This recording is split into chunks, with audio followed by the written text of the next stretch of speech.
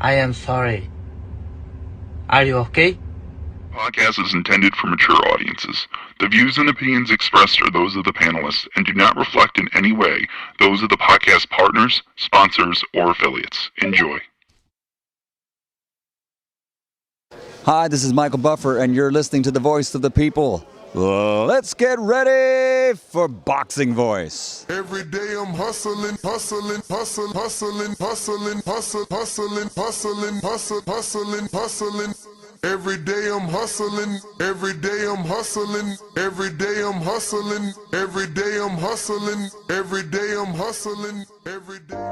12 years. I never expected it to turn out like this. TheBoxingVoice.com. Shout out to the community, man. I appreciate y'all. What's happening, people? Info Joe, Los Angeles, in the building. Adrian, the problem wrong, the man from the frozen tundra. Keem, straight out of Florida. Liz Lowe, Decatur, Georgia.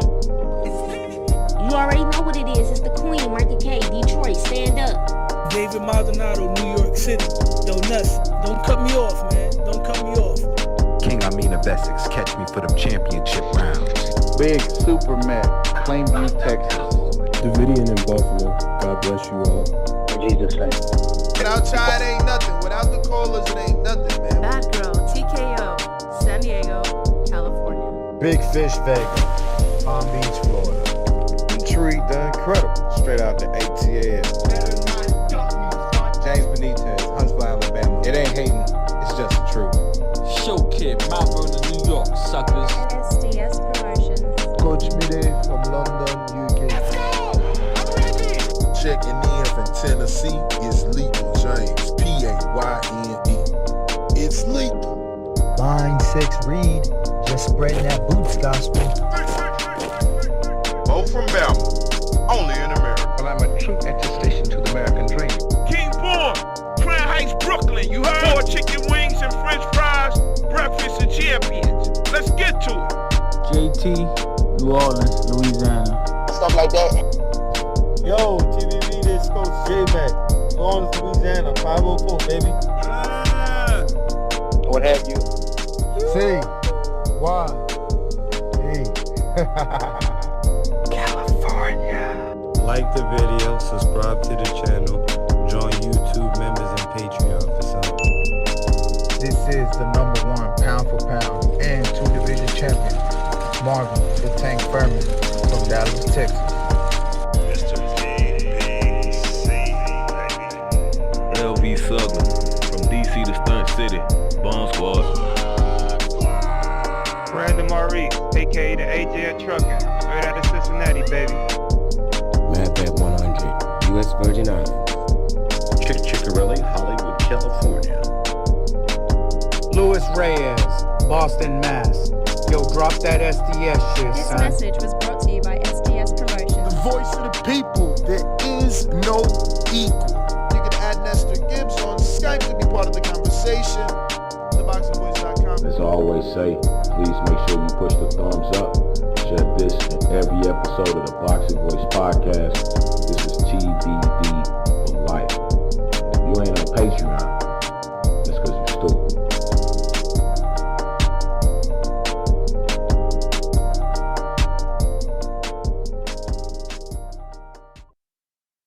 What up, what up, what up, what up? What's going on, ladies and gentlemen? Welcome back to another edition of the Boxing Voice Radio.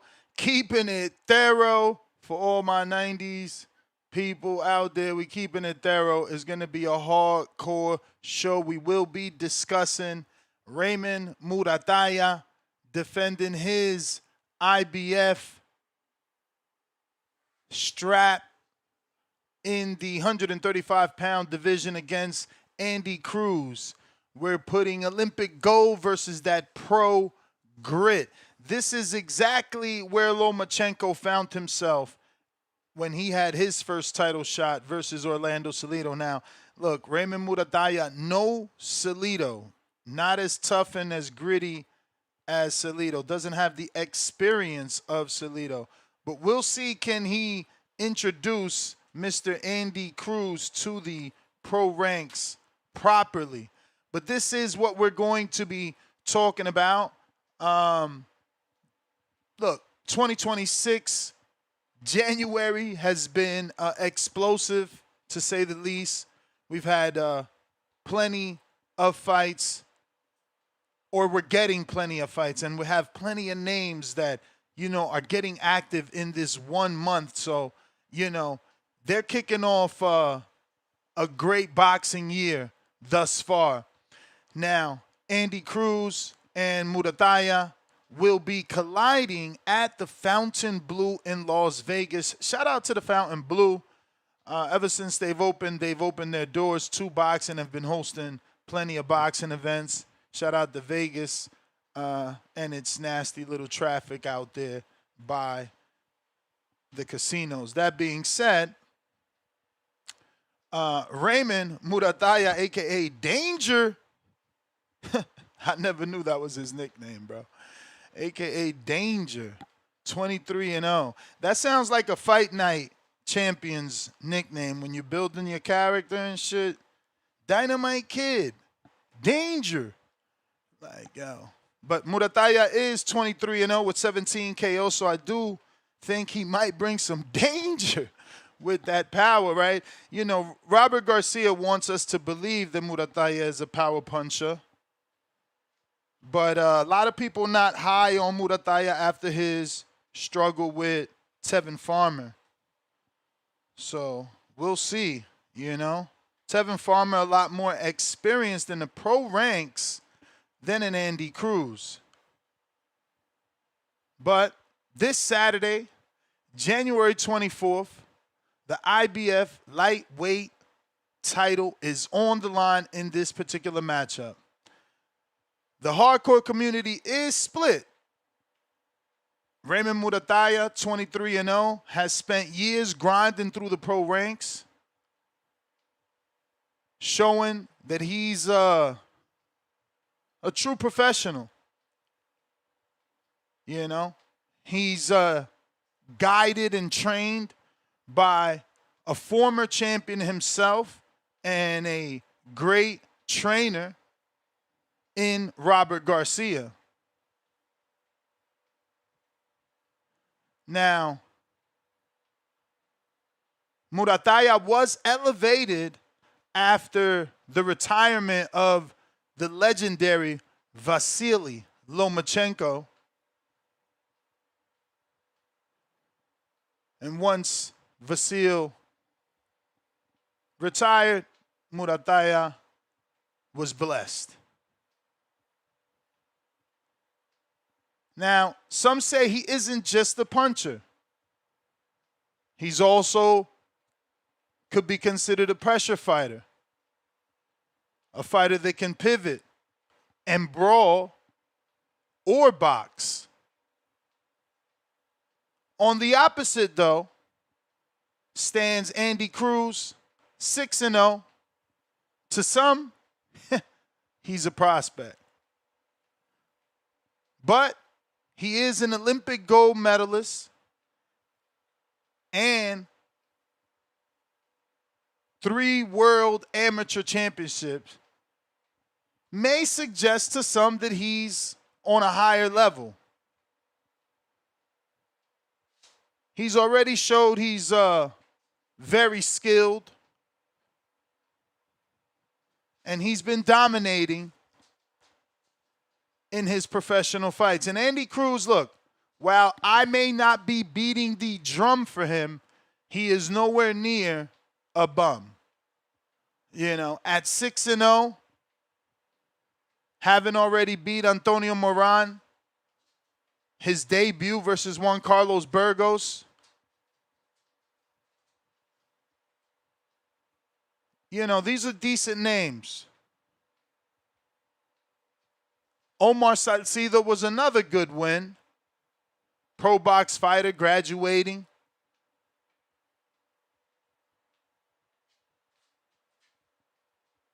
But none of these fights are world championship fights. So we'll see, does Andy have what it takes to follow in the footsteps of a Lomachenko? You know? Vasil Lomachenko, Guillermo Rigondeaux. And look, Andy being sure to try and do it better than Rigondeaux, who is also Cuban. Rigondeaux became a champion after 12 fights. So, you know, credit to Andy for daring to be great. It's going to be an interesting fight to see how good he truly is, because in that Antonio Moran fight, he was hurt, I believe, in the 6th round. With both hands, hurt with the right hand and then hurt with the left hand by Moran. And that next fight with Salcido wasn't really the puncher, or at least he wasn't able to touch that chin of Cruz and, you know, show us, was that just a one-time opportunity type of thing where Moran got lucky and just hit him on the button.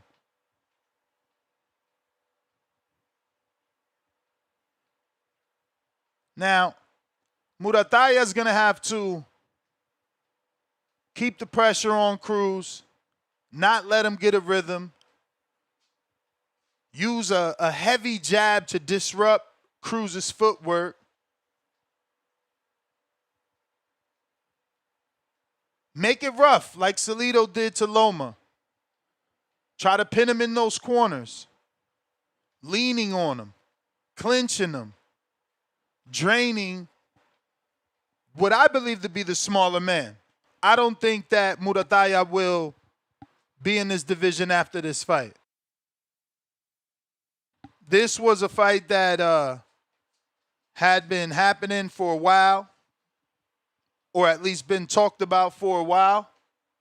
And there was some money on the line. I'm sure you guys remember Cesar Seda saying that there was like $2 million for one of these guys on the line. So we knew this fight was always going to happen. I just don't think that after this fight, Muratalla sticks around. You know, I've been told he's ready to move up. Now, Cruz, he needs to keep the fight in the center of the ring, not giving Muratalla the ability to land those big shots while he's on the ropes. You know, if he allows Muratalla to back him into those ropes, he's at a disadvantage because physically, Muratalla looks stronger.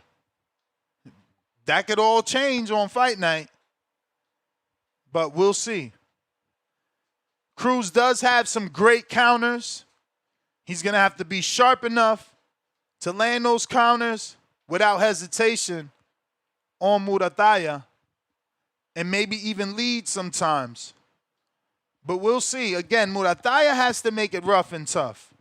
You can't let Cruz get in there and start shining and smiling and thinking it's a game. You let him catch that rhythm. You let him get loose. It's over. But again, lesser men were able to hit Cruz. So we'll see. But a decent little card. We got the return of Israil Madrimov, 10-2, 1 draw. This man is obviously on a mission, not looking to retire and continue after back-to-back grueling losses to the pound-for-pound elite Terrence Crawford and then the young Hungry Lion Virgil Ortiz. The former WBA champ is moving to the middleweight division to face my Dominican brethren, Luis David Salazar, who is 20-1. Yeah, so David Salazar lost to Kevin Johnson of the Mayweather Promotions. Kevin has always been a great boxer, and he's got some amazing sparring on our channel versus Kermel Moulton. So Israil Madrimov back in action. Now, I bring up the loss of David so that you know that obviously he fought as low as 140. So now he will be fighting at 60 with Madrimov. So, you know. He has had one fight from what I see at 60 as well, which was his second to last, right? It was an 8-rounder, and he went 8 in San Cristobal, DR. But after that loss to Kevin Johnson, he's only fought in the Dominican Republic. At least he's paying for 8-rounders in the Dominican Republic, but only one went past 2, and one went to 8. So we'll see how durable Mr. Salazar is, or is this just a mental win for Madrimov to get in the win column and just feel that confidence of being a winner again. But it's a classic get-right fight for sure. But it comes with risk because if Madrimov loses, then he is done. He's also coming off of a surgery to his left knee and shoulder. So he needs to prove that, that he's not Frankenstein, that he still got it after getting beat up twice, plus shoulder surgery, knee surgery. You know, can he even win at this level? So his goal needs to be dominance. He needs to make a statement, stop this guy that fought in the 140-pound division in the past, and show the division, the 160-pound division, look, I'm still a threat. He's still a threat. That was Crawford. That was that young, hungry lion Virgil. That's not you.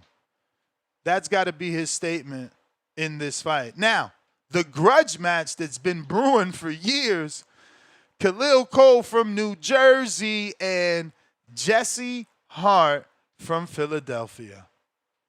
This fight made it to the card. It is in Las Vegas. This should have been on the Madison Square Garden Teofimo card. You know, New Jersey, Philadelphia would have done a little better, in my opinion, ticket-wise, being on the East Coast. But who am I? You know what I'm saying? Fuck it. Let's send these East Coast guys to Las Vegas. Every fighter's dream. The bright lights of Las Vegas, Sin City. Jesse Hart at the ripe age of 36 years old. But is he 36 years old, Terrence Crawford years? Can he get the win over the young Matchroom fighter in Khalil Coe? Khalil has suffered a loss in the past, so there are some doubters out there. But the light heavyweight division gets a heavy dose of old school versus new school. You know, Jesse's been around the block. We were talking about Zurdo Ramirez, who's going to be taking on David Benavidez. And, you know, Jesse went, 24 rounds with Zurdo, I think?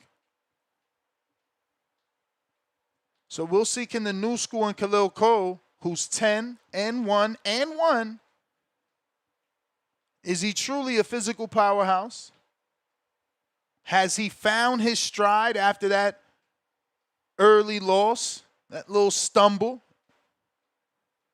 He now faces Hart, 31-3, tough, hard-nosed veteran whose only losses have come against world-class opposition. The narrative is that this is about levels. And I believe Hart believes he's on a higher level. So is Cole a future champion, or is Hart the gatekeeper who closes the doors on Coe, because another loss, Matchroom may cut him. You lose to Hart. That can derail your career. So we should expect fireworks because Coe packs a punch and Hart likes to fight. Neither man knows how to take a backward step. So we shall see. I'm excited for that one. Then the prospect watch and the rest of the undercard. Omari Jones takes on Jerome Baxter. Shout out to Omari Jones. All of our community, we should be rooting for him. This is Omari Jones from the School of Hard Knocks, trained by Jason Galarza, where Border Wars 18 will be taking place in Omari's home gym. It's an intriguing clash of unbeaten 154-pounders. Omari Jones, an Olympian, standout amateur, 23 years old.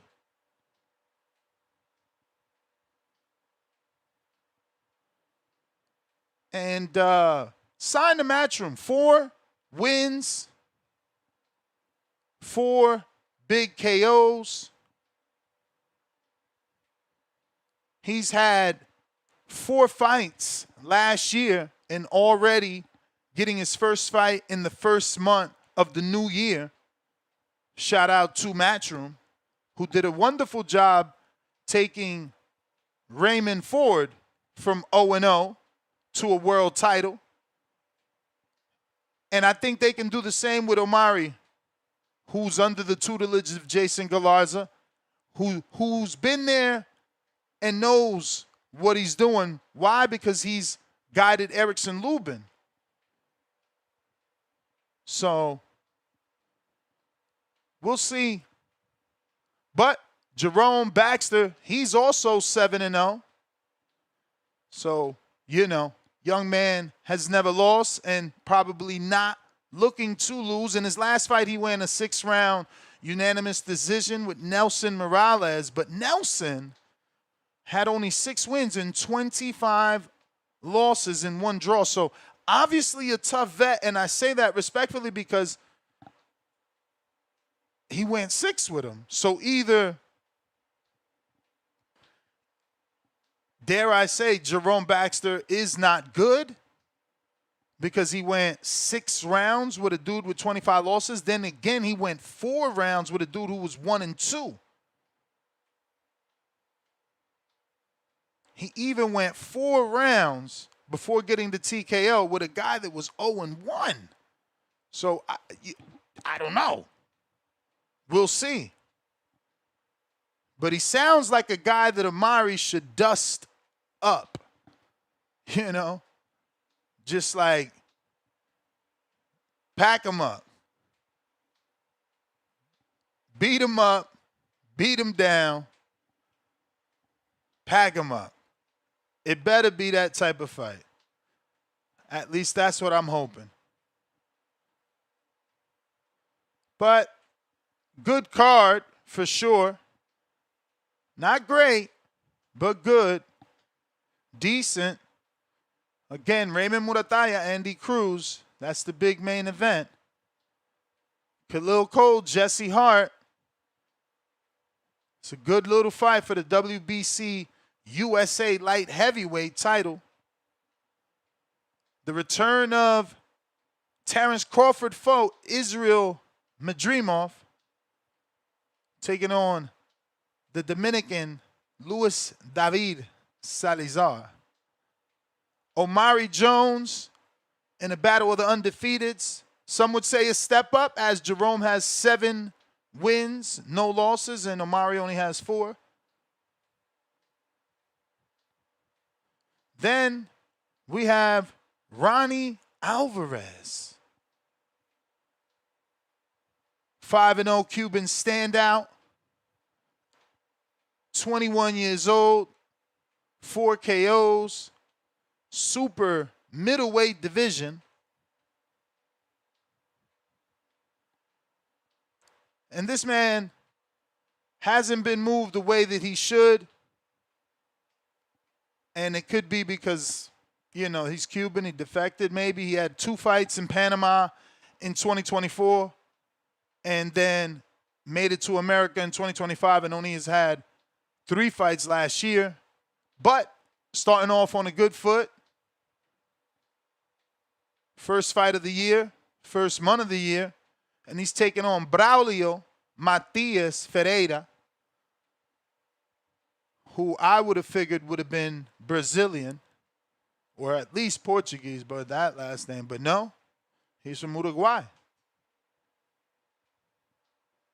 Braulio has a record of 7-2. 2 wins come by knockout, so he's not the puncher.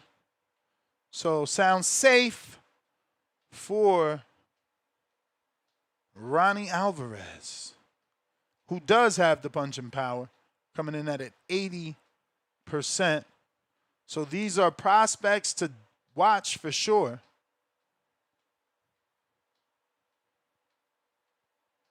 Then we have Kaipo Gallegos, who I'm pretty sure is trained by Bob Santos, southpaw fighter, 19 years old, based out of Las Vegas, but promoted by Sean Promotions and Almauri Piedra of Box Lab. So Matchroom put him on this card. That's interesting. Interesting. And he had 3 fights last year. Biggest win of last year was Alberto Mercado. Not to be confused with Tito Ernesto with a killer Mercado. But Alberto Mercado has been around the block. And definitely he's been drugged around the block. Everybody has put hands on him, from Lamont Roach to Chris Colbert, Jason Velez, Floyd Schofield, Oshaki Foster. What's my man name? The Mongolian Mole. And Kaipo Gallegos was the last to take his head off. You know, he's a 37-year-old veteran. We need those. But Kaipo's now getting in there with Wilson Aquincho, I think, from Texas, but birthplace Angola. So we'll see. He must think he's going to win because he's got 2 fights scheduled. Already has a February 21st fight with another undefeated fighter. And he's undefeated. He's 3-0. So maybe he's someone I don't know and should be knowing and is being moved fast because, yeah, he did 2 4-rounders and he's jumping. He did 1 6. The one with Capos is a 6. But oddly enough, the one in Maryland, the Live Casino, which is probably a Jeter Promotions. Yep. Christian Jeter, Jeter Promotions, Tony Jeter. Okay. Maybe I need to text him and see if this is their guy. Why would he have a fight scheduled already on the 21st? I don't know. I mean, it would be a month out, but strange. Strange. I hope he's not planning on losing. Maybe I'm hoping it's what I originally thought. Like he's going in there with the winning mentality that he's going to beat Gallegos and this other scheduled undefeated fight.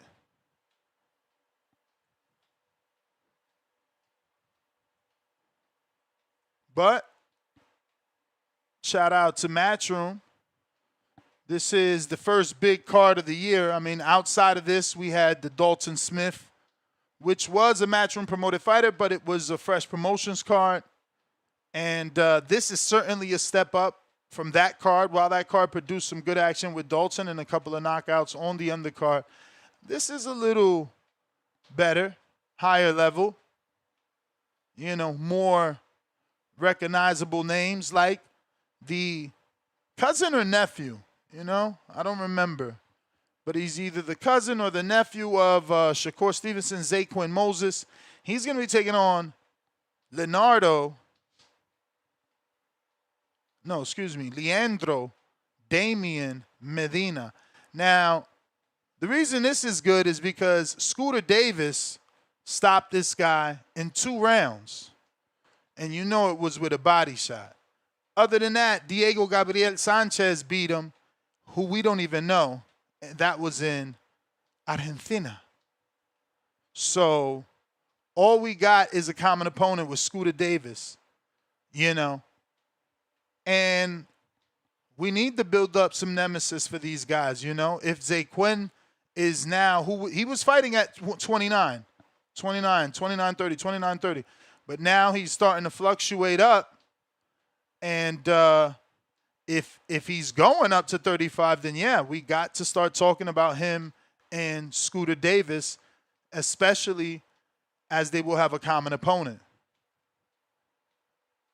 We'll see how he does. But it made that fight more interesting. And this is what I'm saying about getting people like this that are common opponents, just to make it interesting for the consumer. Because if Zquin is just fighting Joe Blow, I might miss that. I might have a bathroom break, or I might go on a beer run, whoever's a beer drinker. You know what I'm saying?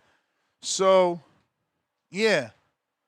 I prefer matchmaking like this, that it means something. Now, it would have been better for the name to be known, right? Like the guy he's fighting to also be known, but we can't always, you know. We're dealing, it's boxing at the end of the day. They're not always going to get it 100% right, but, you know, that's a step in the good direction. But we got to keep an eye on Zaquin Moses and the Kaipo Gallegos. 2 lightweights, massive regional hype around them. But Saturday is about answering the amateur versus pro question. I wouldn't say once and for all, but once again. Because we've seen Loma attempt this, you know. And I'm always proud of my pick. That I picked fucking Salido. Now, was Salido the cleanest in that fight? Probably not. Probably not. But that was the pro ranks that Loma was introduced to.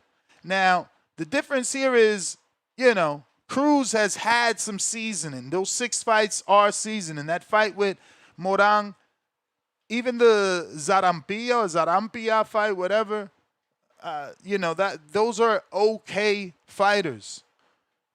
They're just not rough, tough, and gritty. You know what I'm saying? Loma got it tougher. I think Loma got it tougher both times, right? Salido is more proven than our good friend Raymond Muratalla, and so was not Gary Russell. I was about to say so was, but Gary Russell had more hype behind him than Raymond has behind him. For Raymond, this is also answers, right? How good is he? People been telling me this guy is as good as Shakur and the other guys forever. You know, I ain't going to say forever, but definitely in those 3.5 years I was in Vegas, you know, there was people out there that know him that always talk about him. Like, wait till Raymond, you know, busts on the scene. It's like, wait, we've been waiting. We've been waiting. We've been waiting. So we shall see. Lot of questions to be answered. You know, Khalil Coe, how good are you? Can you get past a young, not a young, but a tough veteran? Can you get past a tough veteran in Jesse Hart? You know, a former world title challenger, a guy that's slick. You know, slick Philly fighter. That has to be said, because that is true. You know, Gabe Rosado, another slick Philly fighter. You know, they're not just there to be hit. So we'll see what Khalil Coe can do. You know,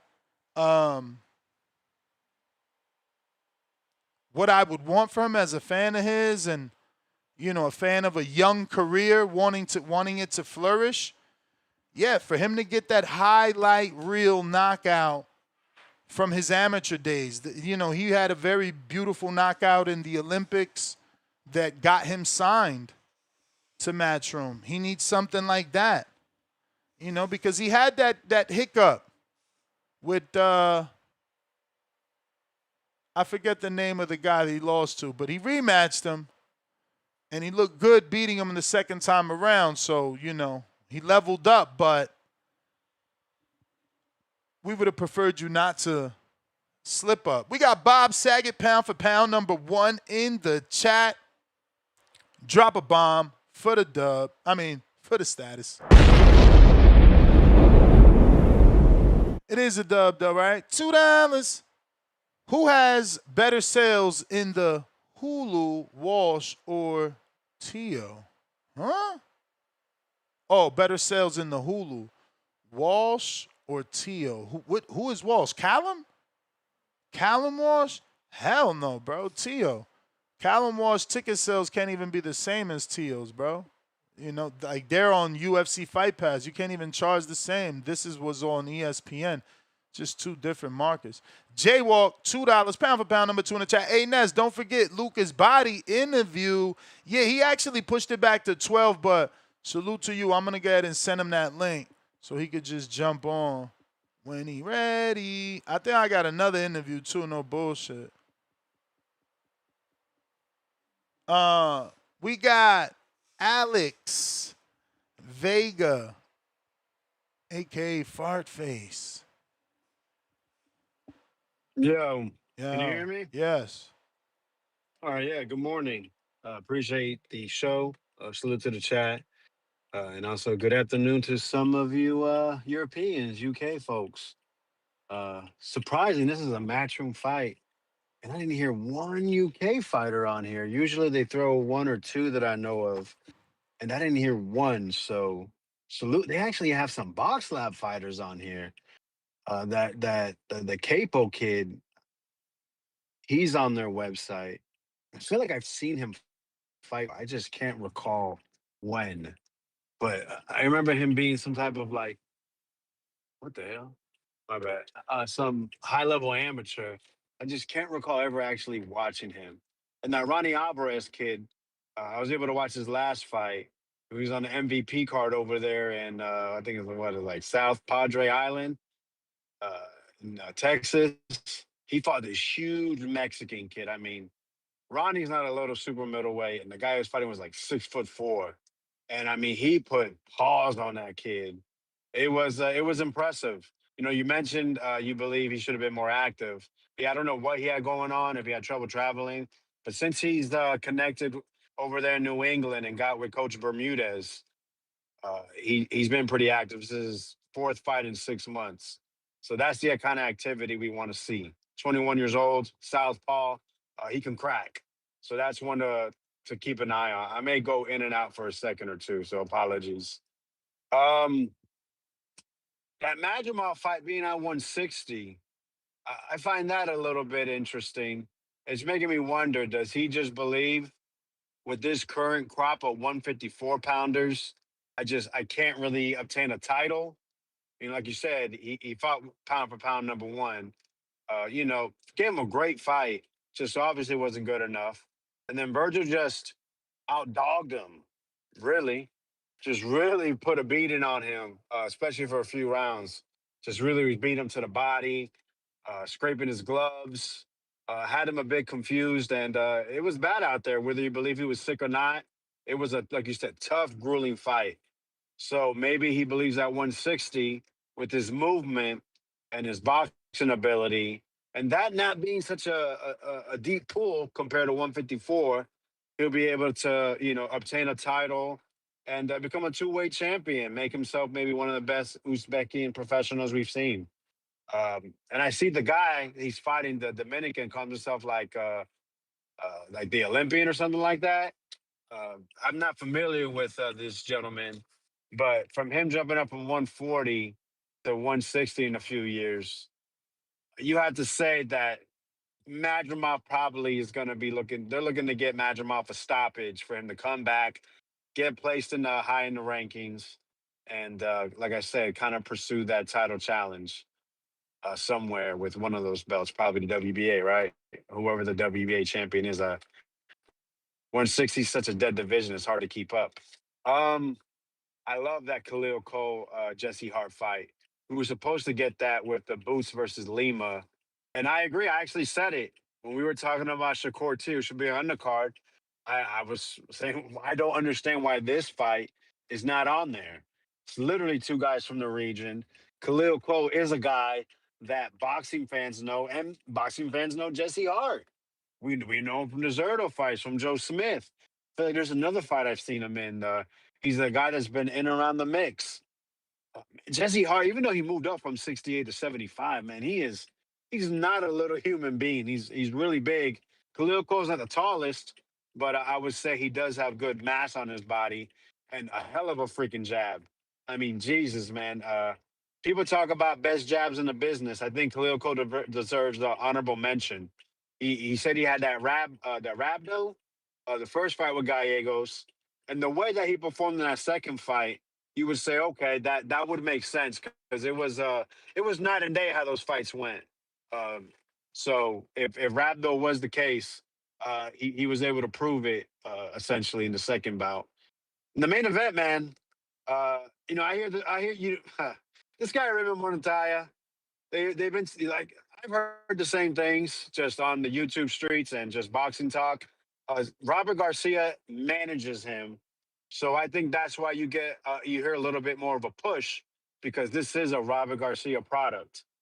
He's a guy that has his name buzzing around, and when you watch him, when he faces certain guys that he can just pick his shots, he looks amazing.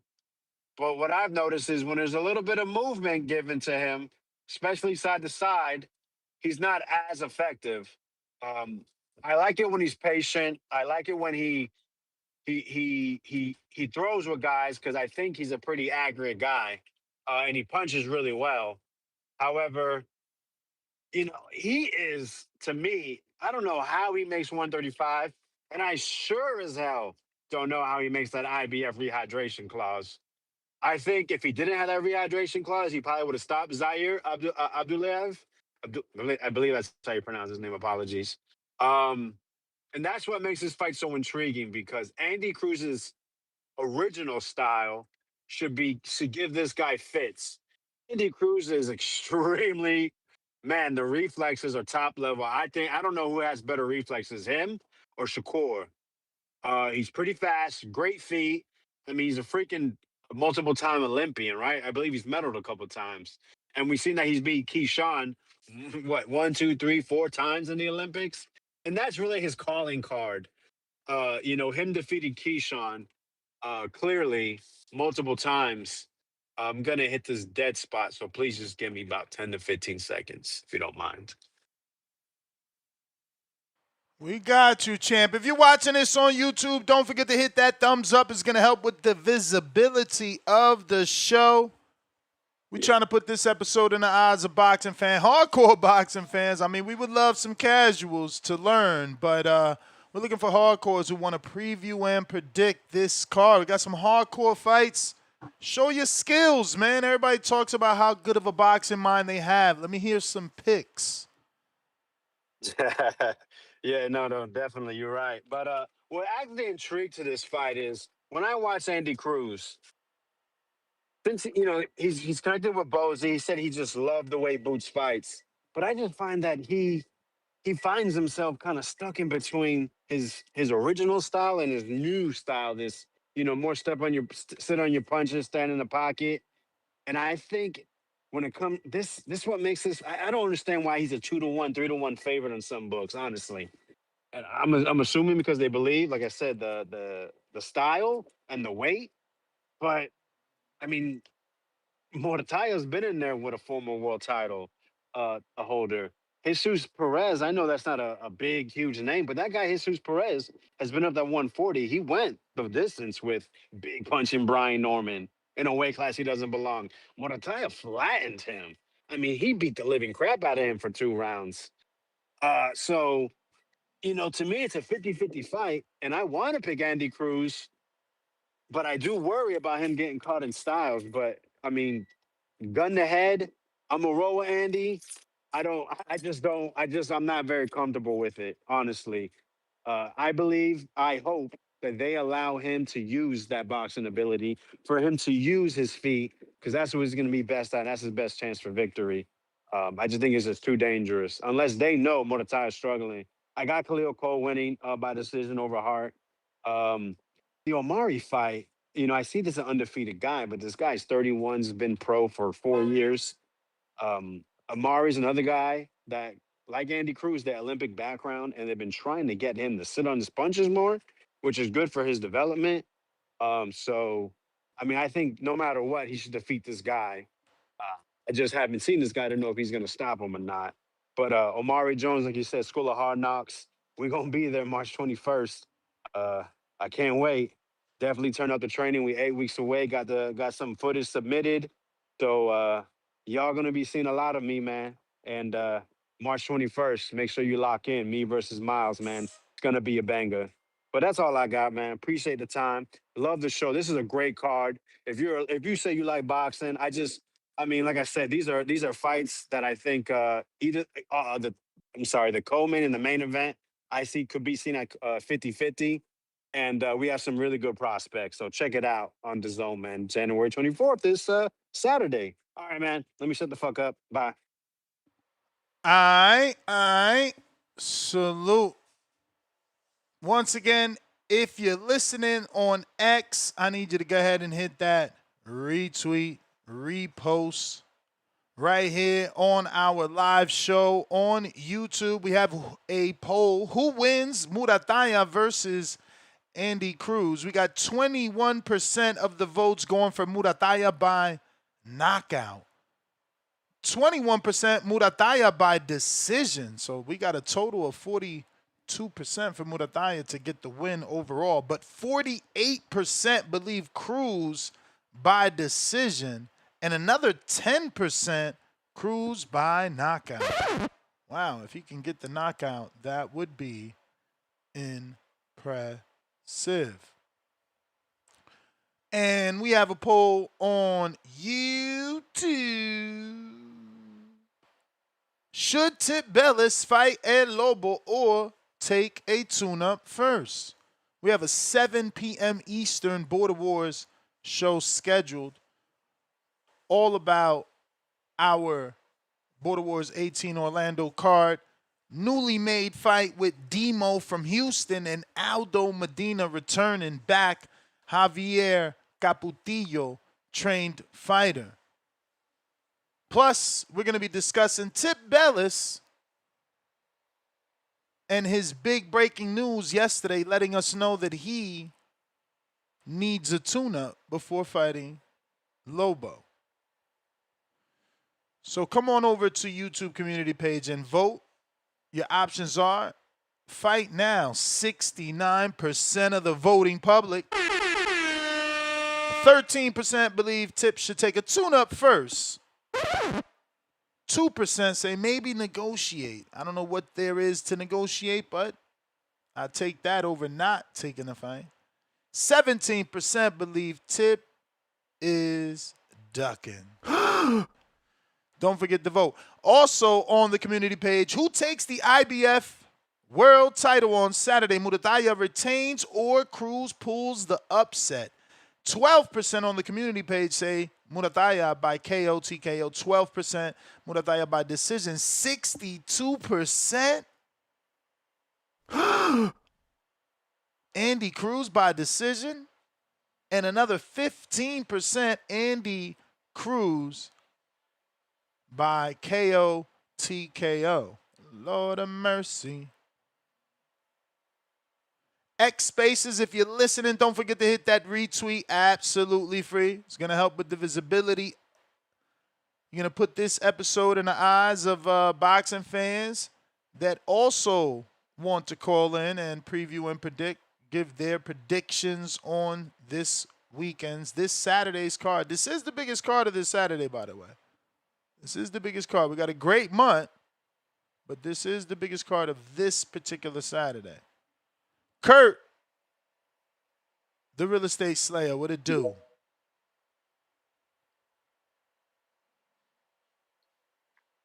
Yo, can you hear me, Ness? Yes, sir. It's your boy Kurt, the real estate slayer, coming at you live in action, baby. Yes, sir. Yeah, feeling highly favored and blessed this morning. You know, Amen. Two key takeaways, man. Always get a final inspection and always build a solid relationship with your appraiser. All right. But let's go on to the topic. Man, them So prices this, went up. How much is an appraisal these days? Still 500? yeah, Okay. around there. Yep. Wait, around Same there. as inspections. Yeah, man. But it's worth it. It's worth it. So this Cruz Muratalla, great fight. I seen the Muratalla versus what's his name? Tevin what's his name? Schofield just knocked him out. Tevin Farmer. Yes. That was a pretty good fight, but he struggled a little bit with the footwork far as dealing with Farmer. But I think it's gonna be a good fight. Has a potential to be a draw as well. But I think Andy can pull it out just with his footwork and his last couple fights. Andy been stopping everybody on their feet, which is kind of awkward and weird because he'll hit you with like 3 or 4 uppercuts. And you just be standing there dazed, and the way he did Antonio Moran was just kind of impressive. So I got I got Cruz for that one. Madrimov was never that impressive to me, but pretty good fighter. I got Khalil Coe, fresher and younger. Um, so I think he'll win by decision. But what I want to speak about was this 135 pounds. So we got a lot of young guns and a lot of old heads at 135. So I think that I think they should mix it up like a tournament. You got Camille Moulton, Abdullah Mason, Zaquin, Scooter Davis, Merriweather, Lucas Body, Albert Bell, I Know Baby, um, Jahai Ingram, Jersley. Then you got the old heads in the game, Gary Russell Jr., Lamont Roach, Shakur Stevenson, Andy Cruz, Pitbull. So yeah, all these people at 135, and it's like I think we need a tournament there because we haven't seen Albert Bell versus any of these top names, or Jersley versus any of these top names, or Camille or Zaquin or Scooter Davis. Might as well go ahead and get in the mix, guys. Why not? Do you want Shakur to turn back down to 35? You want to see him come back down? Yes, I want to see him come back down because I just feel like the Gary Russell, Antoine Russells at 140 is just too big for him right now, and I feel like it's a lot of more competition. I want to see him match it up with Gary Russell Jr. instead of Gary Antoine Russell. So I would like to see him come down to 135 and mix it up with Andy Cruz as well. Then that's another 50-50 fight. But I think, long story short, man, I think T.O. may end up stopping Shakur. I mean, I'm just looking at everything. I'm just like, man, T.O. may stop Shakur. It may be crazy. It may sound crazy, but just looking at the like layouts and hearing T.O., he's very confident. Shakur has a lot of like distractions, I believe. A lot of things going on, trying to get what's his name, Keyshawn Davis motivated. That's not your job, bro. Your job is to focus on your fight. Your job is to focus on T.O. T.O. is like the prime Roy Jones. Y'all better stop playing with this man. Like, so I feel like it could be a good stoppage. But yeah, man, that's my call, Ness. And I'm just calling in, checking in. Kurt, the real estate slayer, coming at you live in action. Whoa. Thank you for your call, Kurt. Oh, hey, Star, how you doing? Good morning. I'm doing good, and you? Good morning. But yeah, I'm good. I'll clock back in a few, check back in with you guys. Just want to give my predictions, and I think it's going to be a good weekend of fights. So. All right. Got you. Thank you for your picks. What up, Star? Good morning. What up? Happy hump day. Happy Wednesday, Ness. Happy Wednesday, chat and the community, TBV community. How y'all doing this morning? All right. Yes, sir. And I have my paper ready to take the picks for the fight. I think this is a good topic. We do have a big weekend of boxing. I'm excited about that. Also, we do have, I think, 2 interviews today. I saw where you posted something. And we have one that we have 2 of them. I think one at 12 and one at another time. But I'll remind you once you send me the times of those. But just want to weigh in on. I had 2. So is it Avis? Okay, Avis. All right. Griffin. Avis is at 12. And then Luke, and damn, then that's the thing. Lucas Lucas Body just Body. he want to be the 12 too. He pushed it back, so we're gonna have to Okay. figure it out. Cause he So said I after remind 12, he you. training from 10 to 12. So yeah. Okay. All right. And as far as the fights this weekend, I just have my picks on the main event. Don't really the Omari fight, I definitely feel like that he would win that one. I don't know who he's fighting, but I like him as a fighter. I haven't seen the guy that he's fighting, which is Jesse Jerome Baxter. I haven't seen him fight. Don't know the guy that Madrimov is fighting, but I heard you say that he's coming off of an injury. Is that correct? Two Yes. injuries? Okay, so definitely want to see what he's bringing to the table after that loss to Virgil Ortiz and the competitive that people think the competitive performance against Terrence Bud Crawford. Definitely think that this fight right here is going to probably show us what's going to end up happening with the rest of his career as far as him, continuing to get fights or just kind of being in journeyman status. So excited to see him fight. But as far as the Muratalla and the Cruz fight, I feel like it's gonna be like a battle of the camps as well because we have Robert Garcia versus Bozy Ennis. So I feel like that's gonna be exciting. And I think Andy Cruz gonna pull it off. I kind of feel like when it comes to boxing, I think I had asked you before about the Olympic pedigree. I hear a lot of the seasoned trainers really speak highly of gold medalists and things of and boxers that have accomplished that, right? Like you have your Lomachenko, and you have what's the other guy? Ramirez or Ramirez? Robisi? Is it Robisi? I think is a Yeah, gold Robisi. medalist. Robisi, yeah. So he was a gold medalist as well, and I thought very highly of him, but he got knocked down. So don't really know how accurate that is, but I do hear a lot of people placing a lot of value on that when it comes to boxers. So I think that Andy Cruz had a stellar Olympic run. So I think that weighs a lot on the talent that he has. So I think he would Well, definitely yeah, I pull mean, he that beat one. Keyshawn, I think, 2 or 4 times. So, like, we know he's good, but to me, like, these 6 fights don't impress me. You know what I mean? Yeah, and then Murtaya has more fights, more experience in the actual ring as a pro. So that kind of add a little more spice to it. So I would say I think that Cruz can pull it off, but not sure about that one. But I am excited to see a fight.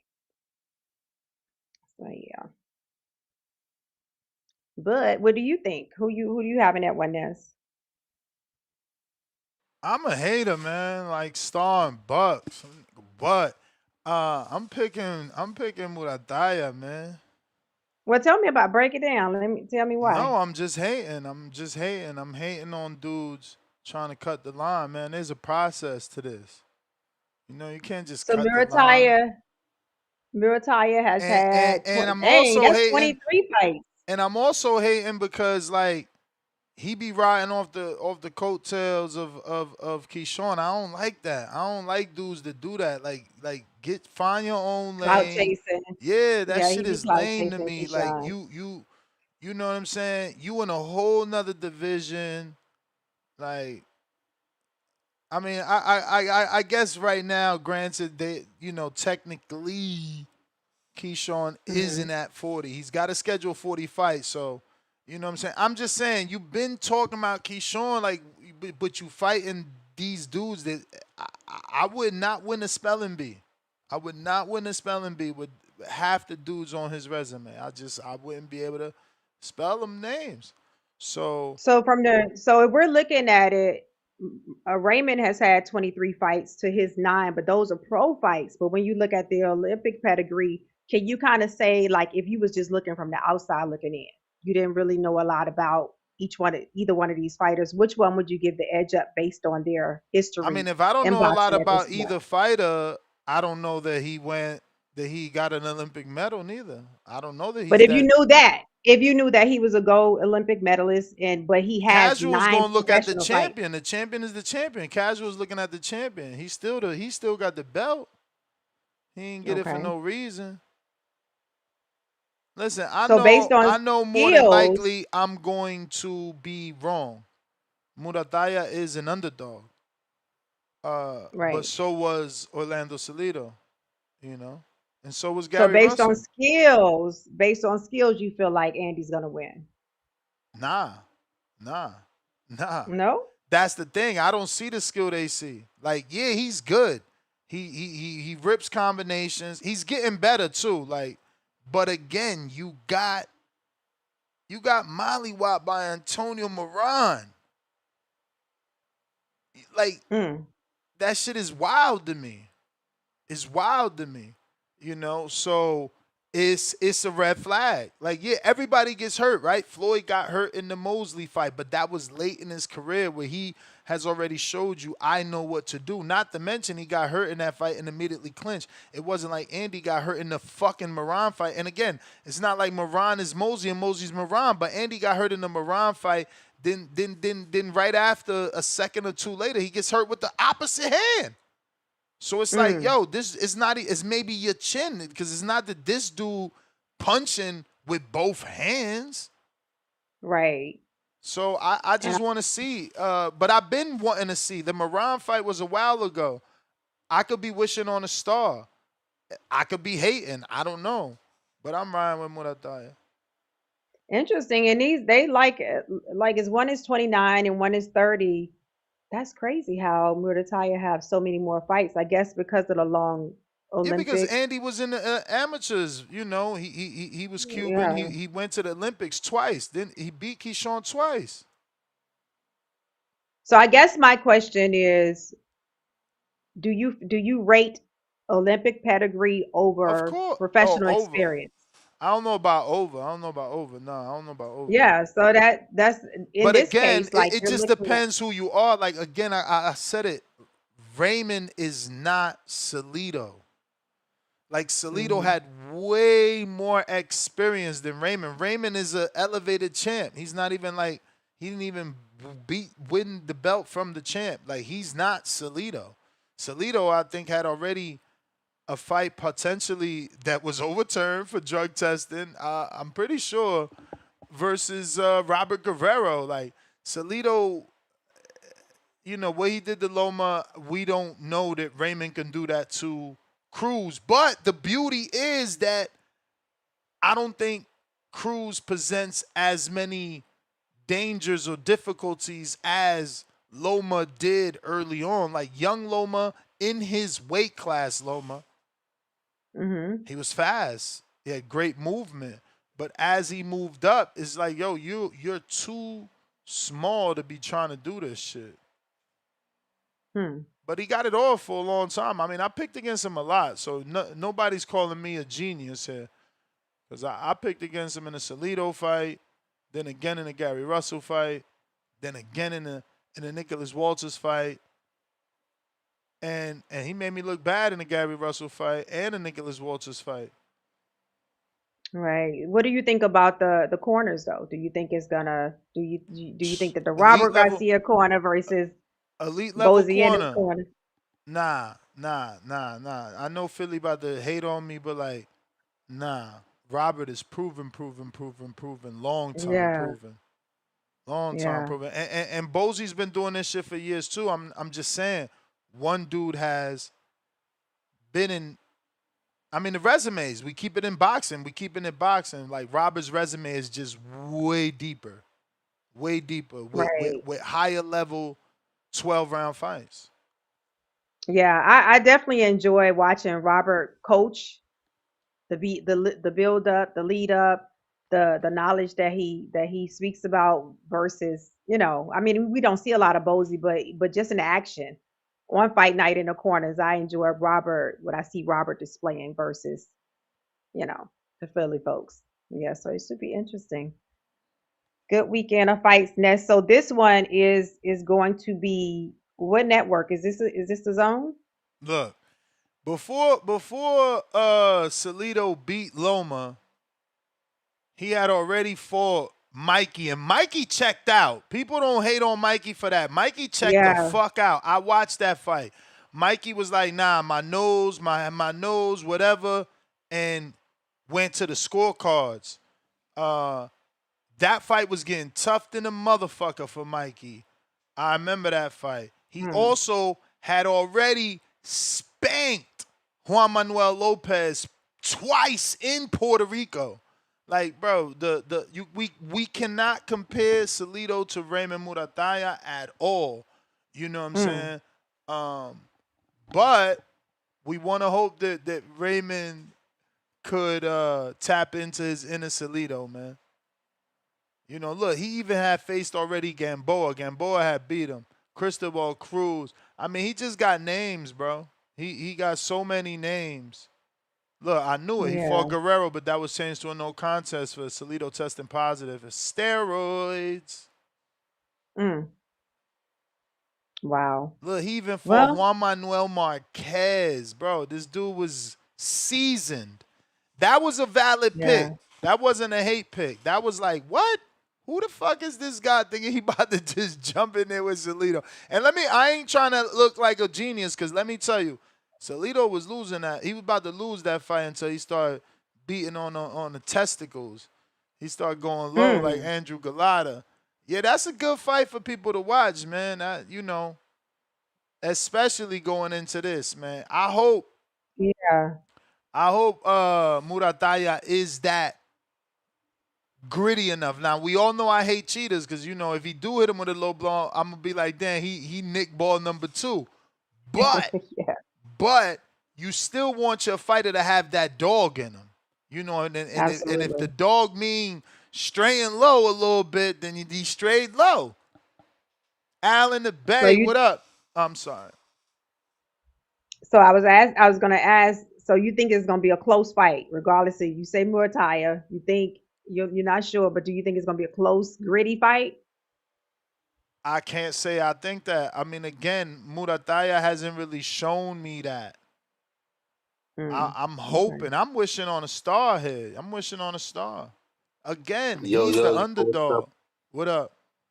What's up, Al? Yeah, I definitely think it's going to be a good fight. The Raymond Muratalla fight is going to be a good fight.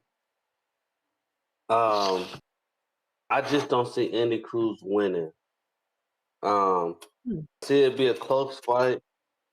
I see it be a split decision, but I think Muratalla has more dog in him to win the fight. I had to go with Muratalla on that one. You know, but yeah, so you already know I'm going with Omari Jones, baby boy. Zaquin Moses. That Jesse Hart fight. Now that one I'm having trouble with. Khalil Coe. Yeah. I've seen more Coe fights than Jesse Hart. And I think the only Jesse Hart fight I've seen, he lost. Yeah, man. So I'm going to have to go Coe on that one, because I don't really know much about Jesse Hart. Okay. What about Madrimov? I don't know the guy he's fighting. Luis David? So I can't. Yeah, I don't know who he is either. Yeah, I never seen him fight. Yeah, man, I think it's gonna be a good card. We may see a stoppage or two. Yeah, I just there was something I wanted to say, but I don't remember what it was. Oh, next you got like a Dropbox or something, because it won't let me email it to you. Bruh, I already gave you the way. I told you we transfer. Oh, okay. Remember, all right. In that link I sent you, once you click it, you're going to put, it's gonna say add email. You don't want to add email. You're gonna put create a link, and then you just upload the files, and you copy that link, and you send me that link. Then I download it. Got you. Watch a video All if you don't get it. WeTransfer.com. Okay. It's in your inbox. Got you. All right. That's all right, okay. Al. Out in the Bay. What do you say? Yeah, again, man, the Muratalla pick is the underdog pick, man. He's the underdog. Everybody's going with the darling. You know, he beat Keyshawn. He got the gold. He's slick talking. He went to, immediately. He immediately went and started training with Boji, so people loved it. You know, and he's learning good really English over there. Yeah, I don't see Muratalla at all. So it's just probably a little more popular because of the how he puts himself out there with the Keyshawn situation. Even though he only Muratalla's not even an interview guy, man. I mean, I used to try to interview him when he wasn't even popular, and he's just not into that. He's just he's not gonna be doing all that. Maybe if he gets like a super fight, right? Like a big win. Let's say he beat Shakur because Shakur came back down and wanted to undispute, and now he's forced to be in the limelight. He might open up like Bud did. But do you think that's how they groom their fighters over there at Roberts camp though? Because even like the Bam Rodriguez, I be hoping that fighters like that get so much hype from the people and have so many organic boxing fans that it's like that. I mean, they all like that though. I think they're obviously trained during separate times, so I don't know that they're rubbing off on each other if that's what you're insinuating. But they all like that. Like Virgil's not this wild guy, and Muratalla, he doesn't strike me as that. Look, like Jose Valenzuela, it was training over there, Rayo, and he's. We don't hear about him anymore. You know, he was more boisterous when he was with the David Benavidez camp. Like, we don't even see him more. I mean, I follow him on social media. I haven't seen shit. True. And I mean, I love the fact that Robert makes sure that his voice is heard. You know, he do social media and talk and do interviews and stuff like that. But his fighters, you only see them when they're in the ring. Very rarely do you see them with the lead up of a fight or all season, doing any type of social media. So that's thinking that might be a cultural thing over there. I don't know. Well, Rayo is supposed to be with Zufa. They asking what happened to Rayo in the chat. Shout out to Kenny or Kenny. Yeah, and when we interviewed. Oh, that says Kenneth Wise. My bad. What's the guy name? Right. The guy that we interviewed that fought Avius Griffin that's fighting this weekend. What's his name? Is it Julian Hammerhands Rodriguez. Right. Did we understand when he said that he was making 150 for this fight? Did we understand that it was gonna be half when he didn't say 150. He didn't say 150. You getting that from Avius Griffin. He literally said double. I'm making double that. Got it. Okay. Double that. And I seen I don't know if that was you that sent it or somebody else that sent it to me, but I seen that, Avius is insinuating he only made, he's making half of 150 and the other half is if he wins. There's still nothing wrong with that. Like when Avius come on, I'm going to tell him like this. I'm like, at least he got the opportunity to make $60,000 more with them. With you, it was 90. There was no upside. Yeah. That's like me hiring you and saying, look, you could work for me at $10 an hour and I can never give you a raise. That's the ceiling. Yeah. I didn't feel like he was saying that he shouldn't do it for that amount. I think he might have heard him say that somewhere and he left out the fact that you get half before and half later. So I wasn't sure. I'm like, did he tell us that, or did he tell us? I never heard the half thing until the Avius interview. I don't know. We're gonna have to see. But again, Avius is gonna tell us that that's what he heard. We'll see. Mm-hmm. Yeah.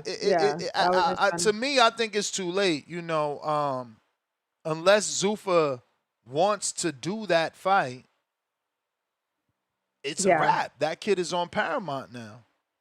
Absolutely. I'm just wondering now. I'm like, And okay, I are don't. I those? mean, again, these guys was getting paid 30 and 90,000. Like the first fight was 30,000. Yeah. So it's like there's no fan base for that. Like we are the fan base. You know what I'm saying? I don't know. I don't know.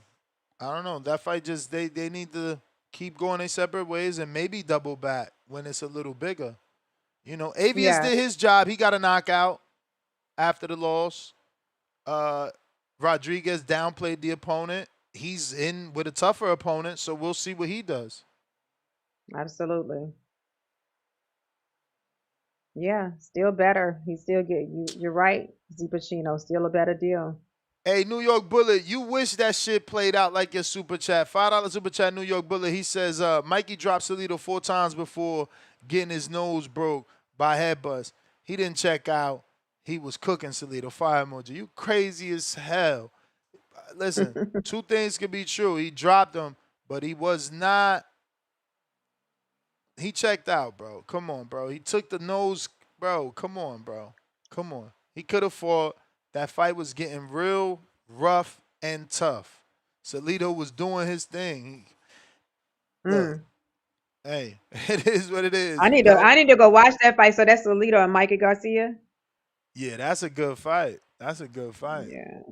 That's a good I fight. need to watch that. Mikey was like a little version of Vladimir Klitschko back then, man. He would pepper you with the jab, and then like 8 through 12 is when he would knock you out. But he would outbox you.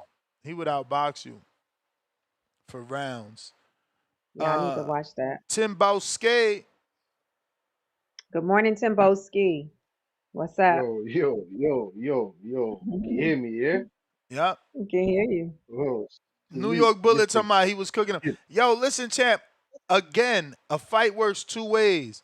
That don't mean that the momentum wasn't swinging or didn't already swing. You know what I'm saying? Like, yeah, he dropped him. Yeah, he was getting off, but that pressure of Salido was special. Like, you had to be good, bro. I seen that dude mow down. Yo, let me tell you something. Boxing don't grow because the dudes that get the sponsorships, they get beat. Look, Ryan had GMC, lost. So he lost the fucking endorsement. Wama had fucking Dodge. He was fucking people doing ring walks. He was driving in with Challengers back then. He was a star in Puerto Rico. Salido went over there and cooked his ass 2 times. That pressure's different, and Mikey was feeling that pressure, and him and Robert, experienced corner, him and Robert was like, we out. We gonna win on the cards. We gonna win on the cards. Let me do Mr. Gibbler. Alrighty then. And champ level, I got a bone to pick with you, Mr. Gibbler. And salute to you, to the Miss Beautiful Star. You know what I'm saying to you? Always looking fire and always keeping it checking. Your health is wealth. You know what I'm saying to you? Go subscribe and look out for the star. You know what I'm saying? Good morning to you, Mr. Gibbler.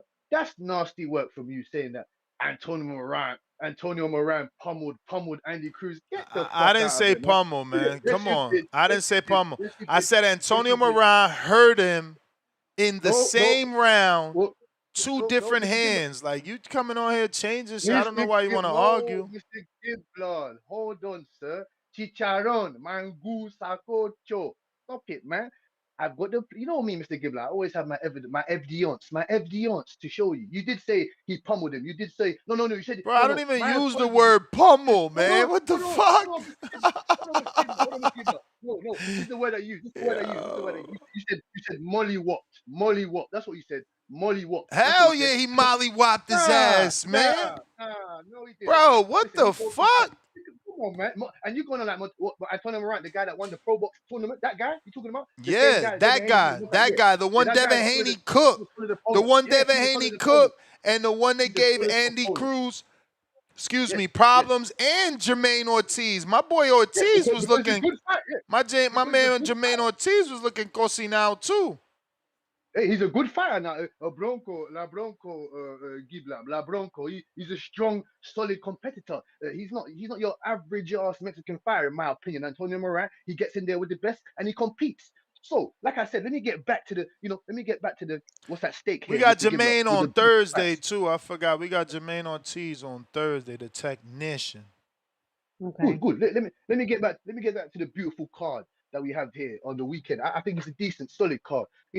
Some underground names. This is what I'm here for. And Al from the Bay with your bullshit call, man. You are a real G. You know what I'm saying? You know. I understand, but you didn't give a real technical great breakdown of why the hell you're picking Muratalla. You just said, I'm just picking Muratalla. I'm just picking him. And then you just said you don't really know about Jesse Hart. Jesse Hart has given us credible fights. He's been in there with some of the world's best ex-world champions, Zurdo, Joe Smith, Sullivan Barrera. He's been in there with Zurdo twice, in fact. The Mar Nicholson of the world. He's been in there with multiple guys. So I was a bit surprised how you didn't really know too much about you guys former, your light heavyweights that you don't really talk about. I want to see what the real boxing motherfuckers calling it. We already got our call from, Magneto, Mr. Magneto Vega. He broke down quality fights. I'm still waiting for my OG from another mother, Brandon Maurice to come down and break down these fights. This is quality fights to break down. Listen, I'm looking forward to seeing your boy Omari Jones, former bronze medalist. Well, not former. Well, he is a bronze medalist. I'm saying? The athleticism, the timing, the quick shot selections. I like Omari Jones. I want to see what he does against Mr. Baxter. And Star, man, these undefeated guys are, always expect the unexpected. Mr. Baxter's undefeated. I haven't seen him fight. But these undefeated guys, you can't really push your chips all the way into the middle. Omari Jones should beat him. Yeah. He should beat him. You Okay. know what I'm saying? Mr. Baxter. I've seen highlights. I haven't seen an actual fight. He is pretty hittable. I got Omari Jones stopping him in between mid rounds, anywhere from 5 to 8, 5 to 7. Go put your money on that. And as for your boy, Mr. Gibbler, Luis David Salazar, I'm surprised you've seen him fight. Mr. Gibbler. Your Dominican Chicharron, your Dominican, La Bandera. You ain't seen him fight. He's trained with Salas now, so he should have gotten better, man. He's being trained by Salas. I don't know, Salas. Maybe this was a check, or maybe Salas sees something in him. No, you know what it is, Mr. Gibbler? I've seen him fight once because I saw him fight it was the Jukumbayev and Matias card I saw your boy fight on. This is a few years back. Just what I'm saying. So I don't know if he's gotten any better. He's your come forward pressure Dominican fighter. He's got lower. He's strong in his lower half, strong legs, strong back. He's your normal pressure fighter. He does punch in accumulative reasons. You know what I'm saying? He's in there to commit violence. So I do like Salas. I do like him. He's a live wire. He's on a decent winning streak right now. He did get knocked out by Kevin Johnson. I know you know who Kevin Johnson is, Mr. Gibbler. You know who that is, right? Yeah, I talked about him losing to Kevin Johnson. Okay, yeah. That's why. Exactly. That's why I think he's gonna lose to Madrimov, because Kevin Johnson fight was at 40. He's going all the way up to 60. He's not gonna be able to hang. No, he's not. But he is. If Hammer Hands is sparring Adames, then definitely David Salazar is sparring Adames. Oh yeah, most definitely. Because Salas trains them both. You know what I'm saying? So it just said he gotta be. If you fighting at 60, how you not sparring Adames in your same gym?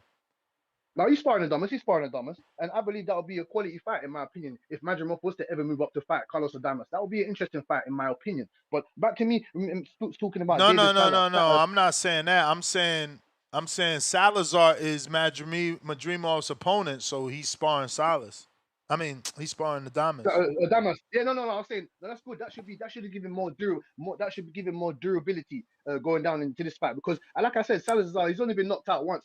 He's giving me credible fights. He's not your average Dominican fighter. Above average athleticism. Like I said, his IQ is decent. You know what I'm saying to you? He does have he does have punching power. Even though the knockouts don't really show. You have to watch him fight to see that he does have respectable power. But I'm looking forward to that bout. We've seen Madrimov in there with the best of the best, and we've seen him in there with tough guys. Michel Soro twice. Then he fought Virgil and Crawford. You know what I'm saying? So he deserves this type of fight on his comeback on the way to the top. And like I said, Khalil Coe, I've always raved and fantasized about Khalil Coe, what he does inside that ring. You know what I'm saying? Pause. Yeah, I'm talking about what he does inside the ring. Fantasize what he does in the ring. Come on now. Let's not jump off the cliff just yet.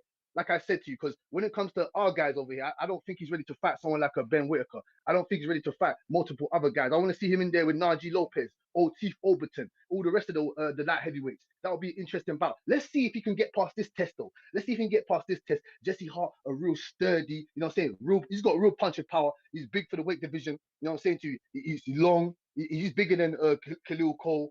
He's on a decent win streak of late as well, and a knockout win streak of that. You know what I'm saying? I've been impressed with what I've been seeing of Jesse Hart of late. And like I said, it's going to be very interesting to see how the Americans, they back Khalil Coe and Jesse Hart, because, you know, those guys do have, you know, they do have a decent pedigree background where they could get a world title and in that division. So who else have we got here? We got Andy Cruz. And like I said, Muratalla. Why are you guys so, I don't know, Muratalla doesn't really impress me. Is his power for real, Mr. Gibbler? Do you think his power's for real? Because he couldn't get rid of Indonjeni. He couldn't get rid of my other boy. What's the other boy's name that he couldn't knock out, man? And you're telling me, Zuri Abdullayev, he couldn't knock him out. Where what's Tevin Farmer, he couldn't knock out. I'm a bit confused. Is his power? Is it Mr. What do you think of his power? Whose power? Muratalla, Raymond Muratalla. He couldn't knock out Indunjeni. He couldn't knock out my boy Tevin Farmer. We saw how you know, the young Schofield dispatched of him. You know what I'm saying? Yeah, but that was the first time he ever got knocked out, wasn't it? Who? Farmer. Incorrect, Mr. Gila. Hello? I'm listening, man. I'm listening, but I'm also going to check. Was that more than one? Oh, Tevin had 3 knockouts. Let's see who knocked him out. Who knocked him out? I'm surprised you. Yeah, but you talking about early in his career, Jose Pedraza, that's a TKO. Hold on, Mr. Gibbler. And Santana was also a TKO. Bro, that's the first knockout.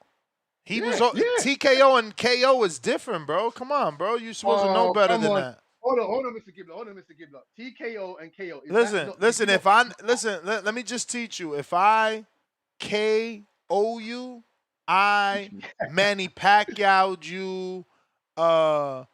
You know what else did it? What else is a T? What else is a KO? Okay. Mr. Gibbler. I understand, Mr. Gibbler. Follow me. All right, if you understand. Listen. Andy Ruiz beat AJ by TKO, not by KO. That's very important. That's huge difference. No. We're real boxing fans, so you're right. We're real boxing fans, so technically, yes, you're correct. But you know, when we speak of guys like Terence Crawford, did Terence Crawford not knock out Errol Spence? Did he not knock him out? You would say so, right? I think I gotta see what that was, because I know the ref waved it off. It was a TKO, Mr. Gibbler. See, we don't have to wait for nothing. It was a TKO. But you're right though. Yeah, because because he was still on his ass, right? Like he had his hands on the floor. He was still like, you know, but the ref was like, nah, that's it, no more. Again, it's different. It's still different. The ref is saving you. Knockout, you got put to sleep. No. I do understand, Mr. Gibbler. You know me, and just butting heads like Billy Goats. That's fine. But let me see, as far as the power, you know, Dondini Mercado didn't knock him out either. Yes, which is surprising because you told me your boy Mercado's powers for real. Nestor Bravo didn't knock him out either. You know, it's not like a bunch of people knocking him out, bro. No, but I just want to know Muratalla's power is real because, like you said, you give Orlando Solido a lot of credit because I do give him credit as well. And that motherfucker was no. You gotta give him credit, bro. Did you hear his resume?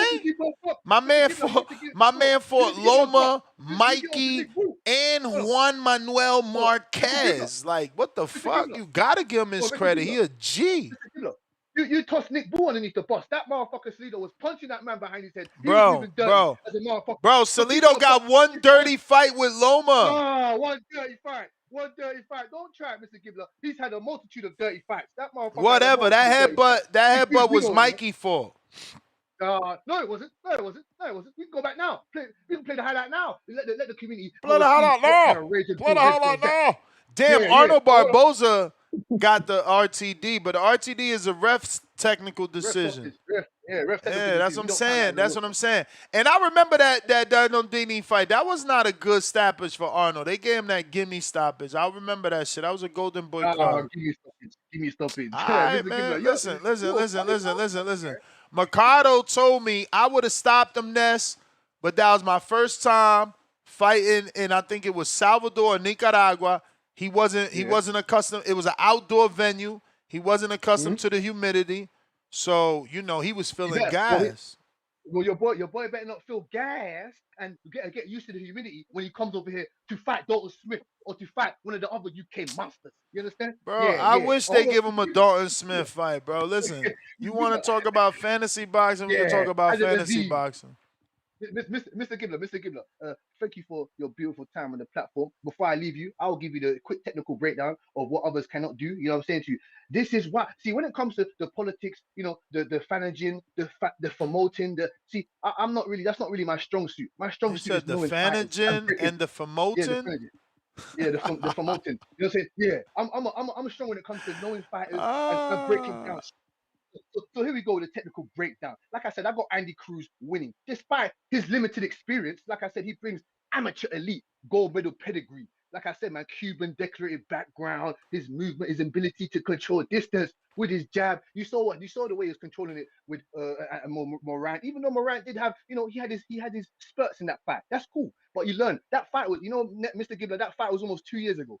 2 years ago, and now he looks decent with Bozy. Bozy's put more combination, more aggressive, more violence in his brain. Like I said to you, man, Muratalla, don't get me wrong though. I can give Muratalla a couple decent, credible points. Like I said, he's a technically sound, good southpaw. He does have strong knockout power. I just don't know how real his power is. He showed me good combination punching. He's got a good tight high guard. He can adapt through mid fight. He can adapt in mid fight. Like I said, he's shown me pedigree. He showed me that he's got pedigree championship grit, in my opinion, because he can adapt to mid fight. He's got decent footwork. I like his feints. He's got solid feints now. I like his feints. He understands distance to a certain extent. People don't really give him credit for his openings with his straight right, his uppercuts. I like Muratalla. I just don't think he's got enough styles make fights. I just don't think he's got enough in the toolbox to really fuck with someone like Andy Cruz. And if he fought Andy Cruz in about Andy Cruz's third or fourth fight, then maybe. But now Andy Cruz has got Bozy underneath his wing. He's very coachable. Andy Cruz keeps himself to himself. Like I said, and he's an older cat. So he understands what needs to be done. He understands. I'm looking real forward to that fight. And I'm picking Khalil Coe. I'm picking Khalil Coe to maybe stop Jesse Hart in about round 7 to 9. I got him stopping Hart, maybe, possibly. But we're gonna see. This is an interesting card, man. We're gonna get some upsets. And I got one more thing for you, Mr. Gibbler. Your boy Gallegos. I think his name's Kaipo Gallegos. I like that guy. You know what I'm speaking about? Yeah. Yes, I like that guy. He's a very interesting young talent right there. I think he's 19 years old. I think he 135. I'm looking forward to seeing what he does on the weekend. I'm interested to see what he does, man. He's been on a couple decent fight cards I've seen there. So yeah, man, we're looking forward to this card right here. Don't sleep on it. We're gonna have some good scraps.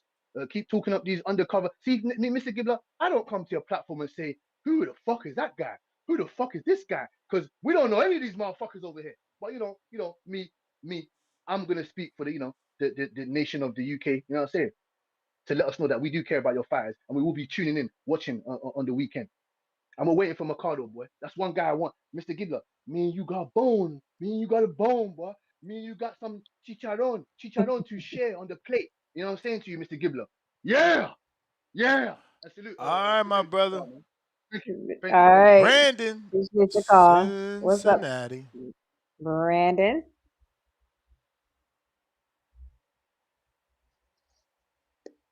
Yo, Ness, how's my audio?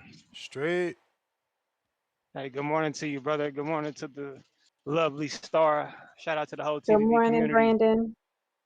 Great calls, man. I've heard some great calls from two chefs, Tim Boski, chef over in the UK, Gordon Ramsay, and you have Vega, the Puerto Rican professor.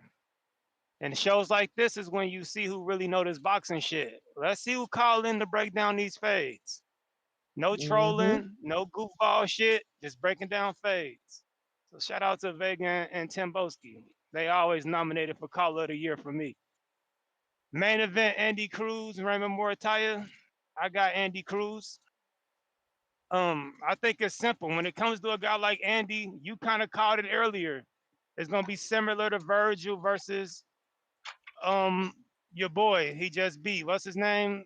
The Uzbekistan kid, Israil Madrimov. When you fighting fighters like that, who feet always constantly moving side to side, back and forth, everything is so rhythmatically based. It's your job to break that rhythm up. You got to disrupt that rhythm. That's making the ring small, beating them to the body, beating them to the arms, getting them on the ropes, framing them up, slowing them feet down. If Muratalla can keep up with a consistent pace, make it a rough, rugged fight, keep Andy Cruz in front of him, slow those feet downs in the middle of the fight, he's got a shot. That's what Virgil did against Madrimov. But it's going to be hard. That dude, Andy Cruz, has got some great fucking feet. He's a ballerina. He's never really in one spot. He's constantly moving, constantly pivoting, giving you different angles and different looks. It's going to be hard for Muratalla to keep up with. His output really ain't that high.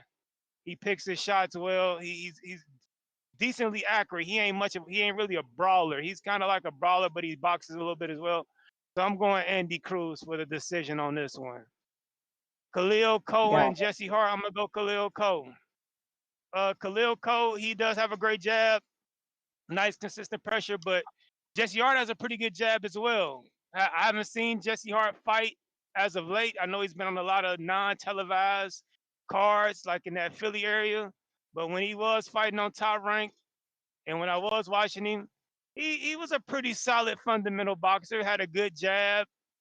Not a great boxer, but he was solid. So it's gonna be a battle of the jab starting out, and then I think towards the middle of the later rounds, the young Khalil Coe will start to break away and you know break the wheel down to the older fighter in Jesse Hart. So I'm going Khalil Coe. Okay. I want to say middle to late round stoppage. I don't think that's gonna go all around. I don't think that's gonna go the distance. I think Khalil Coe get a late round stoppage in that one. Who else fighting on this card? You got Madrimov and Luis Salazar. They fighting on this. Salazar. Madrimov fighting on this card. Yeah. Yeah. Oh wow! Shout out to Madrimov. I didn't know that. Madrimov gonna do what he do. I think the issue with Madrimov is he relied too much on his athleticism in his career, and his athleticism allowed him to get away with a lot of things he did wrong in boxing. A lot of off balance, lunging left hooks and shit like that. And he started to see like he has to really develop a jab, learn how to refine those skills, and kind of just don't try to force it as much. Like he would fight with his hands down, pivot, big left hook. And he was getting away with that shit because he was just more athletic and faster than everybody earlier in his career. But as he moved up in levels, you started to see like, okay, he ain't just gonna be able to beat the top level guys off athletic ability, fighting at this rhythm. Because the rhythm, after a while, a good fighter with a good ring IQ is gonna pick up on that rhythm and disrupt it. And I think that's what happened to him a lot. But it doesn't seem like this guy's gonna be able to be the guy that does it. Seems like this is a more of a gimme fight. Get him back in the winning column. He's suffered 2 losses in a row, so I see him getting probably I say stoppage round 4 to 6. This is a new weight class for him. He's not even a big 154 in my opinion. So this guy might be able to withstand some punishment just because this is a new weight for already smaller guy. I always said I thought Madrimov would be better off trying to go down to welterweight. He's not that tall. He is kind of wide in mass, but when we asked, I think it was the Diaz brothers who were training him at the time, they said he was comfortable at 54. I don't know. Do they still train him, Ness? Last I knew, it was Joel Diaz. Yeah. So, yeah, I got him getting probably a stoppage rounds 4 to 6.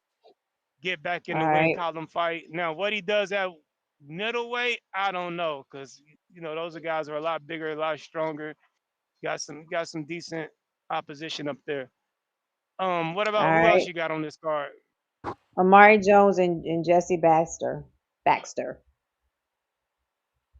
I get them mixed up. Which Omari Jones is this? This is Devin's homeboy, or Nah, is this the nah, other? this the This is the Orlando young guy, one. right? School Yeah. of Hard Oh, Knocks, okay. man. School of Hard Knocks. Okay.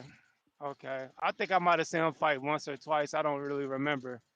So I'm gonna just check it out. I'm gonna just pick him just because he's a name I'm familiar with. And then you have on the undercard, you have Zaquin Moses and Leandro Medina. How many rounds? Not sure. 6 Okay, rounds. he's at a 6 Yeah. rounder. Okay.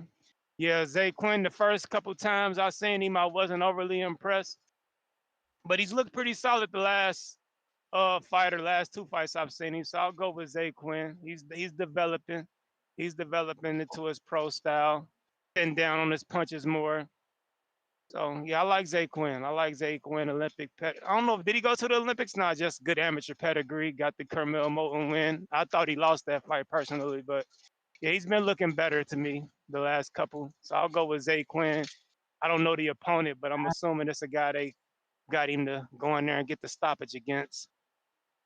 Yeah. All right, great picks. Thank you for your Yeah, that's the breakdowns. card. All right. Yeah. And that's on some more casual shit. You would have had a little more engagement if you talk like Wilder, Chisora. You know, this hardcore shit, man. These guys don't know Yeah, no, Jesse I Hart. did a poll. I said, do y'all want Wilder Chisora or Raymond Muratalla? And they voted on Raymond. We had more votes for Raymond. Shout out to the community then, man. That was only on Discord though, but in the pre-pro, definitely, you know, we were split. Yeah, they was thinking Wilder. because it's a rumor. Yeah, they was thinking because well, they're not sure if it's confirmed. Yeah, then it may it's not. not confirmed. It's not. I mean, just the other day we thought fucking Wilder was gonna be fighting Usyk. You know, shit all over the place. Yeah. Let me ask you this though: if Andy Cruz wins, where does he go next? Shit, he better call out Shakur. The fuck? He need to get that Riad money. I don't know, but Shakur, man, Andy could move up to 140. He's a big ass 135. You talk about how Muratalla is making the way. How is he maintaining 135? He's a big cat, but I don't know, man. I just don't see the incentive for Shakur to go back down for an Andy Cruz fight. Maybe if Andy moves up. The undisputed that you never got, your big bro made you undisputed. Your nemesis and Devin made you undisputed. Like, you ain't never undisputed. Yeah, I just don't see it being likely. I don't see it being likely. I wouldn't mind like Andy. I don't know, man. Andy Cruz. I mean, we want to see Abdul. I don't think Abdullah's gonna get no fight of that magnitude next. Who's got the other belt? Is it, I guess, Andy versus the winner of Schofield and Body if they fight? Maybe. Yeah, if they wanna stretch it out, Andy and the winner of Schofield. But no, you gotta go straight at Shakur. What the fuck? But we want him to go straight at Shakur, but we say he clout chasing when he go at Keyshawn, the guy he beat the fuck up like 3-4 times in the Emmys. Bro, what's the difference? Clout chasing when you fighting the cans you fighting and you ain't calling out Keyshawn. And Keyshawn, according to Keyshawn, bro, like Star would say, that's not what we talking about, bro. We talking about actually trying to fight him. You can't call out Keyshawn and fighting. Let me read these names to you since you forgot, bro. Like, what the fuck are you talking about? This dude just fought somebody named Hinorio Mishirio. Before that, Omar Salcido Gomez. Before that, Antonio Moran. Before that, Brian Zamparia. Like, yeah, we know Salcido. We know Salcido, but that ain't good names. None of them dudes is like even thought of to be title challengers. Salcido is a pro box fighter. Moran is a veteran. Like, what are we talking about? None of them dudes is title challengers. None of them dudes is title contenders.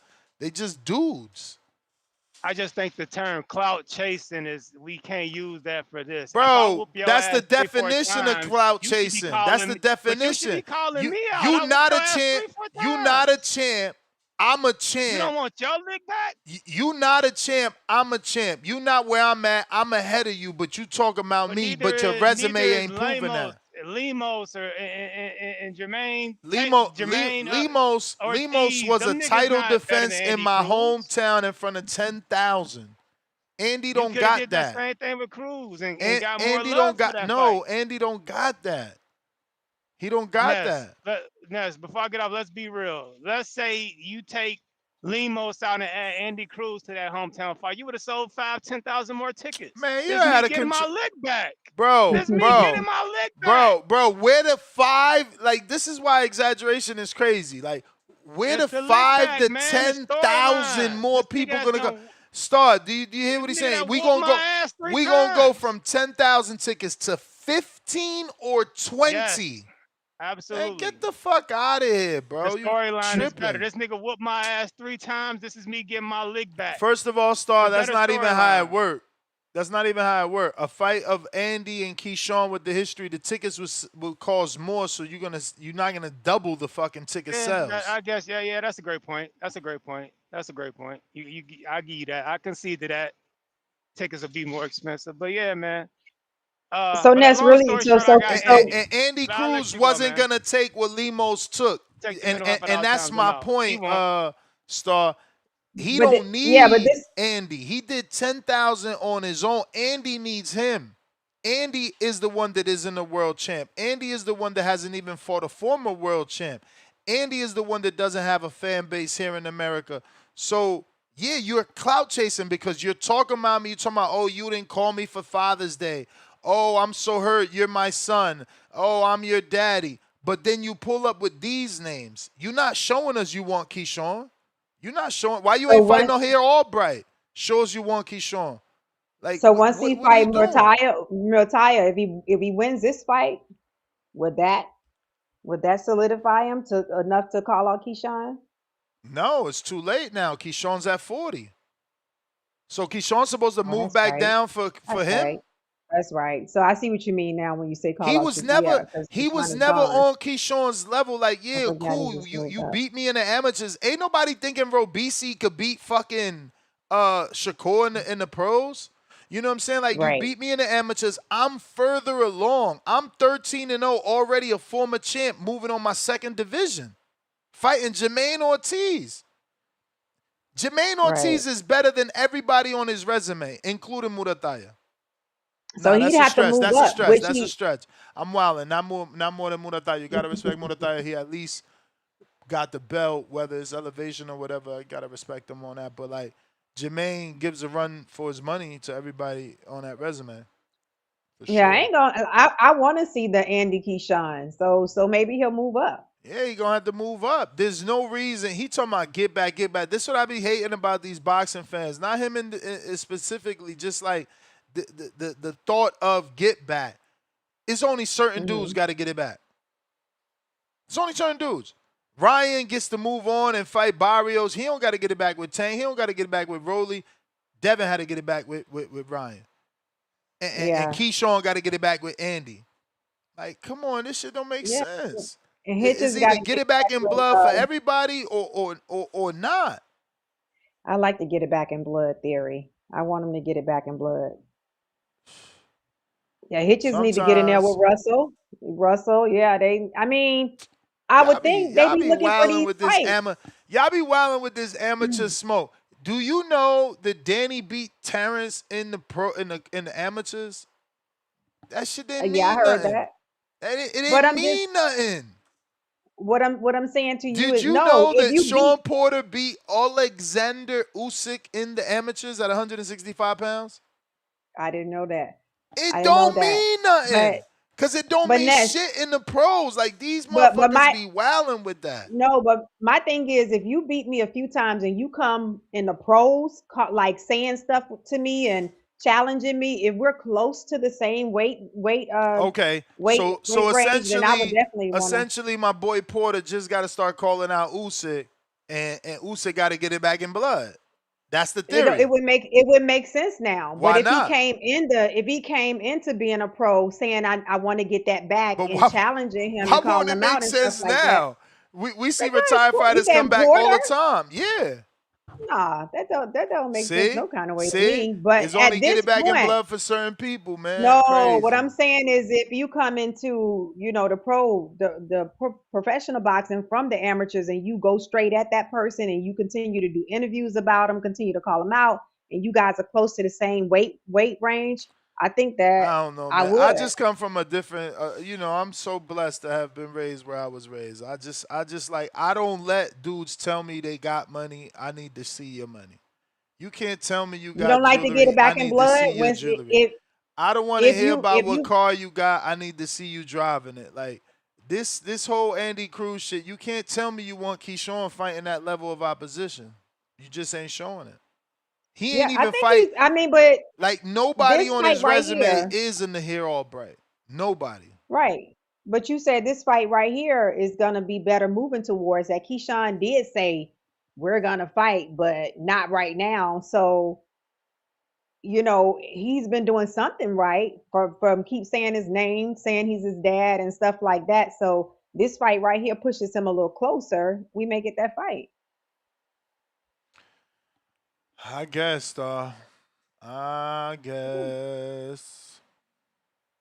Get it Phone back in lines blue. are open. If you want to call in now, is the time. We're doing previews and predictions for those that want to call in and actually preview this weekend's biggest fight. Let me double check that. I said that twice already. I think it is, though. I think this is the What? biggest fight of the 24th. Yeah, it is. Yep. It is On the D biggest zone, fight this correct? weekend. The biggest It's on fight the zone, this correct? weekend. Yep, it's on the zone. So I get it free with my ultimate package. I wouldn't use the word free. You get it as part It's as that included in my expensive ultimate package. package. You get it as So, part as the of that expensive package is what you're trying to no say. buffering, no texting for links, none of that stuff. Shots fired. Just clicking the TV on and going to the zone. You know what I'm saying? Nice. Yeah. Yeah, that's it. You got any super chats over there? I'm trying to set up. I got this interview with Shantel Navarro, so I'm Okay. trying to do something for that. Okay. But super chats, let me see. That's Fire Stick Boys outside. I see you, Granados. All good. We got Julio Guzman with the $2. A tune-up after a win. Sounds like Canelo. Yeah, man. Tip shocked us. He shocked us, man. He really shocked us and is letting down the community on a big fight. We really wanted that fight. Yep. Rex out of Delaware. Member for 33 months on a contender level. 3 more months make 3 years as a member of the best boxing channel in history. Ray needs a few knockdowns or KO to win. I favor Andy in a 12-round decision. Okay. New York Bullet, pound for pound, number 1 in the chat. Drop a bomb for the dub. He says, Mikey dropped Silito 4 times. We read that. My bad. Rex out of Delaware back with another $5. Pound for pound, number 2 in the chat. I want Ray to win, and it's definitely possible for him to get a few knockdowns or KO. Ray, bigger puncher. Andy, pure boxer. Good style matchup. Praising hands emoji. We got Mr. Wagner with the $5. Cuban amateurs are amazing. As professionals, they lead the world in underperforming. He is absolutely right. But Andy hasn't been fighting like a typical Cuban. He's been letting his hands go, and he's been pretty entertaining, bro. You gotta give him that for sure. He's been pretty entertaining. We got Benitez Boxing. What up? What's up, Benitez Boxing?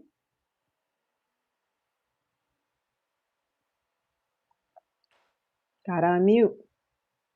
All right, we lost him.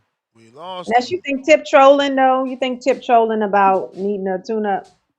I don't know. I mean, this is the second excuse. He said he had something going on at work, and now he need a tune-up. I don't know. I don't know, man. Cold feet. Listen, Lobo beat him the first time. There's a lot of pressure. A lot of pressure. A lot of pressure. Yeah, it is. Bands. I was hoping he was trolling. What's up, Bands? Yo. What up? I thought you went to some other guy. I was outside the app. I was outside the app whenever you had clicked on me. But yeah, man, you know every day is Dula. Dula.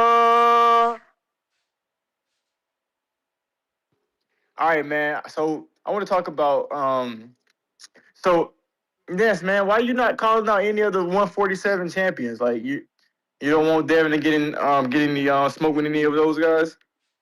Bro. We talking about Raymond Muratalla.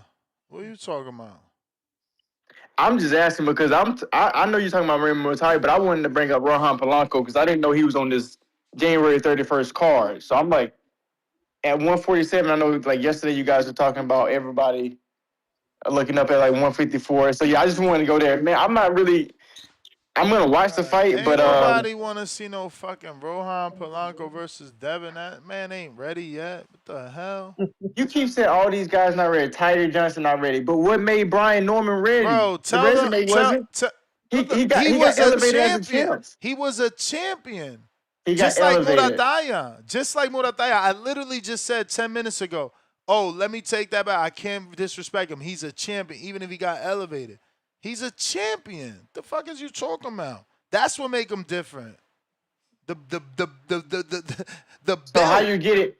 So how you get it isn't as important. No, it ain't. No, it ain't important because there's other champions that win them vacant too. The fuck? It's still the same shit. So a guy that goes and wins undisputed and takes 3 belts versus a guy that gets none of that shit. None of that shit matters. Crawford had one 3 belt. fights. Crawford had 1 belt and beat the shit out of somebody who had 3 belts. That shit don't matter, bro. Cut that shit out. Y'all gotta learn from boxing.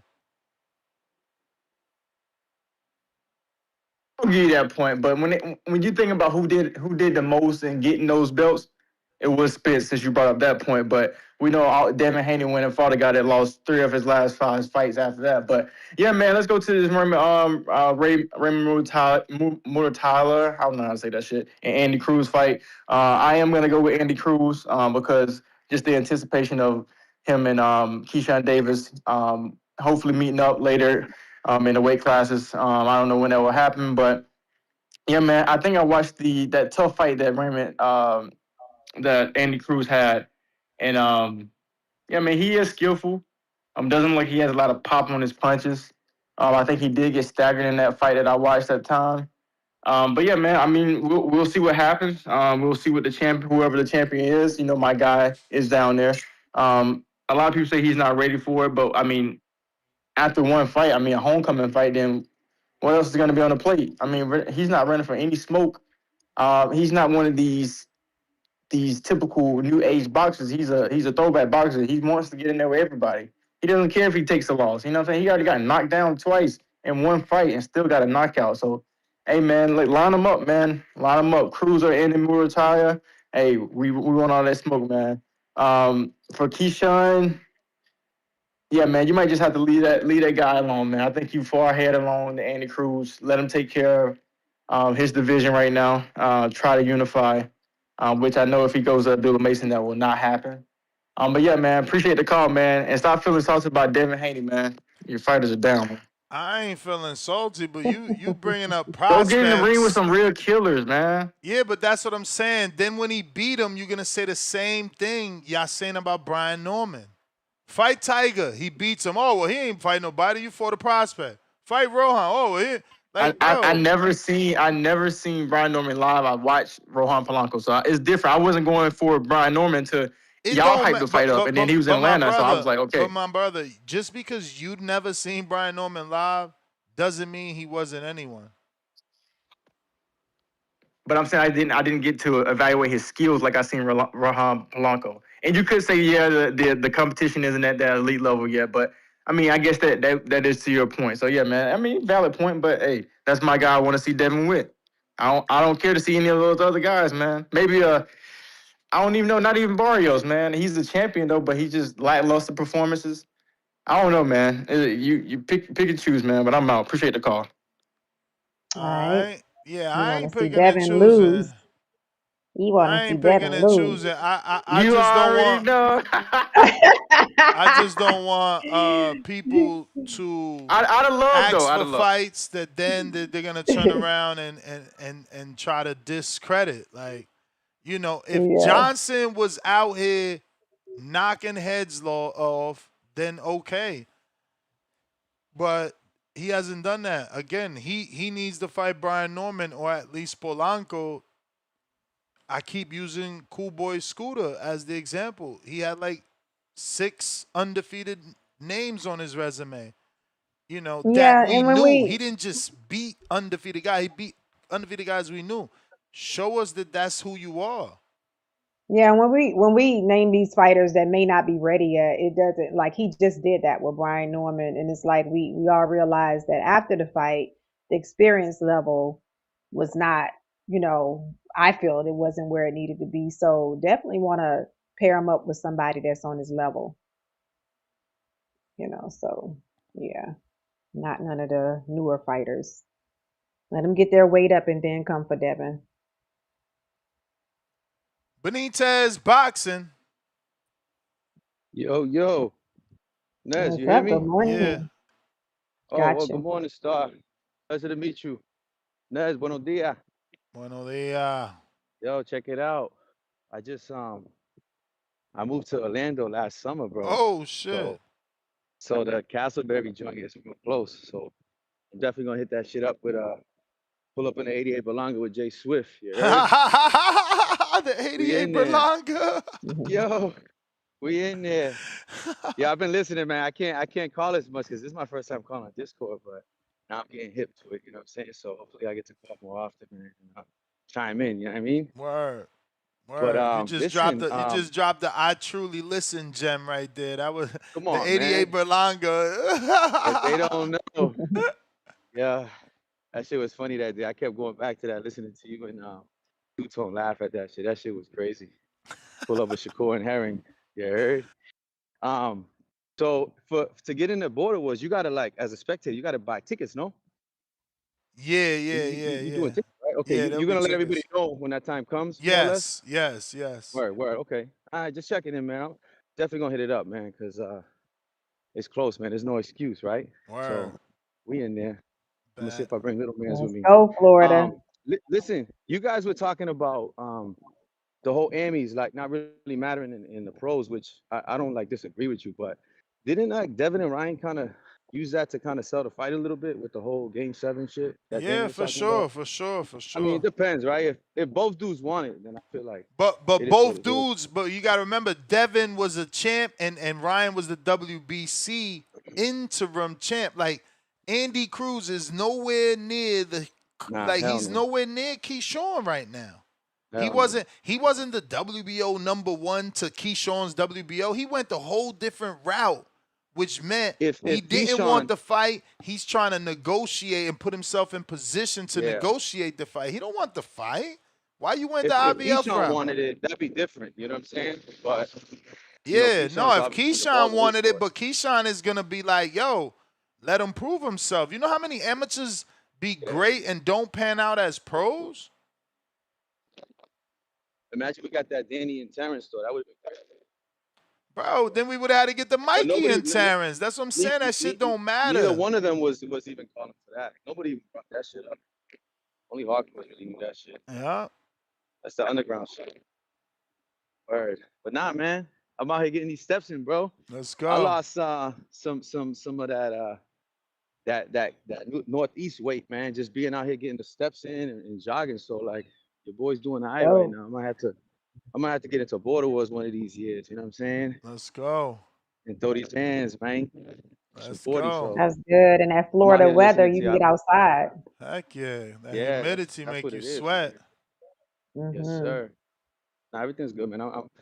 I'm grateful, man, and pleasure listening to the show. And I'll be chiming in more often, man. You guys have a blessed day and protect your mental health, right? Let's Let's go. go. Amen, man. Peace. Salute. Getting them All right, steps. appreciate it.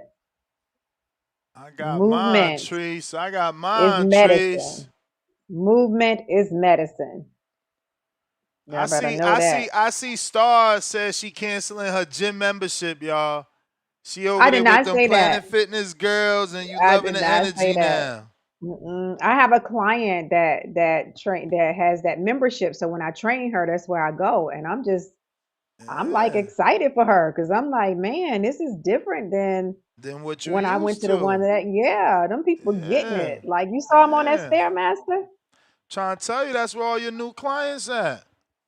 All them Mm, girls. That girl with all that cellulite, she begging to see you. With them gray yeah, leggings, Lord of mercy, that hmm was yeah, treadmills. Listen, when it was she time gonna have because to be on that after I trained motherfucker her, all year. yeah, that was after I trained her. And see, that's why you got to be motivated to keep going when it's like that, because like she got a long No, ways she to got to do go. them kickbacks. I be seeing girls do. You can't just take a step like that. She got to do a step and a kickback. Step and a kickback. You know what I'm talking about? But she got to work up to the freaking kickbacks Nah, part. man, shit. We got Ness, she might have just started stepping. mentally, she got to She strive might like, have fuck it, just let me do at least 10 she kickbacks on this Stairmaster listen. bitch. Because that shit But was you but like you got to cottage work your way cheese. up because with my client, she's not even like she may be 15 pounds overweight. So when I finish her Which one of workout, them was your I put client? her. I didn't have her on the camera. Uh-huh. We were waiting on a machine for her. The Uh-huh. machines were totally full. So she was right there with me and I'm like, let me film this and send this to my guy so he can see what's going on up here Yeah. in Nah, Planet Fitness. listen. But I drove by he my Planet Fitness. That shit was lit. I'm like, okay, today's not the day. Yeah, but listen, so I you said ain't today. But listen, so I put her the other day, I said you got 30 minutes of cardio, right? So you're gonna do the Stairmaster for 10 minutes and the treadmill for 20. So today she was like, confession, when you left, I couldn't get past 2 minutes. What? That Stairmaster on the Stairmaster. She She out of said she couldn't get control. past two How big minutes. She is said her she? legs, No. How she's old not and how big. big? No, she's not big, but the step meal, like some people like that 10 right there minutes is just though? No, she she need said she to. couldn't do 10 minutes. No, But she need listen, punished. She need to be punished for that. Like she got to no, do push-ups today or I something. told How the her, fuck you you're can't do gonna, 10 minutes? Ness is a lot of people that won't even get up there. On that step meal, it's a lot of people that won't even get up there. They don't like that I machine don't know what you're that's a tough saying. machine. Honestly, that shit don't compute to me. 10 minutes? A lot Damn. of people I won't would even be get up there. embarrassed. I would be embarrassed. I would do the 10 minutes even if I'm leaning on the bars on the side. Like, yeah, I would be But see, embarrassed not to be able to do 10 but see, minutes. that's your mindset. Real talk. When I first started back with my trainer, and he said 30 minutes, go do 30 minutes on the Stairmaster. The first 10 to 15 minutes, my legs was burning like somebody had a match to them. But I'm not a quitter. I have a Yeah. different mindset. Yeah, Not a you got quitter. to. Work through stuff. I understand if I don't get through this, I'll never get used to this. But somebody that's not in that mind frame, she got to get her mind right. So yesterday I had her do 5 minutes on it while I was there, then go to the treadmill. But you got to work yourself up, do an extra minute every day. But she was just like, That's nasty. she 5 minutes? couldn't. She a little baby. Yeah, but she did 25 on the treadmill, but that step that 5 minutes. like you got to get That's conditioned for that. one good song, especially a 90s song. You know a 90s I song, know, 5 minutes. Vanessa, you do cardio every day. This is somebody that hasn't worked out in years, so it's a difference. It's a difference, but she's trying. She's getting better every day. Man, She's you better. nurturing. I mean, no, I'm Dope. hard. I'm hard at it when it comes to the workout, but I do understand that some people have to be eased into it because I've had people that do one session and don't come back. So some people you got to deal with people different. You got to meet them where they are sometime. What's up, Trees? What up, though? You putting them through the ringer on, Star? Damn. Working with them, Trees. Working with them. Oof, that's what they say. You putting them through the ringer. They dropping like flies. But hey, as long as they come back, that's all that matter, huh? That's Shout out right. to you. Yeah, man. Shout out to you. Speaking of dropping like flies, where the fuck Benitez been at? You done You know seen he, him? you know he ain't doing that class, man. Oh, all right. He This learned his motherfucking lesson off that first one face. and was like, Oh, yeah, shit. nah, this ain't for me. See? Star putting him through the ringer. He don't want to Damn, erase No, that waste. Benitez is doing. He's starting virtual. He's starting Sunday. Virtual. He's starting starting virtual. virtual. Yeah, What they? Virtual. he's That's So doing. he big. got so he can have camera Listen, issues. So he got camera issues whenever nah, he he need a not. No, rest. no, he All of a contacted me, sudden, so his he ready. Wi-Fi gonna go wonky and shit. Come on, Nah, man. He nah, gonna have that nest. stop He it. gonna have that. Come on, don't do the nest. Hopefully, ain't using your provider, Hey man. yo.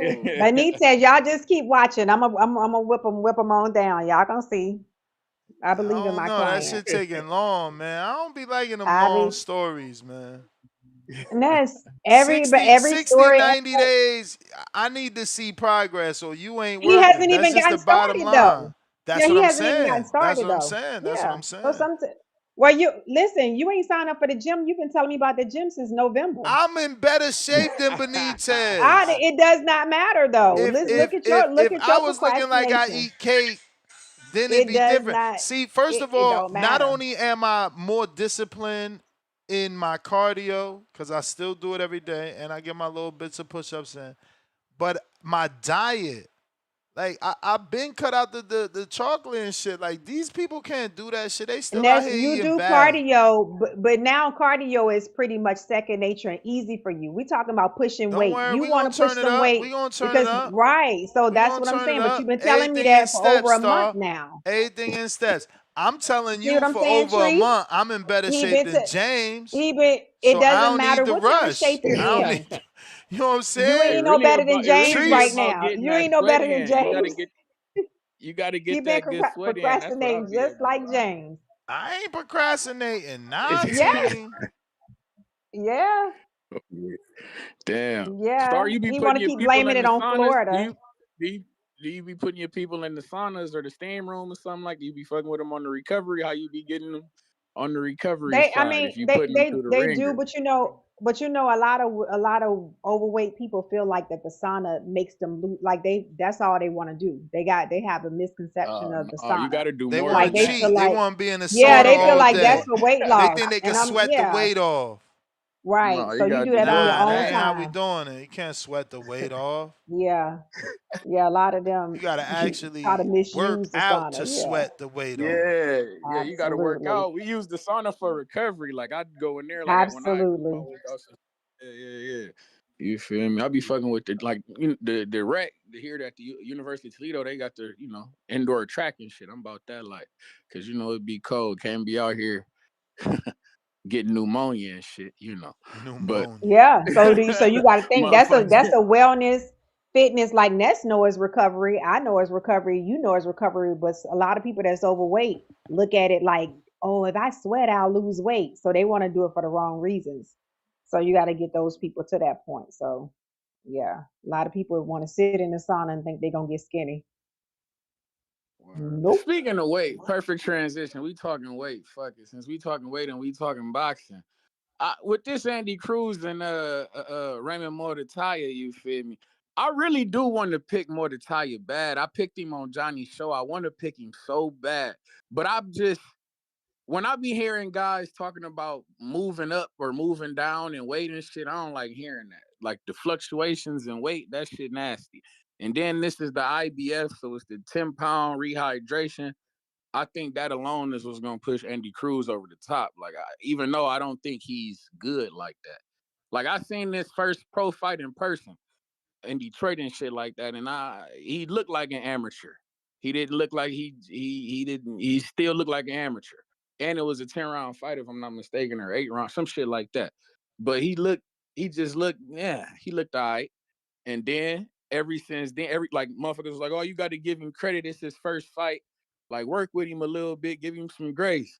But then I watched him get hurt. So I'm like, see that. So maybe I'm suffering from a little bit of confirmation bias or something like that. Cause it turns out, okay, maybe he's not as good like I been. All right, he got hurt and shit. Like I said, he's not good and shit. Maybe it could be confirmation bias, but I'm not sold on Andy Cruz. And I think Muratalla can beat him. It's just this weight shit is probably gonna get the best of him. You feel me? Andy Cruz fuck around and win because of that shit. But I'm looking forward to the fight. Shout out Khalil Coe, man. We picking Khalil Coe. Ness. He fucking with the champ. So that shit just rub off on you when you fucking with a champ like O'Shea Jones, man. This shit, you got no choice but to be good. Khalil Coe, I expect him to shine against Jesse Hart. Like somebody said, he younger, he fresher, which also makes sense. One of the best jabs I've seen in around this motherfucker too. And shout out Johnny from the Hangout spot. He had one of his older coaches come on the show, you feel me, and pointed out, he said, yeah, man, Khalil Coe is one of the best guys that I've had in my gym ever. And he's worked with some big names, you feel me? He had worked with Hitchens and shit like this. So Khalil Coe got the goods, man. I fuck with him. And like I say, he fuck with the champ O'Shea Jones from the city. So of course, that's just how it go. But Omari Jones, I expect what I expect. He should do well. I do want to see him sit down on his punches a little bit more and shit like that. Your man, speaking of Johnny, he gave the comparison of Omari Jones to like a Xander Zayas and shit. That was funny. I kind of see it too. Them motherfuckers are both kind of like smiley, happy-go-lucky motherfuckers, but they boxing. You feel me? They they charming young men type shit. You feel me? The upstanding young men and shit like that. I seen the comparison. I kind of like that. Omari Jones and Xander Zayas, they're in the same vein. You feel me? But I need him to step the violence levels up a little bit. You feel me? Get one of these motherfuckers up out of here. If they putting cans in front of you, Omari Jones, you got to crush them and treat them like cans. Get their ass up through there. But yeah, man, I'm looking forward to this shit this weekend on Saturday. I'm also looking forward to the boxing on Friday, the Zufa boxing, man. I must say. What about Madrimov? Are you weighing in on that one, Madrimov and Salazar? Yeah, we gonna see. The Salazar cat I never seen, but I'm just really intrigued because he's going up to 160. I'm all, like I say, when guys be fluctuating in weight, moving up and down and shit, I like to see how they look. You feel me? Madrimov, who knows? Maybe Earl Spence come back. They was talking to him for Earl Spence and shit. Maybe Earl Spence come and get him at 160. Who knows?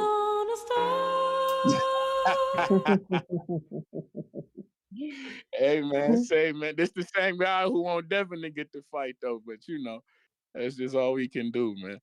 But I think that might be something. Who knows? But I like it though. At 160, I'm intrigued. That's like always. I'm gonna keep saying it. 160 and cruiserweight, them the two most barren divisions in boxing.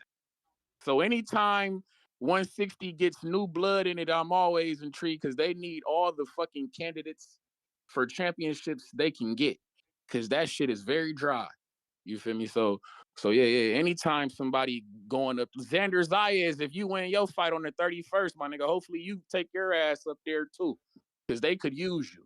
You feel me? You could be the face of 160 very quick, my nigga. But yeah, man. Shout out TBV. I wonder where Johnny Beck at, man. He trying to lay low. Who the fuck cares? Yeah. Who the fuck cares where he at? Nah. That's not. See, that's the issue. No, only when a dude popular. 168. Only when a dude popular do you guys want to care about the drug check. No. We want resolution. What's going on? No, I'm saying he bullshitting. Get them belts up off of him though. Get them belts up off of him. You feel me? Slap the suspension, whatever the fuck y'all gonna do on him. But who legitimately, who cares? I just need that man to come up off them belts, bro. I ain't bullshitting. Like Troy Isley need an opportunity at one of them belts. Motherfucking your man Vito Milanecki, fuck it. I like to see him get an opportunity at one of them belts. Like shit, this guys who I like to see fight. Shit, he bullshitting. Get him up through. It's over with for him. Fuck it. But yeah, man, I don't fuck with them cheaters, man. If you cheating, you gone. Fuck it. Man, that's just me though.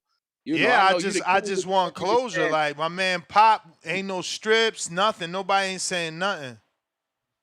Yeah, you ain't heard nothing about it. I get it, but you see how long. Where the suspension? Is he suspended? Like what's going on? That's what I be saying. If you ain't popular, you just be flying under the radar, man. Shit crazy. Man, because it's just that division though. It's if he was in a different division that's popping, like motherfuckers, it ain't even nobody that we could think of to challenge like that. We really want to challenge that motherfucker though. Like if he's the Canelo of the division, ain't no David Benavidez of the division or no fucking M. Billies of that division to be knocking on his door. So that's why he can float under the radar. Because there ain't nobody, you feel me, on his ass telling him to get the fuck up off them belts like Troy Isley need to be doing. But, that's neither here nor there. Shout out TBV. Shout out Toledo, Ohio, man. February 22nd, Clarissa Shields, man, Little Caesars Arena, putting hands and hooves on hoes. Y'all be cool. Let's go, Clarissa. Putting hands and hooves. When is that fight again? Damn, they gotta do better, man. Hey, February 22nd, isn't it? Okay, so maybe after all these fights, it'll get better or something. Yeah, she did something today, a video. She was watching Franchon Cruz fighting Shadeja Green. She was showing that in the background. Talking about when she stopped Shadeja. We got D-Mo. What up? What up, D-Mo?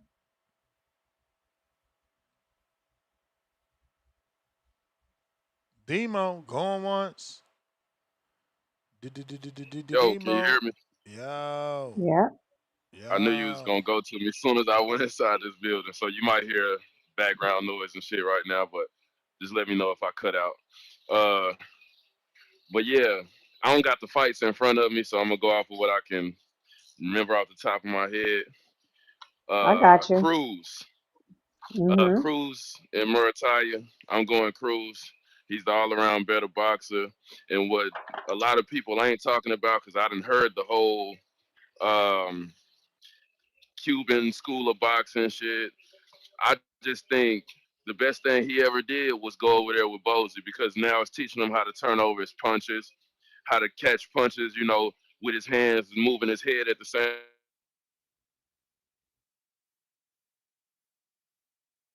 Dang, you went out, D-Mo.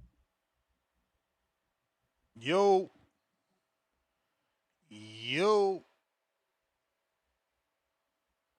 D-Mo. ChatGPT say that Janabek's The Beast sample was scheduled to come out in early January 2026, but they don't show a result for that. Yeah, because this shit just swept under the rug because don't nobody care about him. Listen, don't forget to answer our survey question. That link is pinned to the top of the live chat right here on YouTube. It's underneath the poll. We've partnered with Fight Camp. We're going to be doing one survey question per week. And we're doing a giveaway with Fight Camp. The giveaway details, you get a Fight Camp Connect package plus free gloves. The product link I will share with you in just a bit. It is the Fight Camp Connect. You can win this absolutely free. All you have to do is answer 4 survey questions, 1 per week. And that's how you get in the running. If you want to purchase products, I just put the product link in the live chat. Don't forget to use the code TBV to save 10% off. So the way for listeners, whether live or on the playback, to qualify, you must answer the question of the week correctly for 4 consecutive weeks to earn an entry into the giveaway. But one of you lucky people will receive a Fight Camp Connect package plus the gloves, the hand wraps, even the ankle wraps if you are a kicker and you want to put your Fight Camp Connect trackers in your legs for them to be used during your kicks, or you can put them in your hand wraps. You get 4 trackers. The question of this particular week in professional boxing, what are The two most common reasons a knockdown might not be scored as a knockdown. The answer options are slip ruled by referee, a punch lands after the bell, fighter is pushed or tangled, balance issues unrelated to the punch. So the survey question, once again, is pinned on the live chat. Everybody is eligible. You don't even got to be a subscriber. Simple question. Answer it. Come back. Answer next week's. Come back. Answer the third and the fourth. And then you're in. This is what you win. Fight Camp Connect. Everything you see on the screen. You get the punch trackers. You get the Connect console to charge it. It also plugs to your television so you can even use it to do certain trained exercises. You get the ankle wraps for you kickers. Absolutely free. So we need you to go ahead and answer the question, because the more people that answer the question ensures that we get you another free giveaway next month. Let's go, Demo, community. trying you again. Well, let's go. So that's just to be clear. They answer the question each week. So they have to have Four How you answers. the doing? correct answer or a good answer for the whole month The correct answer to 4 win. weeks in a row. Okay. That's All how right. you're What's going up, to win. Demo? Okay. Yeah. All right. Got you for Andy Cruz. And then we have Madrimov and Salazar. Yeah, my fault. Shout out to Xfinity because I got an Xfinity mobile, so everywhere I go, it be connecting to the Wi-Fi and shit. So that's why I went out for a second. Oh. Yeah, I used But to do that, and I stopped it specifically because of that. Because sometimes you'll run across a Wi-Fi hotspot that says it's available, and then you stay in that connecting phase where you don't really connect. yeah, I mean my shit be connecting. I could still hear y'all, but I guess maybe it cut the mic out and shit. So I had to disconnect from it. I be having my Wi-Fi on and shit, but yeah. Last thing I was saying about Cruz, the biggest thing is the whole with Bozy, they teaching him how to catch punches and move his head when he you know when it's coming at him. So if he has to go back to the full on amateur style to win, he can do that. But I think having a second go to with the Bozy style is what's gonna get him over the top if he end up getting hurt. But I don't think he's gonna get hurt. I think he's gonna get hit with some flush shots, but he gonna show a better chin in this fight. Khalil Coe and Jesse Hart. I hear everybody calling in taking Khalil Coe. I'm gonna go ahead and take him, but this gonna be a tough fight. It's gonna be a tough fight. I've been watching Jesse Hart on all of his little undercard fights, and especially the TCL.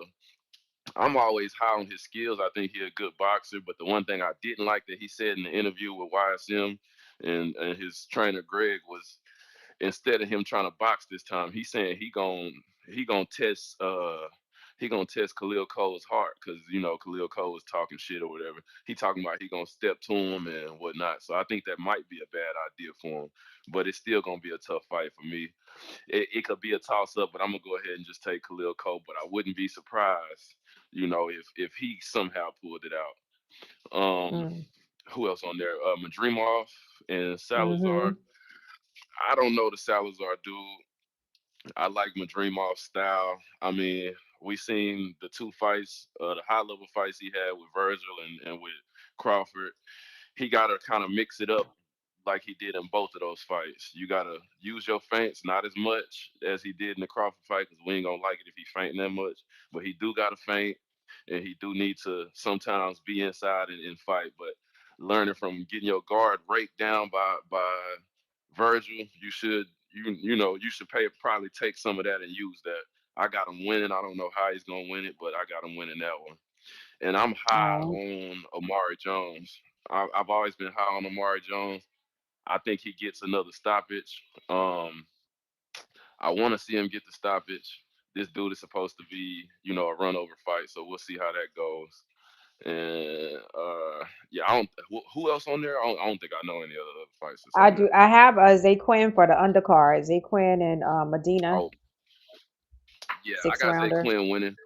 I don't think he gets the stops because I mean he does try to get these guys out of there, but he's Hmm. kind of like Shakur. Getting them out of there is more so of accumulation. And if he can't get to the dude within the first 3 rounds, he gonna be trying. But I think he'll beat him up bad, but I don't think he gonna stop him. We'll kind Got of see it. how that goes down the stretch. But yeah, that's pretty much all of them, huh? Yep. And then I mean, as far as the Zufa, the guy that beat what's his name, that beat Fernando. I'm kind of after watching that fight, I think we gonna find out how good Fernando is, just based on what's the dude he fighting again? What's his name? Ocampo. I think we gonna find out just how good Fernando is because Ocampo done been stopped a few times in his last few fights, and if he ends up Hmm. going the distance, um, I don't know. I think that's not going to be a good look. So we'll kind of see how that one So you goes. want so the Colin Wash and Ocampo? Who would you say in that one? Who you saying? I got I got Callum. I got Callum winning that fight. I think he gonna. I feel like he should stop Ocampo. Okay. Maybe because everybody's saying this McGregor comparison, but he got a better tank. He got a better gas tank. Excuse me, I'm sorry. He got a better gas tank than Conor McGregor, and then he has better boxing skills. So I think as long as he can hold it together for the first few rounds, he's not gonna fade like a Conor would. That's what I think. So I got him winning. I want him to get the Hmm. stoppage, so I'm gonna go ahead and go stoppage on that one. I can't remember what the Got you. undercard is to that What one, but about Julian it's Julian Rodriguez and Sandoval? You have anything on oh that? yeah. Man, like I told y'all after that interview, I'm a big fan of Hammer Julian. hands. Yeah, I got him winning. The way he talking, we need the stoppage because I mean that'll just keep rising his stardom if he get that stoppage. I don't really know too Yeah. much about the Kane guy. I've heard a few guys call in about him saying he's from their side of town, so we'll kind of see how that goes. But I know he should come in and He do his young, man. thing. He So I'm gonna he gonna be able to bounce back. take. So I mean, I'm gonna say stoppage in that one. If I'm wrong, then I'm wrong. But the way he talking and having everything he need from the nutrition to the recovery, all of that, I think that's gonna play a major part. Cause one thing I know for sure, I like last week alone, I sparred like 3 times at different gyms, and the af- afterwards for me, it'll be Mhm. some random shit hurting on me. Like my elbow will be hurting. I ain't got hit there or nothing, but just the soreness. I'll be sore Mhm. in certain places, and now I done went and got a gym membership at EOS, so I can use the cryo shit and do the cold plunge and Yep. all that. Because the recovery actually Mhm. matters. And I ain't think it mattered Yep. that much. And I still be feeling young, but I'm 31, so like now I feel like my age sometimes when I wake up after sparring and shit. So I know it matters. So we'll kind of see how that goes. Um, I think that'll help him get the win. So oh no, I'm talking through my glasses. I'm sorry. But yeah, that's pretty much everything. I'm glad to be official. We'll talk about that a little bit later. I gotta fully shake this flu, but I'm still getting these miles in, so we're gonna be locked in and we're gonna be ready, man. You know me, it's Good job. TBV Glad you're 4E, getting that man. recovery, Demo. That's gonna make a big difference, even when it comes to the border wars. Definitely. Glad you're getting that Yeah, recovery. that shit definitely matters. Hey, Ness, you ain't got an Mhm. EOS in your area? They got everything in there. Like I'm talking about everything. Nah. When I was in Vegas, hell yeah. But I'm over here. It's a little small city life, man. Small town life. I'm about to look that up. I Yeah, don't. I wonder if they have them in Georgia. I yeah. like that EOS small is Yeah. town is life, man. You know what I'm saying? EOS is like a mix between like a LA Fitness type of thing and probably Mhm. like what's that in like a LVAC, the Las Vegas Athletic Club. It's big. It got everything inside from cryo to Yeah, sauna, I went cold to plunge, all of EOS that. in the past because they had the pool, and me and Yeah, I was being trained by Ken Porter, and he like you doing that pool work. He don't be playing. And it come with a hour free class with a trainer. It come with a free hour class, and then you get a free 15-minute stretch from like they professional stretch guys. So like I'm in there using a little Oh, gun you one getting time for stretched my arm. professionally by men? Okay. Nah, hell no. I'm fucking with They you. got I'm hella fucking with you. Professionally, they got by hella man. women in there too. I ain't gonna lie, but I mean, I'm in there Oh. using a little gun on my arm, and the lady walked up like, "You shouldn't bend your arm while you're doing it. You want to not tear the muscle. Straighten out your arm and hit it from the outside." And she was like, "There's a free 15-minute stretch. All you have to do is get the $30 level. Well, it's like $26.99 because at first I was just paying $10.99, but 26 come Damn. with the whole 10.99. everything." That's what I'm talking about. Yeah, That's see, that that's just right the basic. price. With 10.99 you don't get the cryo and shit. That's why I was like, all right, I'm gonna pay the 26. It come with everything. You get to bring a person. Is You get all of the shit with it. So what? that's why I just went ahead and did it. Yeah, I'm telling you, it's the truth. Like That is EOS, that that's the that best one is you're gonna good find. because I'm paying $29.99 and we don't have all that. They have the sauna, they have the massage bed, massage like chair thing, but not Yeah, the cryotherapy and stuff like that. I definitely want to do that. Okay, it and even James come with the just sent me the compression ones. sleeve. You know how you zip the little compression sleeves on your legs, lay back in the chair, and the shit like puff up Yeah. and squeeze. Yeah, it come with all of that shit, like everything. So anybody that Okay. that need a gym, I say check out EOS. But yeah, man, let me get back to work. These people in the bar think I'm talking to them while I'm doing work and shit. All right. Nice. Appreciate that All right, information. y'all. Cliff, Connecticut.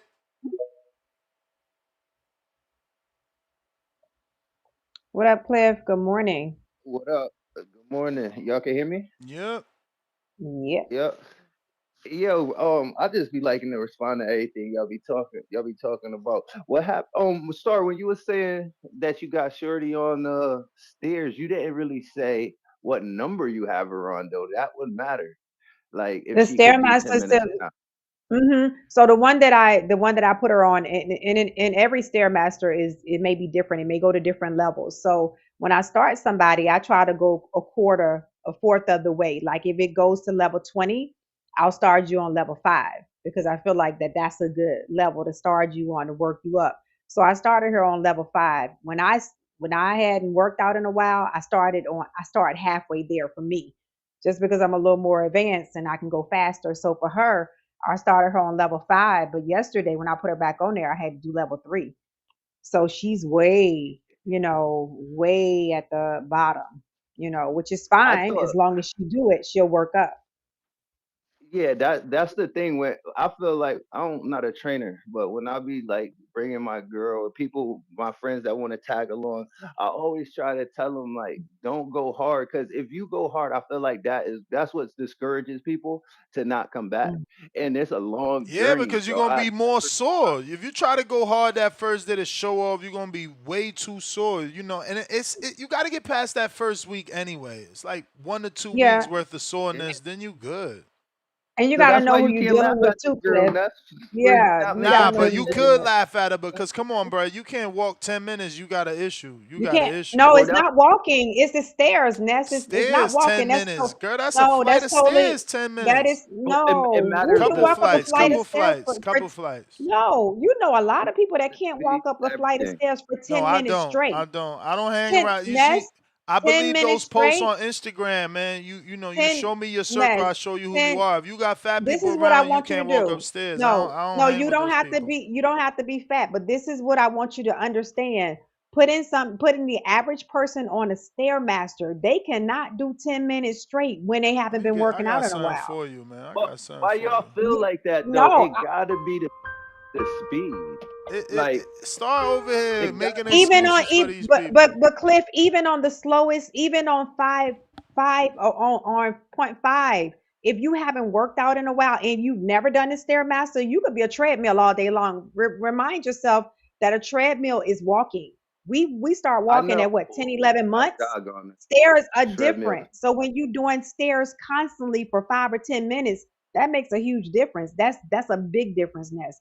I'm not sure if you're a stairmaster guy, but I want you to get up there when you go in Planet Of Fitness. course, Go I've up been there on for a 10 minutes. stairmaster. Go up there for Yo, 10 minutes. You haven't been on it in a while, and see Man, how it girl, feels. please. 10 minutes ain't if, shit. yo, Ness, I do 10 or 15 minutes, and I do it on like level 12 or 13. Look at I that. thought You the on number 12 or was 13. You on God level. Man, she could have been did that. She garbage. She I gotta don't know get what's she Who? God gotta level, get she gotta get her but heart up, man. She ain't got enough and then, will. She that, but That's what that's what that's you. what fat people be No, you lacking have is the to. willpower to get the shit done. How you can't do 10 minutes? That's sad. Ness, anytime you have somebody that she'll get on the treadmill for 30 minutes. Now on the Stairmaster, she's never been on that and haven't worked out in a while. That's not uncommon. Some people don't even go up there. Some people are going to come straight in the gym, Yeah, fat people, go to fat the people. they treadmill. No, they they don't must have to be be, fat. and I haven't worked. They probably just ain't worked out In in their years, but entire life. Like shit like But you that. can't walk But up this 10 minutes worth of stairs. Yo, that's Ness, nasty. It's please. I can't everything nasty. got believe to you be timed downplaying though. that. Ness, That is can you It's that is run a not. nasty, 10-minute yo. mile? Huh? At this, you've been doing your thing. Can you run a 10-minute mile? Which I think that's what Hell baseline. yeah, I could run a 10-minute mile. 10? 10? Yeah, that's Hell baseline. yeah. Hell yeah. Okay. I can't run no 8 or no 9. A 10? Fuck You yeah. should, if you can run a 10 like you're saying, then you should be able to push yourself to the 9. Yeah. Oh, that's fine. But Like under 10. I'm just Under telling you 10. what I know I've done. I know I've seen my shit say 10. All of them joints is the Right. same too. Like I don't know if the Stairmasters is different, but every treadmill 6, No, the speed 6 Stairmaster is is 10. different, Cliff. It depends on who makes But them. Like the one in my gym, the one in my other gym goes to level 20. The one in Planet Fitness goes to level 25. I ain't that So I familiar was with is the better than Stairmaster, but yours. in my Mm-mm. gyms, the Mm-mm. treadmills We got are all 5 the more same. Mm-mm. levels, Star. What you No, mean it's just, no? but it still breaks down to the same speed. It just lets you know, like I'm if you're on just 10, you're teasing you. halfway to the limit. You, Yo, I don't care. let me get a little boxing in for Ness call my time. Yo, Devin Haney, Ness, you right about Dev when they talking about whoever he fight, they're gonna say he's not right. I swear Norman was the boogeyman. Now he was an easy fight, so Yeah. he's never gonna win. And that's kind of what Teal was trying to tell Shakur. Like you ain't gonna get Yep. the credit no matter what happens. Yep. So there's a new monster created after every fight. So you get to know pleasing them. But then you was right about that, but feel like you wrong about the Andy Cruz thing. You talking about like he don't want to fight Keyshawn and like it's kind of like you putting Keyshawn kind of like too far above him. Like he's not close. He took the IBF. I don't get you with that because he started his career fighting who Keyshawn fought in like his 6th fight. Like Keyshawn's 6th or 7th fight was Andy Cruz's uh First fight. debut. Yeah. Right. So And then trajectory changed though. That's my point. What changed? What Keyshawn do for y'all? I know Star don't Well, like it, but no, I'm is saying Keyshawn trajectory changed, also like his direction changed. If he started off with Burgos, but that's because Burgos was like a featherweight when he started. That was strategic. You didn't see him go after any other Keyshawn opponent after that. well, look at his title. He's getting his title shot before Keyshawn got his, and this will be better than anybody on Keyshawn's resume. This is a young guy who is a threat to the division, to everyone in the division. I mean, arguably Dennis Baranchek could, is better than Better than Muratalla because Muratalla? he actually won the belt from the champ. He won the belt from it was a vacant belt from Navarrete. Navarrete was not a champ. Navarrete was a champ at the division below, and champ. he was such a good champ that he was getting the opportunity to fight for the belt above. Yeah, that happens all the time if you're a champ underneath. Navarrete If is you a a good good win, champ, and remember, he was a defending champ. Baranchek or Muratalla. Baranchek is an unknown. We didn't know who he was. Maybe you did, but the majority of us didn't know who he was until his And that's fine. That's fine, Cliff. 30 But fights into that's his fine. But career. to discredit Keyshawn's win for actually beating and I taking didn't the belt from a champion, What because I said is you're saying that Muratalla is a better win. He's a champ and he's defended his title. This Baranchek didn't even defend his title. Bro, Muratalla ain't defend no title. He just got He elevated. didn't defend it. I thought he defended it one time. Well, I I didn't know thought that, he but fought. I thought he fought Tevin as the interim. well, he had a fight after Tevin. But regardless, regardless, I think that Andy is on Keyshawn's ass. He been calling him his son. He's moving at a faster pace. He looks like just as good, but at a different style of boxing. Keyshawn is more of a boxer puncher. This guy is more of a pure boxer. But I feel like they do what they do at a similar level. Where to say one's not ready for the other is a cop out. If like with the history and the way this nigga's calling you son, if the it could line up, which they're not in the same division, if it could line up, it's respectable. To discredit this man, like it's not, he's not there. It's crazy because Keyshawn hasn't done nothing, and y'all don't But like this it, is what but I'm I feel saying. like I Keyshawn don't has get to how hard it go is this to see thing. clout chasing for y'all. He's talking about Keyshawn in every single interview, any chance he get, but he's never sent an offer. He's the one with Matchroom. He's Yeah, but never he's the sent one an with all offer. the victories in the thing. Like it You is a little fighting clout chasing in Muratalla there, when you but could have sent an offer to Keyshawn for the actual title. I don't know all the ins and outs of this IBF or this WBO and how Yeah, all that this is an shit kicked off. IBF and Knowing Keyshawn that used to be the WBO champ. That's Keyshawn all ran I'm his ass up saying. his You division, you you you man. calling someone out, but y'all haven't sent one offer. Or you gonna keep that same energy when we hear Keyshawn bring up Devin all every other couple years? He want to bring up who he want to bring up, or when someone brings up Tank or whatever they do. I guess people are out for clout, but if we remove the Yeah, we clout and just look always at we always point out the clout. That's why when Devin sends offers, he's sending an offer. There's usually money attached to it. When he sent Gary Russell an offer, it was for 1.5. When he sent Tank an offer, it was for 20 million. We know the Gotcha. offer.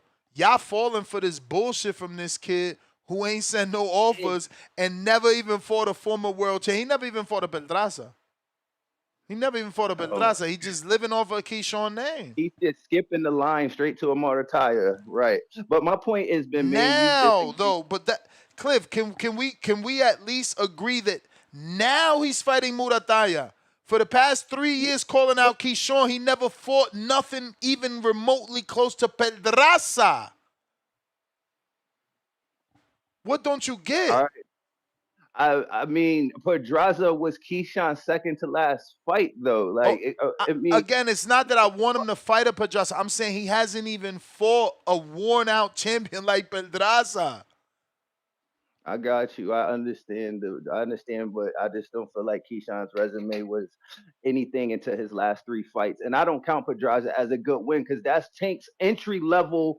I'm here fight, and that fight was before I even was a boxing fucking fan, and now you're fighting him, Keyshawn, like at a fucking 140 and No, like old as shit. it's Like, going what the over your fuck? You don't head, get no bro. love for It's that. going over your head. I I do get what you're literally saying. said he hasn't even fought an old, worn like Pedraza. Like, it's going over your head. You're trying to see. You're trying to now discredit Pedraza.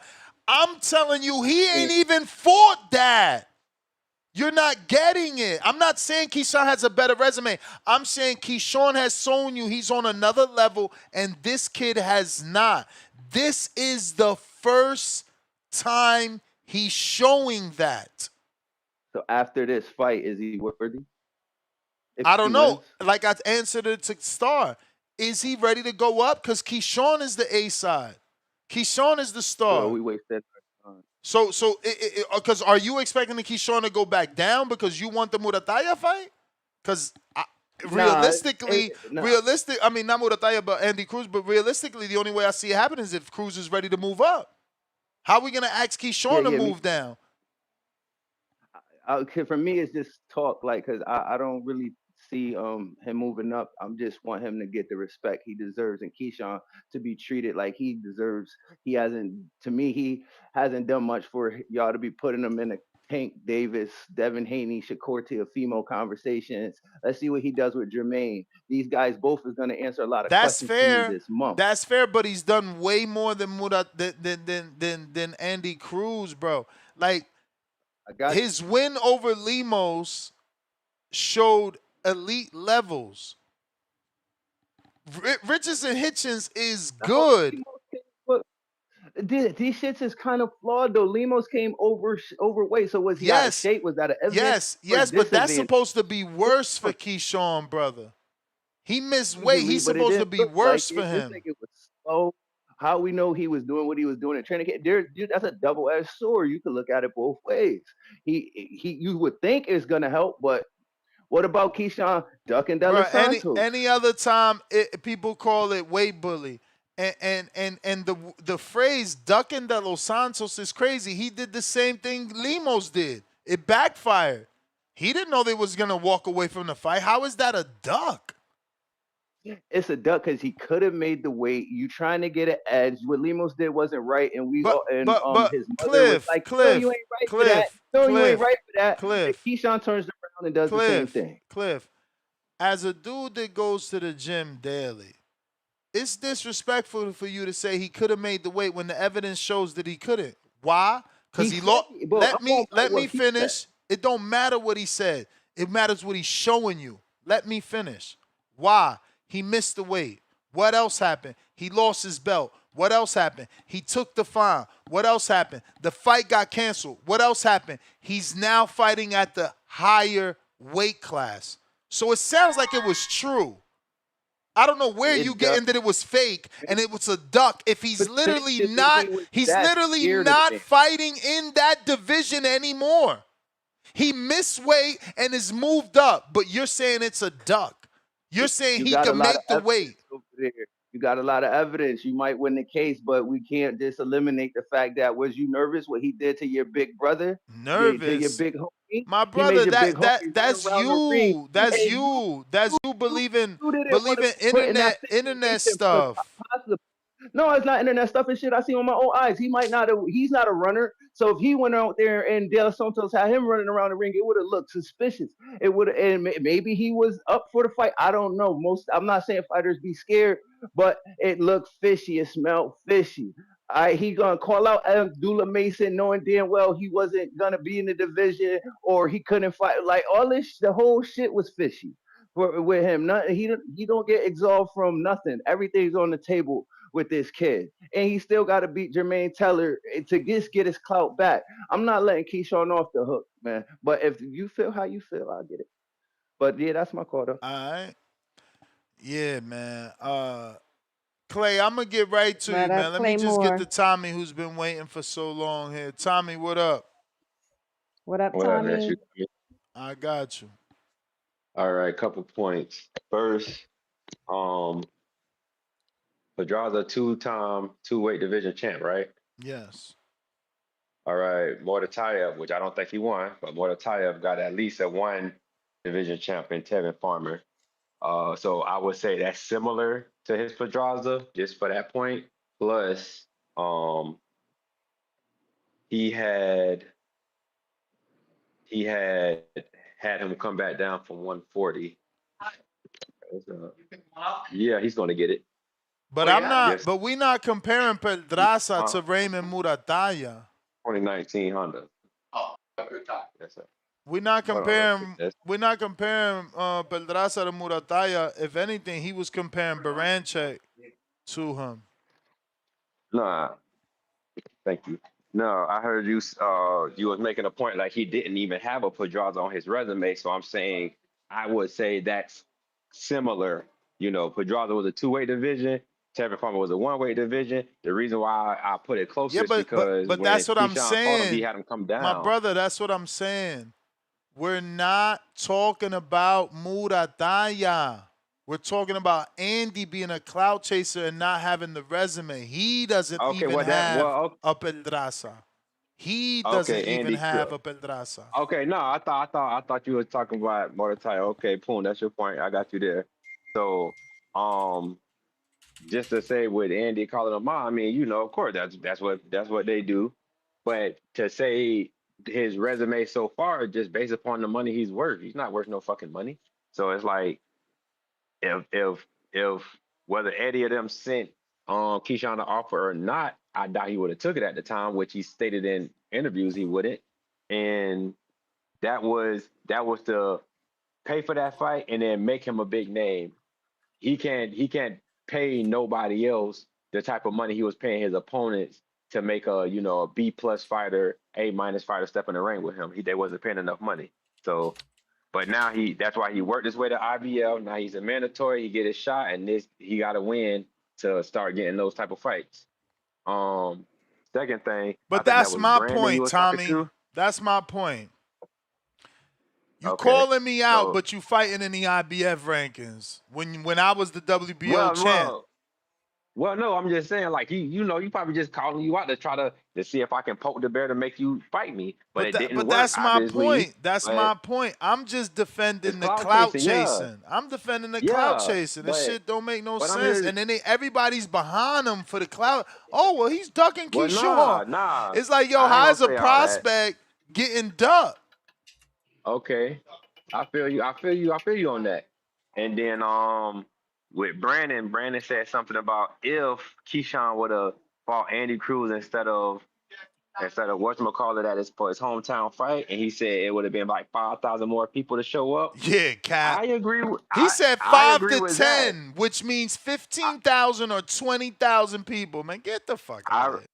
I would say 5,000 more would show up, and this why is because he got that Philly family behind him. So you got Boots. He said he got that Philly family. So say this out loud so you can hear how ridiculous it sounds. He trains in Philadelphia, but he doesn't speak English. So because he trains with Bozy Ennis, because he trains with Bozy Ennis, because he trains with Bozy Ennis, he's going to be, Star, guess what? Star, he's going to be the first ever Cuban boxer to sell 5,000 tickets in America. Because I don't know anybody. Laura has never been a headline. I can't even get Rico my point ain't out never been a headline. Where they headlining at? I just want to know where I could buy these Cuban tickets at. Can I get my point out? No, after I make mine about not being able to sell them Cuban tickets. All right, just don't cut my time when I'm trying to after I make my point. But you ain't never even hear a bell.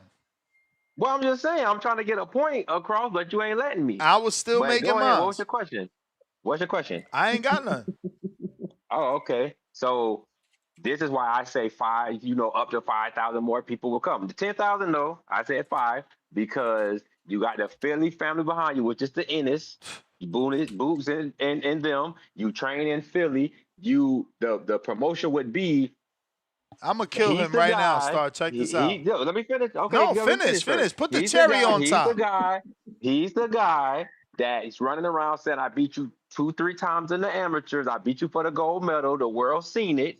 Now we're pros. I'm coming to your hometown to do it again. You don't think Philadelphia would have came off of that? All right, he's done. Star, and you're done, right? Let me rebuttal. Star, check this out. Clay, check this out. Okay. Somehow, because you hang with Boots and train in his dungeon, you're now going to generate more than 50% of the ticket sales that Boots himself generated 1 hour from his gym in Atlantic City versus Stanionis for the first ever unification of his career with a lineal belt on the line. Somehow, just because you hang with him, plus you don't speak English, they're going to travel from Philadelphia, 5,000 people, to Virginia. And remember, not DMV, Virginia, no. Virginia. The real one, the one you got to drive all the way over there for. From Philly, you're adding that. I didn't say from Philly. I said he got the Philly family. Family. And with the promotion, this is my point. You ain't got to agree. Hey, yo, with the promotion and let me put a nail on the coffin. Let me put a nail on the coffin. No, this a nail. This a nail in the coffin. David Morrell. Because during this conversation, I realized that I remembered that David Morrell might have maybe one day in his life sold 3,500 tickets in Minnesota somewhere or Missouri, whatever the fuck it was. No Cuban sells tickets. You're making it seem like Andy Cruz versus me is what I'm trying to sell you. I'm not telling you that. I'm telling you people would see Keyshawn Davis, who is You're Keyshawn not Davis, listening. the world champion, Cubans the don't buy silver medalist. tickets. It's not about the Cuban. It's Of about the course it boxing is. fans, Islandri bro. Laura sold. He fought versus Canelo and didn't sell tickets. Like who? Laura. Rigo fought Loma. He didn't help no ticket sales. They don't sell, bro. The only one that could sell, or not even could sell, but the only one that was popular was Yurokis Gamboa. Listen, but you go on this show a lot and say controversy sells, and people got background that helped this sell. They got a past that helped the fight sell. Their past would help the fight sell. Nah, man. Not an extra 5,000 tickets, bro. Listen, listen. Ask Star. Star, what it you don't think, Star? matter. Am I making a point? Nobody's gonna change my mind, bro, because I sell tickets. I'm not gonna change your mind. I sell tickets. You know what I'm saying? You've never sold one ticket. You've never sold one ticket. I sell boxing tickets in multiple different states. You think 5,000? Tim fucking Bradley. Go Google it. Google it. Ask ChatGPT. He never sold 2,000 tickets in Desert Palm, wherever the fuck him and his wife is from. Never. Never. Understood. You're fucking crazy, bro. You sit here just. I'm trying to ask the Star. fuck. I'm trying to ask Star. Berlanga. So why are you interrupting Star, bro? 4,000, almost 7,000 in Orlando. That shit don't happen. You crazy? Okay, bro. I'm trying, but reason why is background sales, controversy sales. They have a history. Man. I feel like 5,000 people came. We gotta get to Clay. What man. you think, Star? Can Star answer the question? Yeah, Star answer and Clay. So you're asking is Andy Cruz and Keyshawn fights in Virginia. Can Andy Cruz bring 5,000? Can he sell 5,000 tickets? No. If we're gonna be technical, Brandon said if he would have fought Andy Cruz instead of De Los Santos, it would have been an extra 5,000 to 10,000. Let's not water it down. Let's not water it down. I broke it to 5. It would be a more entertaining fight. It'd be a better press leading to the fight, be better promotion to the fight. More casuals and more hardcore fans would want to see that fight. Yeah, I agree with all of that, but I can't say 5,000 because I don't really know how that compute into numbers. But I will say that I think it would have got more eyes on the fight though, and more people that wanted to see it. Yeah, bro, these dudes are crazy, man. They crazy. I'm not crazy, bro. Of course you crazy. Don't like Andy Cruz. Of course you crazy. Really don't like Andy Cruz. Let me show you something. No, let me show you something. $50. $50, which we all know that's not a boxing ticket, right? 50 times 5,000 tickets is $250,000. You don't get your silly ass out of here, man. Motherfuckers don't know shit about business. Just want to waste our fucking time. 5,000 tickets. Where he sold 2,000. Has Andy ever headlined the Apex 1,000-seat arena? Man, y'all fucking crazy for real, bro. Motherfucking Tiafimo's been in the Hulu Theater his whole career. That's only holds 4,400. Loma fought at the MGM Harbor. That holds 2,800. Like, y'all think motherfuckers could sell like Canelo every day? That shit don't exist. Fuck, man. Crawford is an anomaly. Boots, same thing. Another one. Like, 14,000 in Philly? This motherfucker said because he got the Philadelphia family.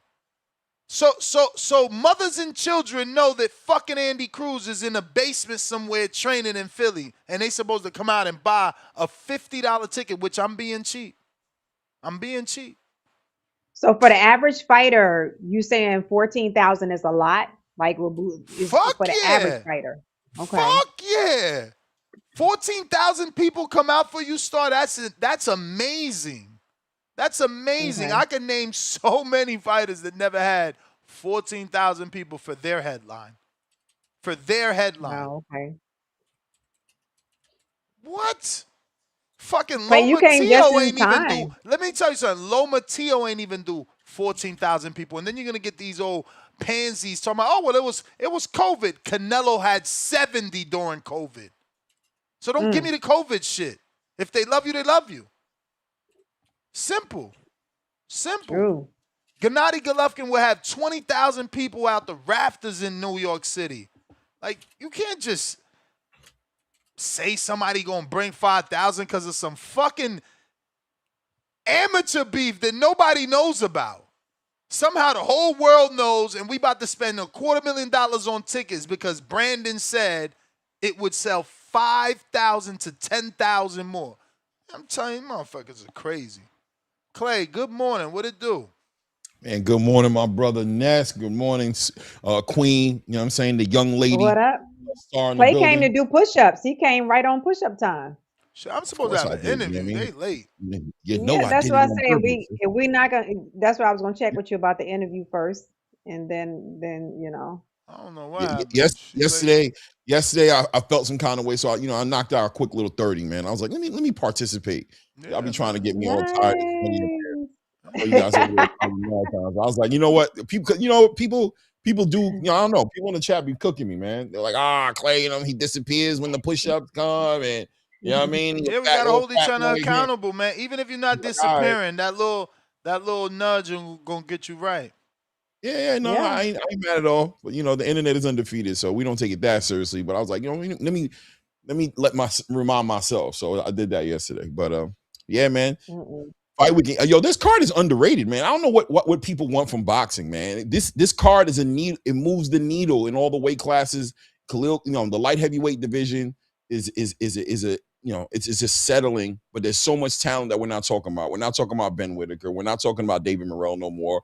You know what I'm saying? We're not even talking about David Benavidez anymore because he's gone. But it just needs that movement. So I think this Khalil Coe fight is I want to see what he looks like because I'm picturing him against the Najee Lopez's, right? I'm picturing him against all those up and coming light heavyweights, and obviously the Andy Cruz Raymond Muratalla fight is moving the needle in the lightweight division, which is taking on a new face now that the face of boxing is dealing with his personal issues. Andy Cruz could be a real player and making some big fights in the lightweight division, right? I mean, let's see what Schofield does if he takes the easy way. Maybe a Lucas Body, or does he challenge himself with Lamont Roach? You know what I'm saying? And do something special there. But, Shakur's chilling right now at 140, but he says he's coming back. So a lot of fights on this card is either moving the needle in the weight classes that they're fighting in, or we have a lot of up and coming prospects that Omari Jones, man, have you guys watched Omari Jones? He's a talented fighter, bro. Like, I love watching Omari Jones fight. Zquin Moses getting into his own space right now. Harley Mederos, you know what I'm saying? So we got some young bulls up in there who are looking to make a name for themselves. It's time for us to start embracing, right, this next generation of fighters coming up that are about to take the spot and really start to build some data, some history on these fighters as we're watching them develop in real time. You know what I mean? It's time for the old guys to kind of step to the side a little bit, you know what I mean? And let's see what the young bulls is going to bring to the space. I agree. I'm excited, bro. I'm excited. Of course, Zufa. I mean, run them down the list. Star, let's put him to the test, man. Let's see how good he is. Let's get a preview on your preview and predictions. So we have Andy Cruz and Muratalla. Let's go with that one first. Man, Andy Cruz. What is all the hype about, Star, with Andy Cruz? 6 fights into his professional career, right? I mean, Andy, man, when you look at Andy, the eye test tells you potential. Possibilities are endless for somebody like him, except he's 30 years old in 6 fights into his professional career. So we got to fast track him a little bit. And I know people don't like us to say fast track with Andy because of his age, A, and B, the amateur pedigree was always brought to the table about who this guy is. Hey, I'm with it. I'm excited, bro. Let's see what Andy can do. We've seen Andy with Bozianis now. He's sitting on his punches. He's turning his punches over. He's sitting in there, very similar to Jack Catterall 2.0, right? So, but we've seen Andy get hurt. Is he supposed to be in there? Who is Andy Cruz? Is Andy Cruz a boxer who moves around, who's slick, who controls the distance, or is he somebody who's sits inside in that close mid range and catch shots on his gloves and do all those things. I mean, we've seen him get hurt with Antonio Moran and then revert back to what he does, which I believe is a boxer mover. We've seen him with Omar Salcido kind of go through the same situation, but they gave him a nice confidence boost in his last fight. Stylistically gave him a fighter who was going to be there in front of him, and he was able to stop him. So he's going to try to move with this momentum into this fight against a fighter in Raymond Muratalla, right? Right. That's what I was going to ask you. Raymond has 23 fights. So we're looking at 23 fights versus 9. So 6, right? 6 fights, actually. Or 6 or 9. Okay. 6 fights, you know what I'm saying? So Raymond Muratalla, arguably the experience, acclimated, more experienced professional, right? Lightweight. This guy, number 4 or number 3 on Ring Magazine's lightweight rankings, right? Somewhere around that 4-5, 4-3, somewhere in that range. Listen, man, this is a big jump. This right here gives me Abdullah Mason and Sam Noakes jump, right? Where we saw Abdullah Mason, who didn't even get a chance to go a full 10 rounds, jump directly into a championship fight to go to 12 rounds with a tough, gritty Sam Noakes who tested him in every single way. And look, Abdullah Mason passed his test. He walked away. Sam Noakes with a championship, right? He walked away with a championship belt. And but he walked away with lessons, more importantly, because I'm all about the development, Star, right? I'm all about the development. I'm all about the opportunity to be tested, and so you can go back to your camp and improve where you need to improve. Abdullah got that opportunity, and there is Andy going to get that opportunity. Does he make it out with a belt? But does he deal with that experience of being in there with a Raymond Muratalla who's tried true in so many ways? Fought Tevin Farmer, arguably they thought Tevin Farmer won that fight, but he's had, if you look at Raymond Muratalla's last couple of fights, he's been tested in every single fight. And those are always great opportunities, especially when you have a trainer like Robert Garcia in your corner who can study that tape, see the holes, close up the holes, and we're just, we're building something that's going to culminate to a great fighter later on. So I'm leaning towards Andy Cruz on this one, guys. I am. I got to lean towards Andy Cruz on this one, but I think big test in a Raymond Muratalla who's just been there. And great fight, potential fight of the year candidate. I'm predicting that as well. Whoa. Because if Andy chooses to sit in there and fight Raymond Muratalla and doesn't take what I think would be the easy way out, which is box this guy, move around the ring, give him a master class, and get up out of there and take a belt, Bosie's going to make sure that Andy entertains us. And we love Bosie for that. We appreciate Bosie for that. But is that the best thing for Andy Cruz? Time will tell that story, right? But we're going to go with Andy Cruz on this one. I think it's his time. Okay. Raymond Muratalla's on his way out the space anyway. He says he's going to 140 pounds, win, lose, or draw, right? Isn't that what Robert Garcia say? Win, lose, or draw. He's going to 140. So, he puts on his performance, but it's Andy's time. IBF champion. Let's go with the next generation of lightweight that's going to run. All right. So then we have Madrimov and Salazar. Madrimov making the return. Guys, Madrimov, man, come on, man. All right, so Israil Madrimov puts on a great performance against a pound-for-pound best fighter in the world, Terrence Bud Crawford. That's the real story here. He was supposed to be that guy at 154. We knew after we saw that fight that there were people saying he was the number 2 guy, number 3 guy in the division after he fought Terrence Crawford, because that was one of the biggest challenges I think I've seen Terrence Crawford be in for a while, right? He gets that upper respiratory infection, Star. He gets sick, and it's his time though, right? He had to follow through with that momentum, so he jumps inside the ring with Virgil Ortiz. Now, remember, he was supposed to fight Serhii Bohachuk, but that's when he got sick and he couldn't make that fight happen. And then we saw him against Virgil Ortiz on the back end of recovering from an upper respiratory infection. I believe conditioning played a big role in the way he looked in that fight with Virgil Ortiz Jr. So my question is, does Madrimov take up where he left off from the Terrence Crawford? This is going to be the real confirmation. I don't think Virgil Ortiz checked the boxes for me on making a decision on who Madrimov was, or was he a hype job or not. This fight right here, he comes back into it. I'm not too familiar with his opponent that much. Yeah, Salazar. Yeah, I've never seen him fight. So yeah, I'm not really familiar with him like that. But is this at 160 or 154, by the way, this fight? This is super welterweight. Super welterweight. Okay, so it's 154. Great. So Madrimov gets to put himself back into the conversation and you know, answer the questions. Were you sick? Was the conditioning the issue against Virgil Ortiz? Because arguably watching that fight, I thought Madrimov was in control of that fight in the first, like, let's say 2 to 4 rounds. Inside those first couple of rounds, he was, you know, moving around, giving Virgil Ortiz a lot of bad looks, had Virgil Ortiz looking battered halfway through the second round. He was already had red spots all over his face. He was tagging him up. And we saw the tank go away. We saw that conditioning started to sit in front of Virgil a little too much.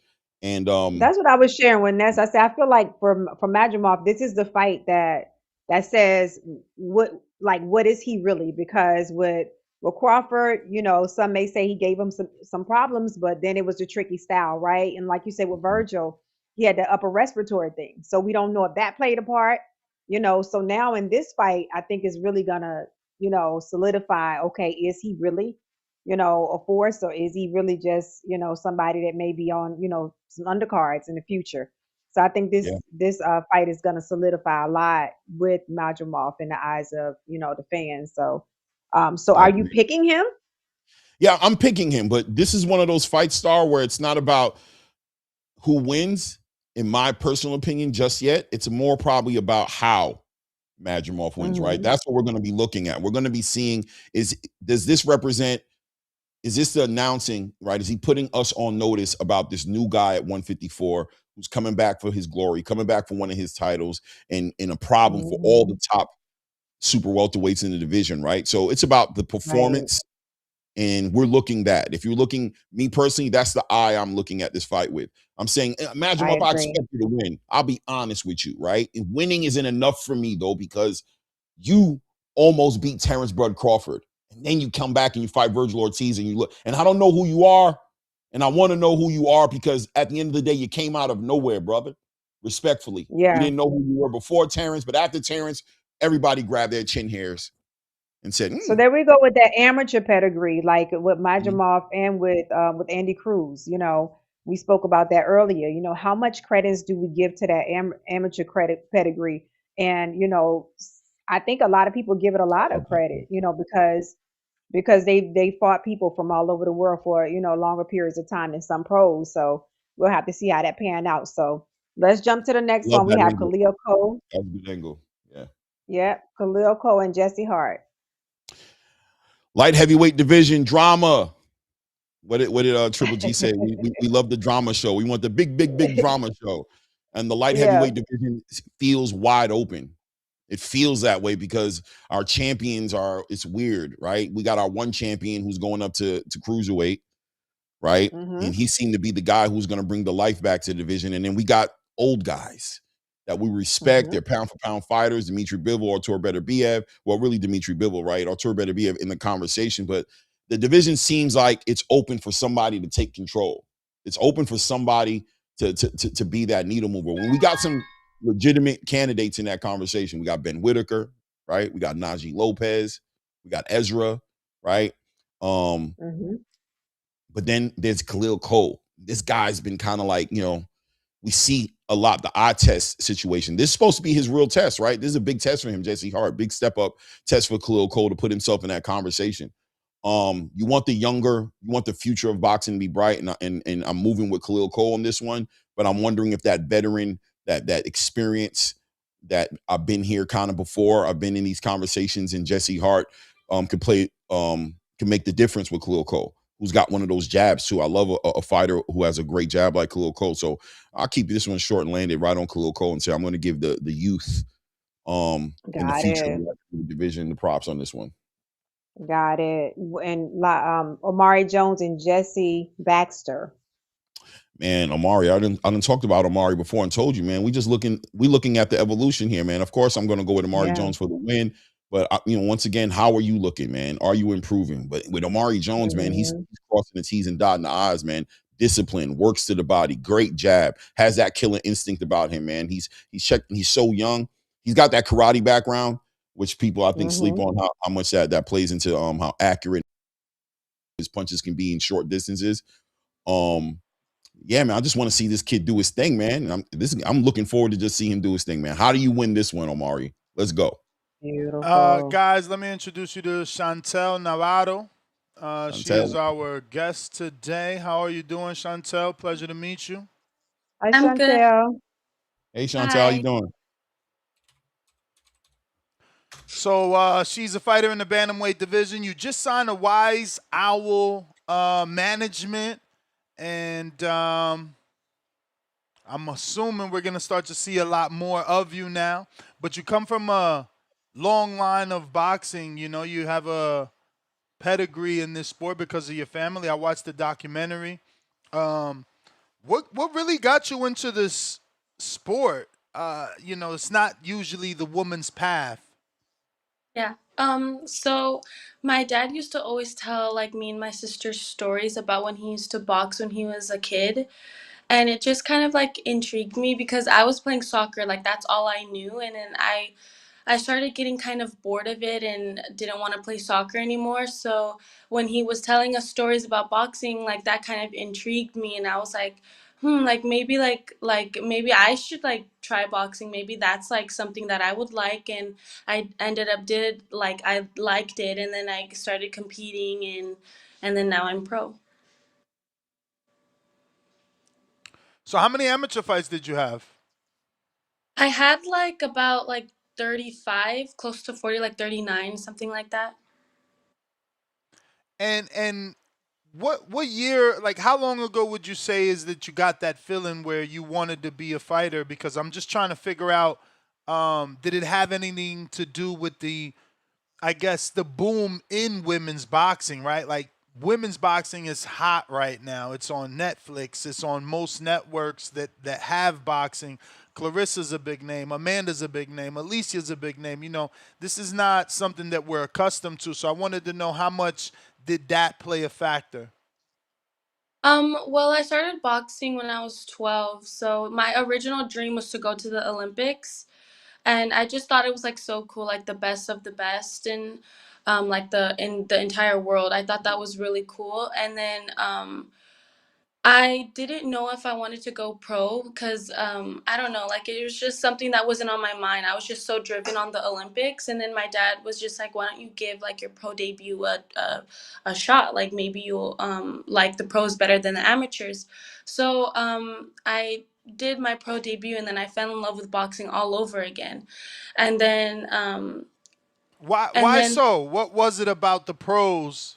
I don't know. It's just different. I feel like my style fits better in the pros because I was always told when I was a little girl when I started boxing that I had a pro style, so not too much of an Olympic style. So I just felt like I fit in there. Like I honestly like my style fit in. Like I could because I'm a technical fighter. I like to be in the ring thinking and trying to set up my shots and stuff like that. And I had that opportunity when as soon as I turned pro, and not too much of the amateurs. The amateurs is just hit and move, hit and move, hit and move. It's just like very fast paced, but in pro it's just like very like technical, and that's what I like about boxing is being smart in the ring. So how has that affected, I guess, your upbringing? You know, I mean, have you been able to have any female best friends because you're always in the gym, so you don't really have time for them, or have you found a way to make, you know, regular life still work with putting 100% into your ambition of being a professional fighter? Yeah, so when I was younger, I had to like sacrifice a lot. I had to sacrifice a lot of my childhood, and I wasn't able, like how you said, to go out with my friends. And I was just very like career driven at that age, thanks to my dad. Like he pushed me to be very career driven, and I'm very thankful for that. But I still do have friends. I have my best friend. I've known her since I want to say sixth grade, fifth or sixth grade. So yeah, I still keep in touch with her, and we go out when I can, and she has no issues with it or anything. She understands. So like I like to keep people like that around me that understand what I'm trying to do and understand that I need to be career focused and that my career comes first. And I wouldn't say it affected me too much as a kid because I loved what I was doing. So yeah, I was just always boxing for me, and I loved it. So it wasn't really a struggle for me or anything. And Chantel, this is I did watch the documentary, and I remember the history came from your grandfather. Am I correct? Okay, so coming from your grandfather, were you the next boxer that came from your lineage? Did your father box or anybody else in your family? Yeah, so I have a lot of cousins that box, but my grandpa, he never boxed, but he like basically his sons, like my dad and my uncles and stuff, they like kind of would sneak off into like the boxing gym, and then one day one of their coaches followed them home. Like he was like, "Who are these kids? Like they're never here with parents or anything like that." So he followed them home and then spoke to my grandpa, and then my grandpa was like right away like, yes, this is what I'm going to do for my kids. So my dad, he boxed amateur and pro, and then also my uncles, my tío Jose and my tío Carlos, they boxed amateur and pro as well.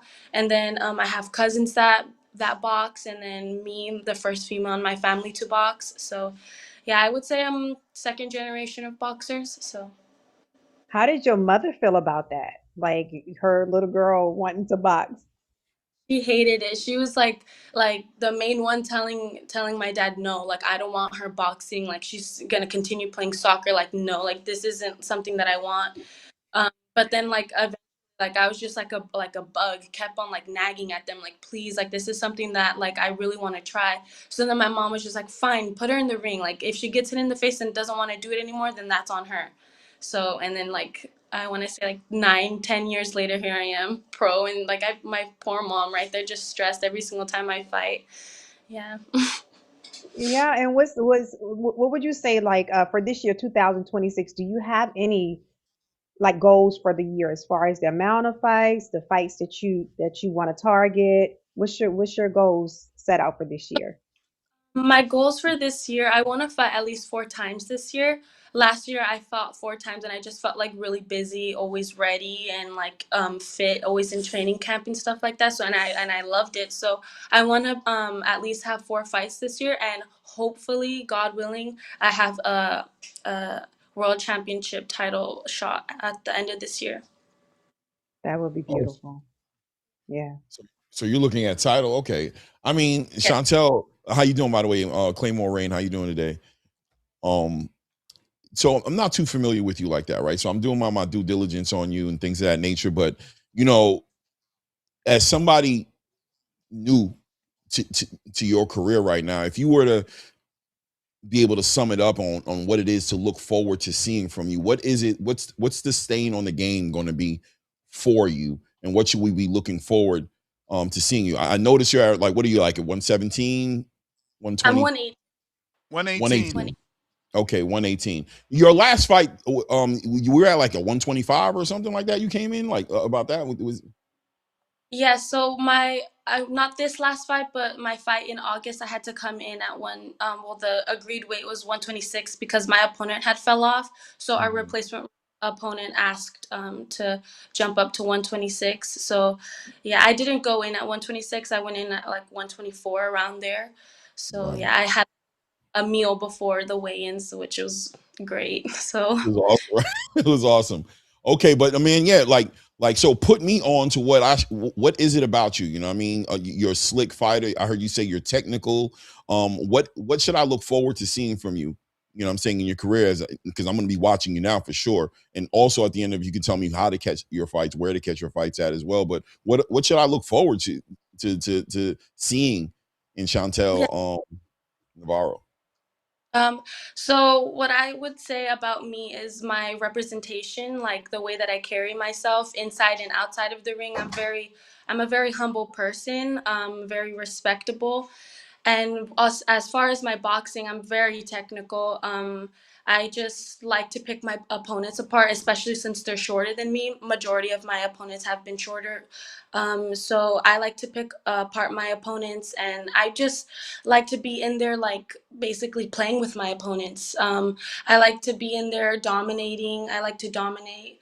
Um, Let's see what else. I want to change the name for women's boxing. I want to be like the star of women's boxing. I want to be like Amanda Serrano. I want to be like Katie Taylor. I want to have these big fights, and I know that I will have these big fights because of my not only my talent, but how driven I am and hardworking I am. So I know that I will be one of the big names in women's boxing, and yeah. Yeah.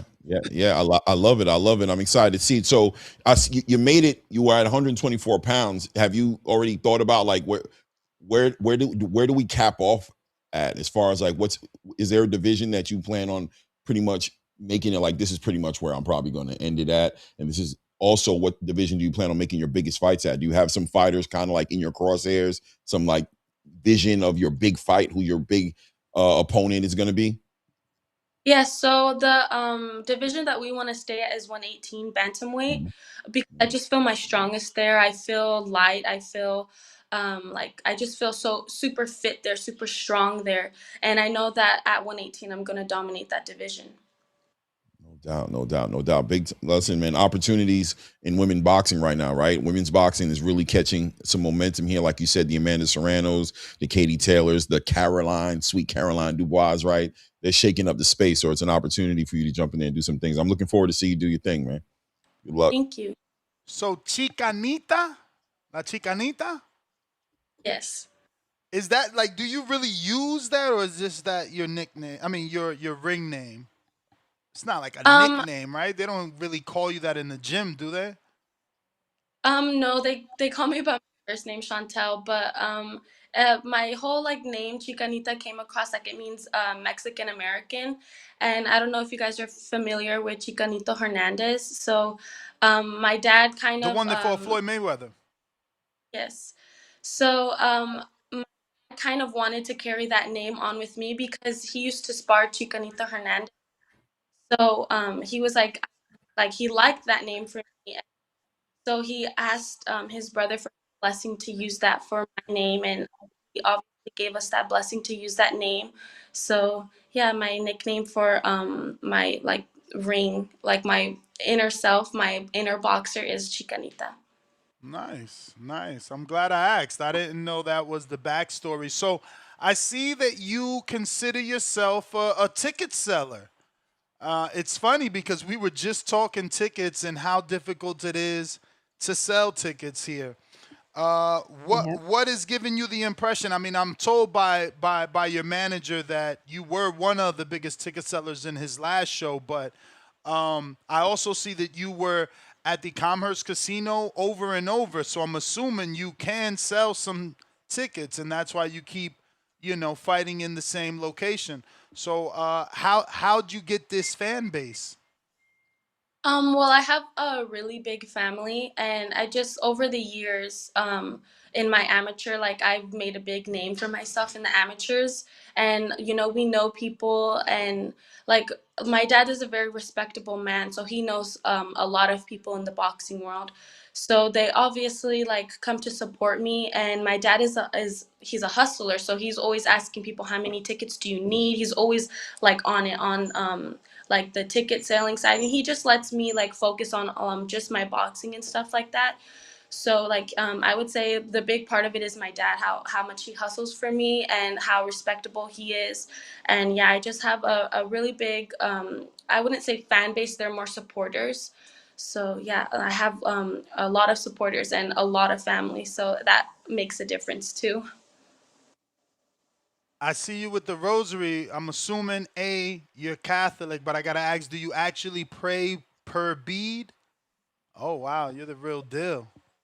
I'm Christian, so no, not the entire bead, but I do pray like every single day, morning, nighttime, before I go on, before my fights and stuff like that. So I always bring my for my fights, I always bring my Bible with me, and whatever I'm feeling that day, I read a verse, and then I just like sit and listen. Like I have the Bible app on my phone, so I'll just be listening to the verses and just like be in my own zone, like just connect with God right there, because right there I'm right before going out into war. So Wow, that's interesting that you're listening to the word of God That's before deep. battle when most people are choosing to listen to some sort of music to hype them up. So do you use it to keep the nerves calm, or does it somehow no, motivate you? yeah, it motivates me, and it like gives me the sense that I'm protected. Like I'm protected going in there, and like I have no worries or doubts, just putting on my performance. Yeah. Nice. So obviously you signed with Wise Owl Boxing January 16th. I believe you joined the stable with Brandon Adams, Charles Conwell, and a few other big names. What made you choose Wise Owl Boxing, and why was it that you thought they could bring you to the next level? So, at the Santa Monica Pier, it really sat with me when Mark, he was like, let's give this girl an opportunity to become the main event, and he was right away telling us like he wanted us to fight for the belt. So I was just like he's like barely met us, and he's already hustling for us, and he's already making big things happen for us. Like being the main event on the Santa Monica Pier and fighting for a belt that night too. It was just like, especially for cancer. Like I have people in my family that are battling cancer right now, and some that passed away from cancer. I feel like that's like such a big deal, and it was like such an amazing experience, and I'm so happy that he was able to do that for me. And it was just like um Mark is such a good person. He's such a genuine person. You can tell off of the vibe that he gives. He just wants to he just wants to pave the way for me, and he just wants to see me succeed. So that really sat with me, and I was like, yes, like he's like the man in boxing. Like I want him on our team. And my dad consoled with me, and he was like, Mija, I think this is the best move for us. And I was like, yes, Dad, I agree. Like Mark is such a good person. And yeah, that's like how it all came along. And then we sat down, and I wanted in the future and what he was wanting to bring to the table. And I liked everything that I heard. So I was like, yes, like we need Mark on our team. So yeah, that's how it all came along. Is the end goal to get with a Jake Paul Promotions? I mean, because Mark is a manager. Do you have a promoter that you see yourself working with? Did you envision being the promoter to take you to superstar status? Yes, any big promotional company that wants to sign me, I feel like that's like a really big blessing, especially for a female fighter. Not a lot of female fighters have a promotional company behind them. Any big promotional company, Golden Boy, MVP, Top Rank, any promotional company, I would feel really blessed to be working with them and fighting under them. So, yeah, I don't have anyone specific, just anyone that is brought to the table and wants to sign me, and obviously is going to do right by me. So I see you have 7 national title wins. Now that's impressive. How difficult was it to achieve that? Like especially as a young girl, like sports can be a little bit I want to say like not intimidating. I would say like is just a very like irritating at such a like I want to say fresh teenager, like 15, 16. Like you just want to put it aside and not do it anymore and just focus on like going out with friends and stuff like that. But it was a lot of hard work, dedication, just very focused. And I wouldn't say it was hard. It was just all of my hard work. So my performance in the ring and the judges giving me my fights, it was all hard work. It was all earned. It wasn't very hard. So it was just what I was willing to sacrifice and willing to do for those titles. So you're also like a Nike athlete? Yes. Like officially? Like they give you the hyper dunks and everything? Because they got some new hyper dunk threes that look amazing. I think it was Ashton Slive that posted them. Did you get in some of those or what? Yes, so how that all came along was they found a article on me on ESPN. So I did a few campaigns with them, and they just wanted like to sign me as their athlete because they like thought it was so cool that what I was doing. I'm a female boxer, so young and super driven, and I have goals for myself at such a young age. So they signed with me. I was the youngest Latina to sign with Nike. So like that's something on my pedigree that I have that I will have forever. I signed with them when I was 17, started working with them when I was 14. And yeah, they send me like all of their latest stuff. And I have like this whole Nike account where I get to pick and choose what I want, like my workout stuff and stuff like that. Man, so wait, they let you pick leggings and everything? Yes, Oh, yeah. wow. That's That's dope. dope. Wow. Yeah, I Nessa mean, I looking don't for the think we've plug. seen I a just want to let Nike. you know. You're gonna get a private. He's looking for the plug. No, He's I'm trying to not figure looking out for the anything. access. And Honestly. he's looking for. He said, "You No, get the I'm not. Nike." No, I'm just happy for you. I was about to say I'm happy for you because we haven't seen a Nike athlete since Triple G, right? Is he the last one? And I think Andre Ward. So that's amazing. That should be something more reported on. That's official, man. Congratulations to you. Wow. Get those new Yeah. Hyperdunk threes though. Them new ones look He came full crazy. circle. You see, he came full circle, right, Chantel? He came back to the What? Back to Nike. the hyper dunk. Yeah, For right. her to get the Something hyper about them dunks. Nike. I don't know. For I'm her just to saying. get Watch him. out for For the her. DM. For her. For her. This guy is too much. He coming back to it. The He's like, hyper yo, but dunk. don't forget about those. So Let's get it. at 118, did your dad was he able to get you some sparring with oh my god. Well, let's start with the retired. Oh my god, don't help me. Lord have mercy. This is what happens when you retire. She beat Marlon Esparza and she beat Valle. Oh my god, what is her name? Oh my god. She's pregnant right now by Chris Mannix. She was the last what, Oh, you're 114, talking about 118 pounds. Sinisa Estrada. Strada, Did you yes. get some work with Sinisa? Yes, when I was younger, I got some work with Sinisa. I would think I was like 17 at the time. But my last sparring partners were Cobra Ruiz Okay. and yeah, some From help from Mexico, right? Isn't she from Mexico? she's from LA, yes, but she's Mexican. Does she still have the WBC title? Yes, she just All won right. it November. November. Okay.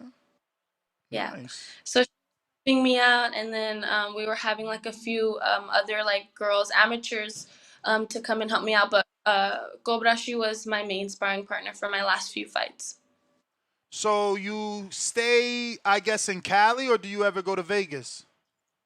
I stay in Cali. Yeah, majority in Cali. My dad has he runs a boxing gym out here, and majority of like my coaches have their boxing gyms out here. So. Did you watch Jocasta Valle's last fight versus Jarida Bustillos? Or is it Bustillos? I think it is. I really used to spar with Yoka. I used to help her get ready for her big Nice. fight. Won her when she had her, I think her first title shot. I was her main sparring partner, helping her get ready for that. Wait, so she flew you out to Costa Rica, or where were you No, training? she was here in LA in Boyle Heights, a gym named Forge. We were there Okay. sparring. All right. So any other world champions or elite level sparring that you've been getting throughout the career? I think just Sanisa, Cobra, and Yoka. Yeah, I was sparring pros when I was 17. Yeah, Yoka and Sanisa and Cobra. Yeah, that's. And just because she's the sister, never the sister? Jocasta Valle's sister? No, Oh, she wasn't. She wasn't out here when I was sparring Yoka. I okay. think they're Costa Rica right now, training over there. Is there any dream venue that you hope to fight in? Yes, I really want to fight in New York. I feel like that is such a classic venue to fight at. All of the big, great names have fought there. I really do want to fight in New York, Madison Square Garden. Vegas, I feel like I would pull in a lot of fans from Vegas. Let's see where else. Yeah, I think those two are like on my list right now, top. Or maybe Florida, Miami, Florida. I feel like Let's that would be go. cool. Yeah. Keep it sunny. Well, listen, that is all our questions. We do appreciate you. Thank you for coming on. Actually, do you know your next fight date? Because I was told maybe it's in April, and it'll Yes. be your first 8-rounder, right? Yes. So we're looking at April 18th.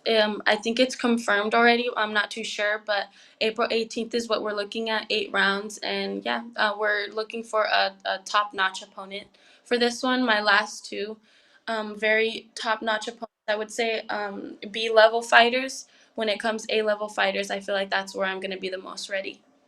All right. Well, give out your social media for Awesome. anybody that isn't following you can do so.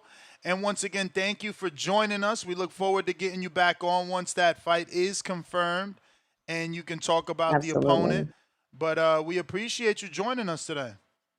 Thank you. So you guys can follow me on my Instagram, chicanita.boxing, if you guys want to follow along with my journey, my pro journey.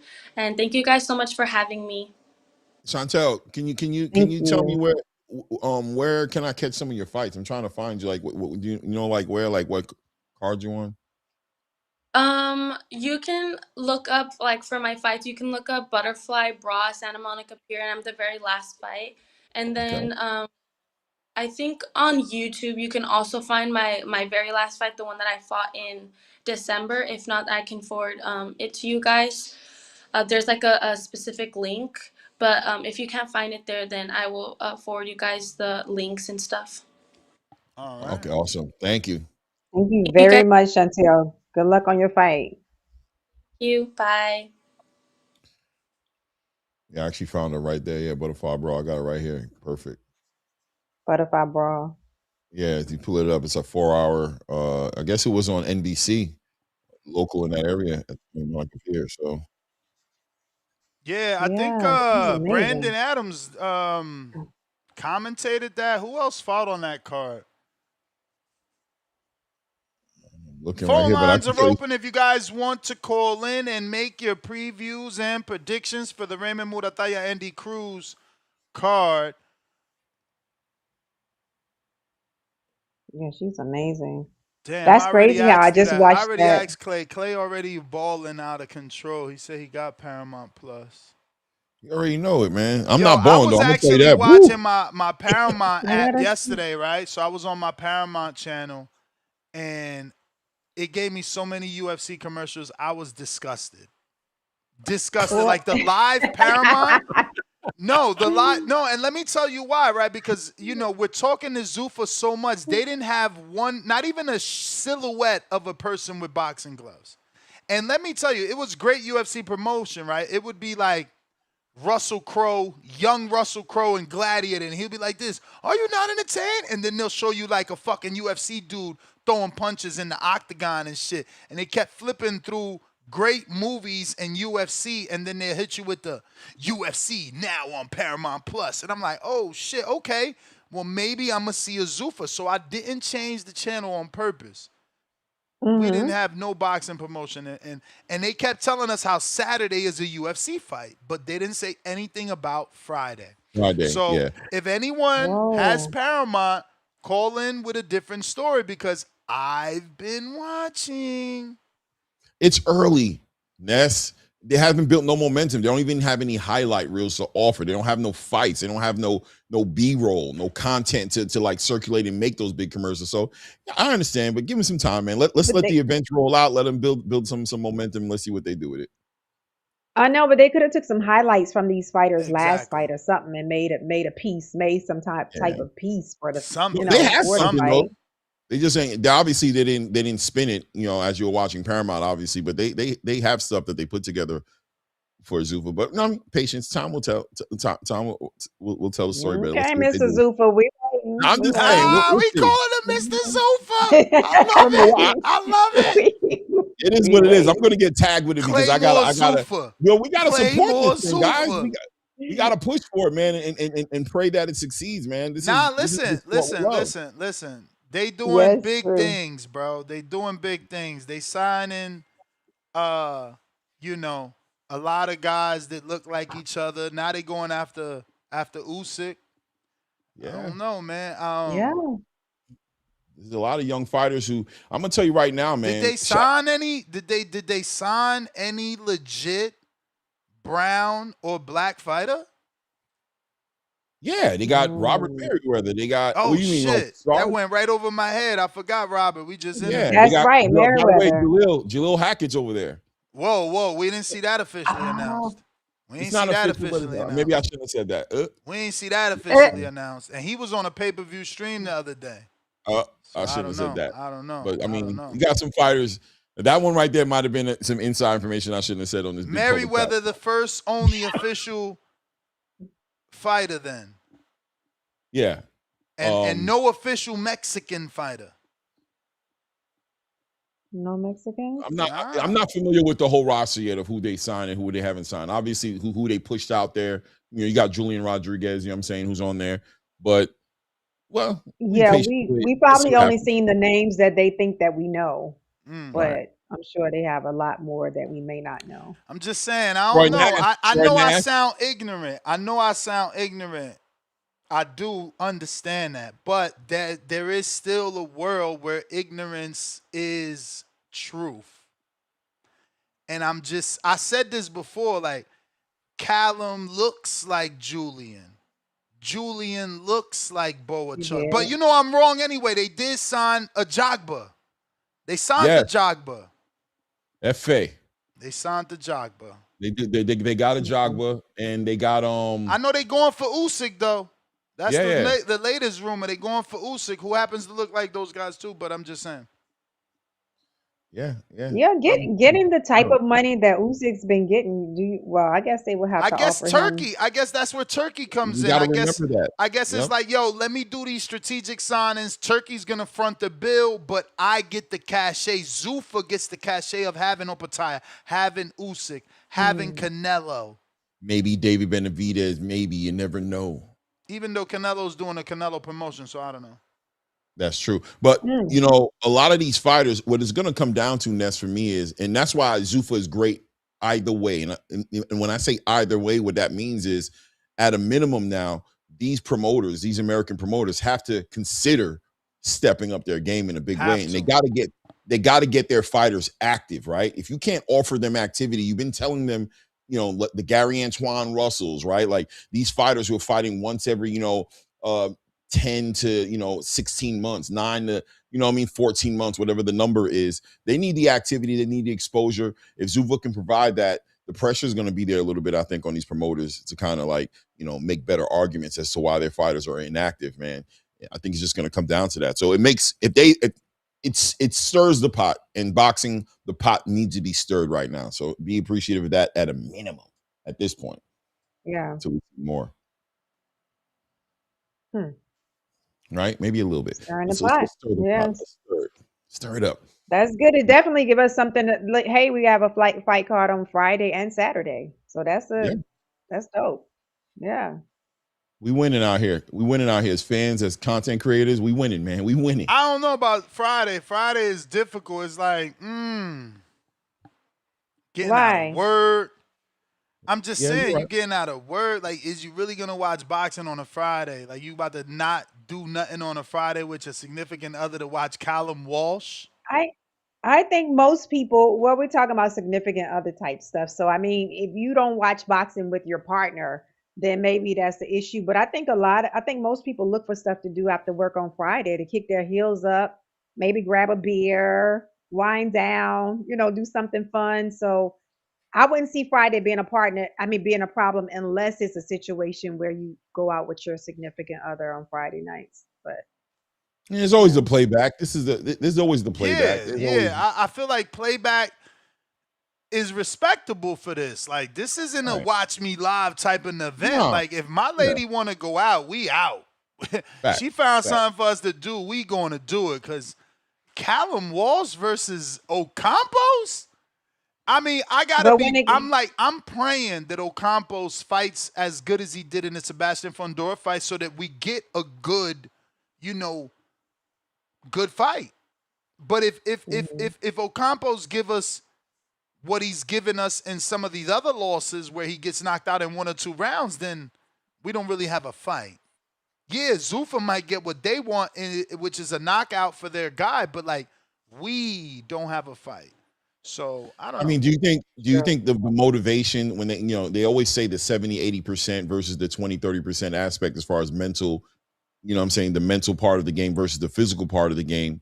Do you think this stage right here, a lot of these fighters, because you're looking at Julian Rodriguez's energy, you look at Robert Merriweather's energy, they were very excited about the opportunity. I think they're very optimistic about the possibilities if they can go through this. So they seem very excited to fight.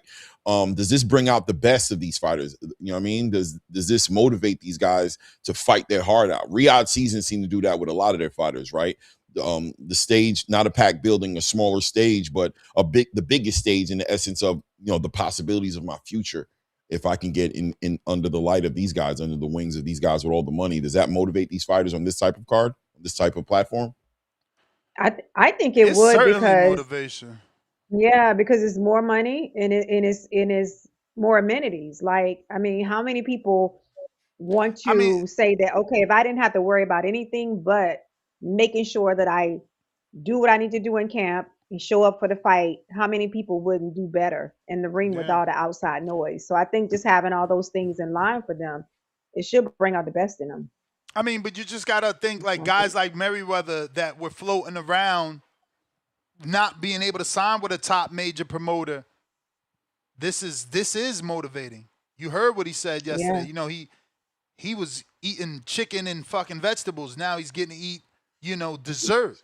So Yep. he's happy and he should perform better. But all that is in theory. All that is in theory, Facts. Yeah. Facts. And some of these other fighters, they may not want to do that. They may want to control their business. Like, no, just give me my whole purse. You might be only paying me $90,000 because you're taking $20,000 or even 10, 3, 5, 4,000 for all this food and nutrition that you are charging me because it's coming somewhere. Are they And charging? this is something. I mean, it ain't What, for free, the bro. food? Somebody got to pay for that shit, right? Like But somebody is got it to the pay for fighter that. though? Is the fighter paying for it? I think is included in No, their I'm whatever just the saying. I'm contract just is. saying that I'm not paying you what I could because I still got to pack the Right. pantry. Yeah. Like I still got but to isn't it? allot money for the pantry and for But isn't your supplements, and I got to pay that strength and conditioning coach that's always there whenever you need him, and the lights isn't for the facility. Like right, right, right. I But isn't think that a overhead is respectful? always going to come off the top. Isn't that the respectful? Isn't that a respectable tax? Yeah, no, Like when listen, you're living in a no, neighborhood and no. you're paying your taxes, you want your streets clean. Clay, You I'm want your not school mad. good. Clay, I'm not mad at all. You don't got to defend him because guess what? Okay. Robert didn't have it and he's happy. I can't get mad when the fighter is happy. He's showing his happiness. And even a guy like Ajagba that was established and was with one of the big promoters, he has to be, and I'm assuming, happier because guess what? He's already going in there with a pay grade. So he's not going to let them talk him down, right? Right. And then he's getting all the extra perks now. He used to have to pay Ronnie Shields strength and conditioning coach when he was with Ronnie. Now he got the UFC strength and conditioning coach. His girl probably did his food. Now he got the UFC food. So, I'm not mad. Like you said it earlier, hopefully this forces Matchroom now to make a facility. Make a facility. Mhm. Get these. I mean, somebody got to go to the negotiations and be like, well, Eddie, I don't know, man. UFC offering Lunchables, man. I need my Lunchables. You know what I'm saying? Here's one interesting thing. Okay, so both fighters I asked, okay, is there any particular names that you want this year? They were overly satisfied with just knowing that we have 3 or 4 fights lined up. Like Yeah. that was the thing.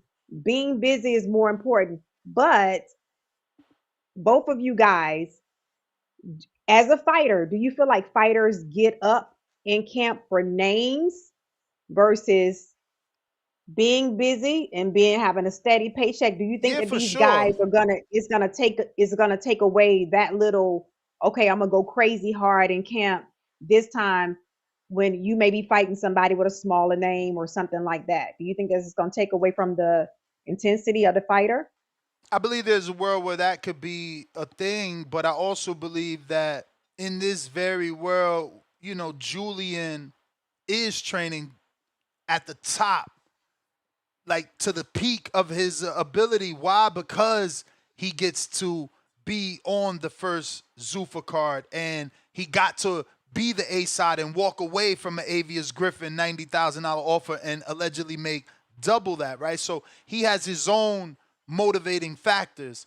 I'm not saying that he's not going to strive and push to a even higher level when he fights a name, but I think he's got enough motivation to go out there and not underwhelm or not underperform or not undertrain because of everything that is on the line. Like, this is another opportunity. At the end of the day, we can't forget he got cut. He got cut. He was with Top Rank and he's not with Top Rank. He was with James Prince and he's not with James Prince. Something happened, and this is an opportunity because guys don't bounce back. Guys don't bounce back from being with a major manager like James and now you're not, and being with a major promoter like Top Rank and now you're not. You don't end up on another top promoter unless you have those skills. So shout out to him again, another opportunity. I can't be mad at the UFC. They giving, or at Dana. I gotta stop saying the UFC. Can't be mad at Zufa. They're giving opportunities to people that otherwise wouldn't have them, and that's what this sport has always been about. The white blue collar guy, you know what I mean? The inner city guy getting an opportunity they wouldn't otherwise get. That guy like Kingsley eBay that we laugh at that is an insurance man, but deep down inside he wants to be a fighter. He just got to work to put food on the table. Absolutely. What you think, Clay?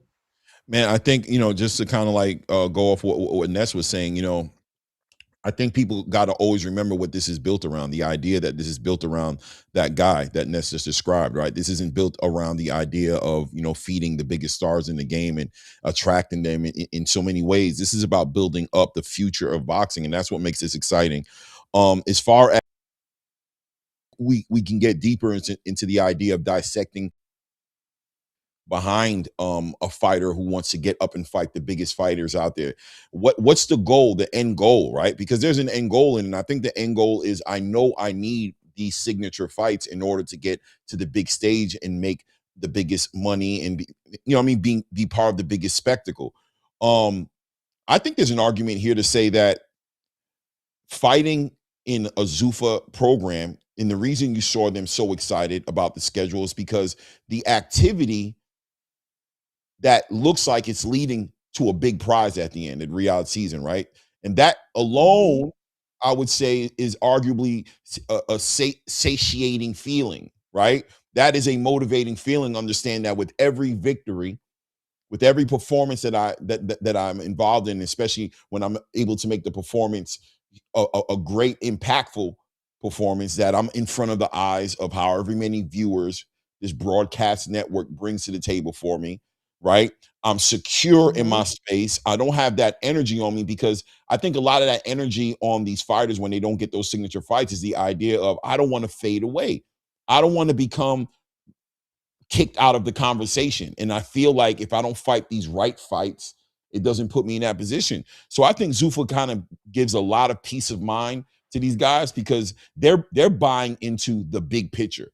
And the big picture is, you do well here. Look, you got Turkey Al-Sheikh, who is, for all argumentative purposes, the money machine behind this. So don't even worry about that. Put on your best performance, be exciting, get the attention that you need to get, because we're going to give you the platform to get it done at. And yes, at the end of the road, you will ultimately have an opportunity to be part of the big show, the big spectacle, the biggest fights as possible. So I think that might replace that anxiety that these guys have always had on fighting those signature fights. Absolutely. Okay. All right. Just wanted to get y'all take on that. Sure. Yeah.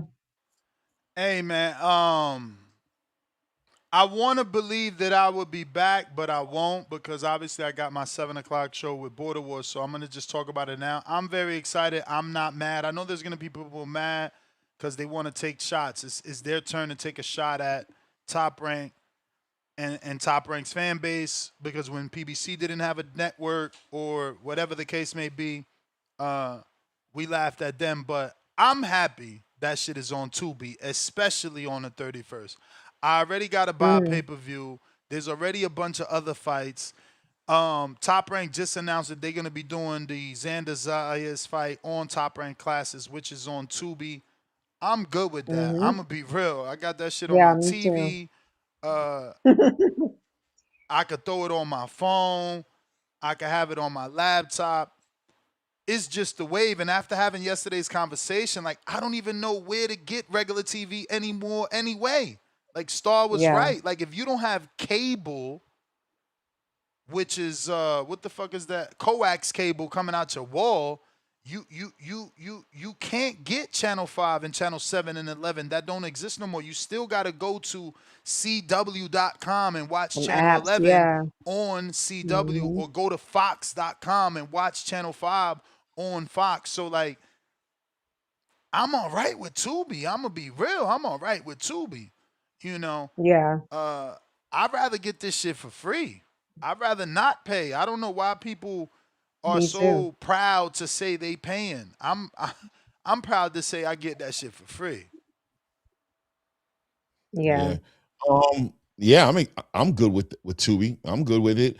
I think when we knock Tubi a little bit, it's just at the idea of, is this giving these fighters the exposure they need to be the big stars that they want to be, and just as far as the stability of the company, right? Like, are fighters satisfied with that being the platform that they have to perform on right now? But Clay, shouldn't And we embrace it? Like, if you Google, and I don't know, maybe my search was wrong. Y'all each got Chat GPT. You tell me what yours say, because last time I Googled it, they the number 3 streaming site after YouTube and Netflix is them.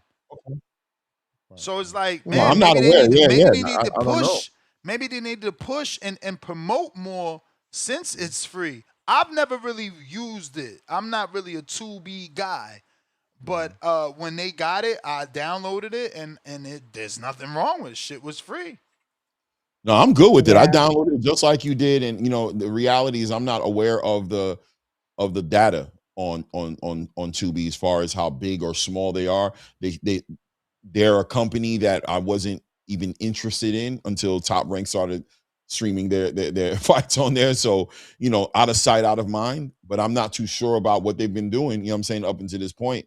But listen, man, more importantly, yes, I'm happy that Top Rank has a place that we can look forward to seeing the fights on. I'm here for the fights. I don't care about the networks and all that. I question the stability, the strength of the platform to hold up these fighters and help them get bigger and things of that nature. But time will tell that. But more, I'm here for it. I mean, more importantly, I want to see the yeah, fight. So that'll be a way to see it. absolutely.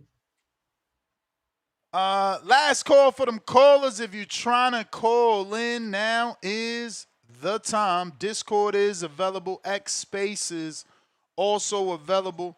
But for anybody living under a rock and didn't get that previous conversation, it is confirmed. January 31st, Xander Zayas will be taking on Abbas Baradu in a unification bout, which will be streamed on the Top Rank Classics channel and on Tubi. It'll be on Roku.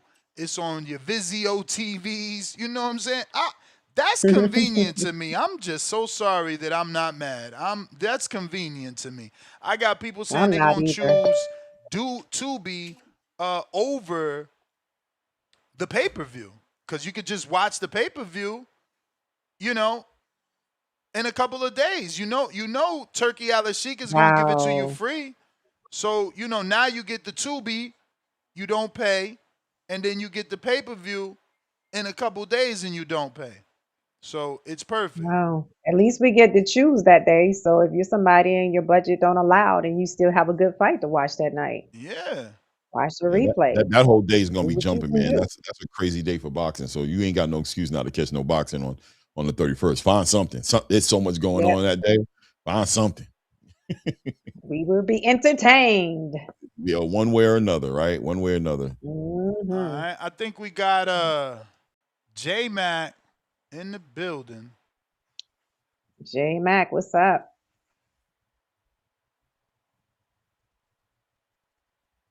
Yo, can you hear me? I hear you.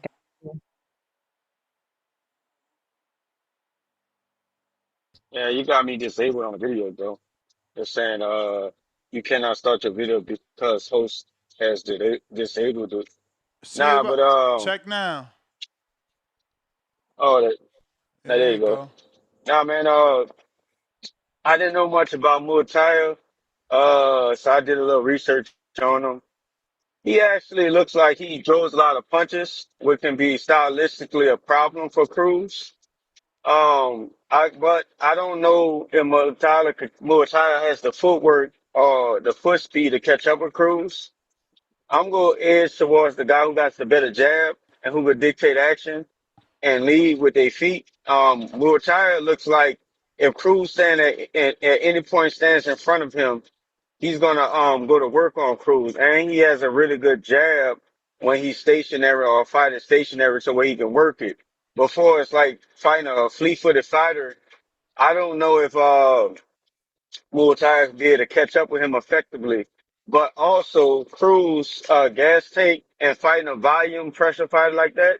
I wonder how he's gonna hold up against that because I'm not a big fan of what he's doing over there with Boza and them. I think Boza is kind of I ain't gonna say I don't think he's enhancing. I think he's kind of keeping him pretty much how he is. There's some certain things he's not evolving. To me, I think he jumps a lot still. I don't think he fights on his feet or he's not as fleet-footed as he should be for the style of boxing that he needs to have in the sport. He's not a big power puncher. And I don't think he uses his jab effectively enough. I think he's kind of dependent more on his athleticism. So when I say stuff like I'm not a big fan of what he's doing over there with Bozy and them and what they got going on, I'm speaking on like how the training going, what I think the style he teach. I think Bozy brings out the athleticism, twitch, and rhythm out of fighters. But when you start leveling up in the sport, you're gonna need more than that. You're gonna need time. You know, you need to be able to jockey for foot placement, lead foot, how to hide your jab with your lead foot as well too. When you gotta work and close the distance, how to be effective to cut off the ring, so you won't have guys stepping on angles and moving out on you. But so like with that fight, I'm gonna give it to the fighter whoever wins the jab department and who will be more effective with their jab. So I don't know which fighter that's gonna be. I did want to call in and I want to talk about Keyshawn. You seen how Keyshawn filling out at that weight class? That's yo. I think he took a That's you call on on here? his he took Yeah, a call, he J took Mac. Okay. yeah, he took a call. All right. Yeah. Do y'all see how Keyshawn is filling out at that weight class? Yeah, he looks real muscular. So I think he's putting on a lot of muscle. So whenever I see people putting on a lot of muscle, I always question how the weight cut can get J complicated. Mac, let me get you back on. I got Lucas Body Yeah, I joining me heard it. real quick. Okay. Lucas, Okay. Body. how are you? Hey, Salute, good to man. see you. You How are you, almost man? forgot What's going about me, on, man. That's Lucas? crazy. You almost forgot about No, me. no, I didn't. We got a snowstorm over here, man. I had to I was in a ton of traffic and I had to get the next exit. But Bro, we're why good you now. still living in cold ass Canada? You out here making $300,000 bets on Jake Paul. Lucas, talk to us, bro. Oh man, 300K I on love Jake. Canada. I love Canada. I do. Hey yo, I said when I seen you betting on Jake, I said there's no way this shit fake. I mean, no way this shit real. Jake Paul gave him 100,000 to bet on him. There's no way you really bet on Jake, man. Why not? Come on, man, get If the fuck. someone was gonna do it, he was gonna Bro, do if it. you But was gonna throw away 100,000, you could have called your fucking boy over here, man. I could have used Yeah, it. man. Bro, you kidding me? 100 That's trying to grand? get the new studio together, bro. He Yo, could have used 100K. The studio would have been diabolical what? right now, bro. Bro, easy come, he easy go, said if brother. anybody was gonna do it, Jake was gonna do it. Listen, I feel you. You gotta ride with the guy that's feeding you and hooking it up, but like, come on, man. He better have gave you the Monopoly money, all I'm saying. Monopoly money on that bet. Yo, so what's good? Floyd Schofield and you for the vacant title or what? I think it's time, bro. It's that time. I Yes. mean, this fight's been talked about for a long time. This is it. It's gonna happen. I mean, I don't. It's in the WBA's hands, but I don't see it going another way. Has Nikisha or Phil LaGreco sent a petition to the WBA to actually make that fight? Yeah, absolutely, Okay, absolutely. great, They're working on it. Yeah. great. So do you have a targeted month you looking at? That I have I got no clue. Mm. I got no clue for that. Have you been in the gym or what? Yeah, I don't know. I see yeah. a I'm few training. bruises. Those bruises on your forehead? A little bit. I mean, just some sparring. Nothing crazy. So this is the big fight then. If we can't get Floyd Schofield, do you just sit out? Because it's like, that's a world title. Everything else might feel underwhelming, and we don't want you to underperform because you can't get up for a fight. Yeah, I mean, it's the only way it doesn't happen is if they don't want it, I guess, unless the WBA does some funny business. I don't know, but I don't see them doing that. They'll probably do the right thing. 1 and 2, it only makes sense. For sure. Now, are you expecting for it to be an MVP card, or is this going to be a Golden Boy card? Did you guys send an offer to them, or are they sending an offer to you? What are we doing here? Who's in charge of the actual fight? That I got no idea. I got no idea about the promotional side. I'm not sure. We're just trying to line it up with the WBA, so the WBA mandates the fight, and then from there, the promoters do their job, and I don't know who gets the card or the show, or they co-promote. I have no idea. So you haven't fought since August. Were Yeah. you is injury or something, or is it just no opponents? Yeah, I had a little injury, but it was fine after like November, October. What kind of injury, man? You got them Shakur Stevenson hands? No, hands are good. Hands are good. I've had those issues in the past, but we're good there. Just a little shoulder injury, but it's 100% now, so no issues. I've been in the Surgery? gym. No. Stem cells? No. It was minor. It was Okay. a month. It took like a month and maybe 6 weeks off. But yeah, I've been in the gym, kind of just been patient, kind of waiting to hear, especially when when that Gervonta Davis thing came about. Then it obviously opened up my eyes and said, oh, okay, well, hopefully they strip him, and they did. I mean, plus he hasn't fought since March, and it was just like, hey, how long are they gonna let him hold the title for without stripping him? So yeah, I mean, it was in my ear for sure, like that the potential fight for the WBA title, or even an interim worst case scenario. So I was preparing. I still am. So, guys, you going to jump in before I get to the questions from the people? And for the Nah, people, if you man, want Luke. to ask Lucas a question, head on over to the members page and drop him a question before his time runs out. Nah, look, Lucas, man, it is about that time, right? The WBA did seem kind of tied up a little bit when it came to the conversation of Gervonta Tank Davis. So now, we've got some closure there where there's an opening for the championship. I saw you yesterday kind of, having a friendly, conversation with the potential opponent in Floyd Schofield Jr. This fight right here seems like it was pushed off a couple of times. I don't know how it looks. It looked like it was supposed to happen, and then it didn't happen. He ended up getting an injury or something, and you had that you got that opportunity, you know what I'm saying, with who is it, H2O, right? It was H2O, and that was a knockout of the year candidate. At this point, is it built up at this point to where it's because you're at 135. I don't know what your aspirations are going up in the division, but are you excited about competing in the light heavyweight division? In the lightweight division as a champion? Because it's like a whole new generation of champions. Abdullah Mason, Shakur's obviously champion there. We're about to find out what's going to happen between Andy Cruz and Raymond Muratalla. Are you ready to compete and unify in this division, or is this a stepping stone to the next stop, which might be 140? Yeah, no, I want to stick around the lightweight division. I mean, I belong here. It's one of the best divisions in boxing, and it always has been in the past. So I don't have an issue making the weight.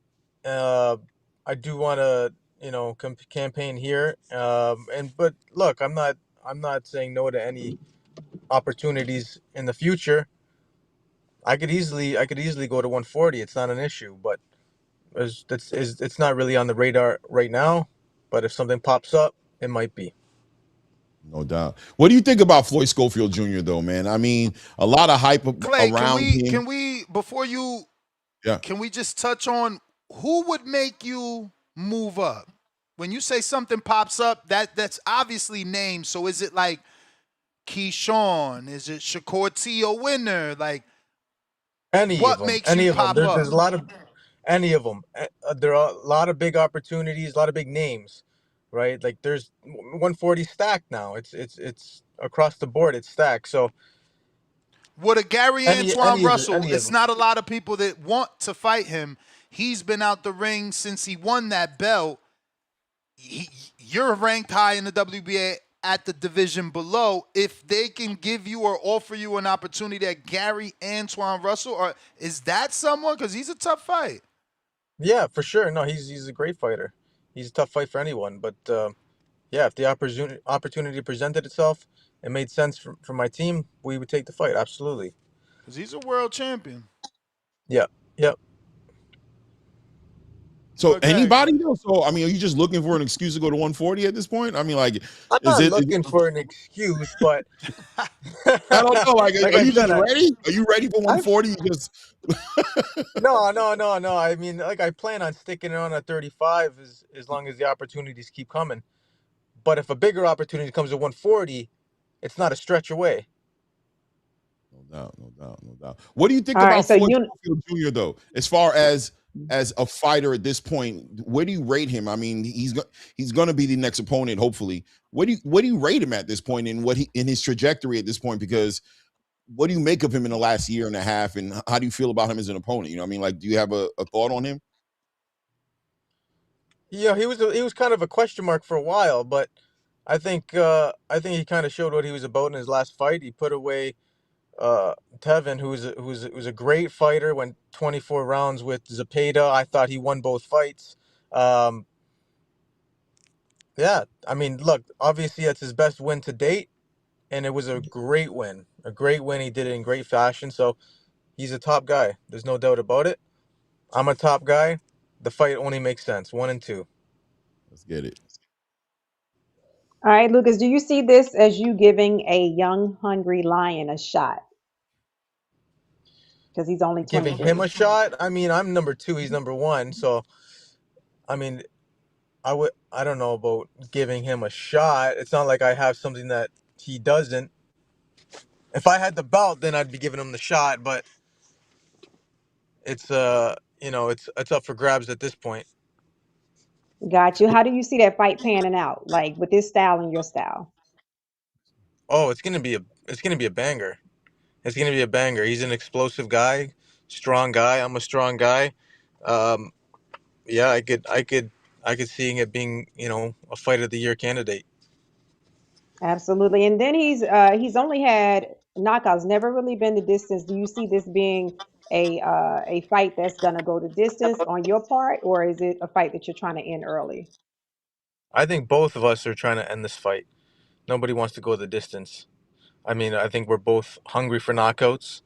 So yeah, I mean, I don't see it going the distance. Absolutely. And do you feel like your maturity in the game, things that may have come with age or just being a pro longer than him, is that going to play a part in you being able to win this fight, or is it going to be an experience thing? Have I been a pro longer than him? I don't know. Is it when did He's he turn younger, pro? so I would think that the experience level is different. So do you feel like that's going to play a part? Um, yeah, I mean, I think it comes down to IQ, the experience level. I do think I got a better resume than him, other than his Tevin Farmer win. That he didn't really get much experience in that fight, but Hmm. um, other than, I mean, you put that one aside, I've definitely fought better competition than him. So yeah, I mean, experience in the ring. I know he's been in camp with tons of great fighters, so I don't think that we're too far apart in that category. Got If it. that makes So as sense. far as you being at this weight level, do you want to unify, or is it more big fights for you at this point? Once you get through this fight.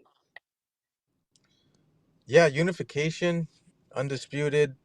These are all these are all the goals down the road. There's no doubt. Um, I gotta take care of business and get one before I start talking about all of them. But yeah, they're all on the trajectory. Absolutely. Lucas, Okay. do you? And I thought that was interesting what Star was kind of speaking on as far as the experience. And you're 30, 30 years old? How Yeah, old are you? Like, all right, so one 31. of those 31. Okay, and he's 23 years old. He's a young. there's some people might say there's some prospect energy about Floyd Schofield Jr., right? Like he kind of like, he tried to go for it with Shakur. We saw how that went. He's been looking for his opportunity. He's been looked over, some might say, high ranked in the WBA rankings, but a young guy in the same conversation as an Abdullah Mason or any of these young guys. But you seem like to bring that age and that experience. Do you consider yourself just a more experience? Well, are you the experienced guy in the ring? Are you the guy who's kind of been here before, and is he the guy who is never been there? Is that going to be something you leverage in this fight? Well, look, no one, either of us has been there before, being in a world title fight. Besides the age difference, there's not much of a difference in experience level. I mean, I know he's like I said, he's been in camp with some of the champions, a lot of the champions. I've been around too. That's why I'm saying there's not much of a difference in the experience side of things. We both got around the same amount of fights. I know he's been around a long time, even though that he's young. He's been around a long time, and he's been around some great fighters. But I think different fighters peak at different times, and I'm peaking, when I hit my 30s, and he's peaking at his mid to early 20s. So everyone's different. Everyone's got their own path and their own lane. And yeah, now I'm in my prime now, and I think he's in his prime now. Even though that there's a big age difference, I still think that we're both at our peaks. When you see him as a fighter and you see him in the ring, is he? You're not going to give up the game plan, but do you already see like things that you're ready to try to take advantage of? Are there some holes in the game that, because of the experience factor, he hasn't faced and had these looks that you can give him? Do you think that's going to be a part of this conversation where it's just like, yeah, you're about there, but I'm really, like you said, I'm at my peak, and I've seen a lot of a lot of styles. So do you see that in him? Do you see the holes there and the young, the wet behind the ear energy that he hasn't been exposed on yet, that you feel like you can deliver to him? Yeah, for sure. I mean, I'm not really focused on what he's gonna do. I'm more focused on what I'm gonna do. So yeah, I mean, I just gotta focus on myself, and Okay. things will play out. Sure. Let me get to these questions from the people. We got first one coming from Mac and Cheese in Las Vegas that says, how far up in weight do you see yourself going? Who knows? I mean, Tank Davis was gonna fight Jake Paul and make $30 million, $40 million. If the opportunity presents itself, I'll go up to heavyweight. All right. Bones 13, Fort Worth, Texas. What's up, champ? If you do get the fight and win the title, who do you see yourself fighting next? Thanks, champ. Most likely one of the champions. I mean, I'm not gonna, I'm not really looking that far ahead of the game right now. You're gonna win the title versus Floyd Schofield, and you're not gonna want to go home and at least get a hometown fight? Oh, absolutely. Absolutely. I've been wanting to do that my whole career, is bringing world title fight to Niagara Falls. I mean, I've talked about it over the last 7 years. So For sure. that's definitely something I would love to do. We got Juice from Broward County says, what would it take for you to rematch H2O Ashton Slive or Silv? Is it Silv or Slive? Silv, maybe. Still, He was giving you work up until you put him to sleep. P.S. I'm low-key a hater because I bet Slive to win.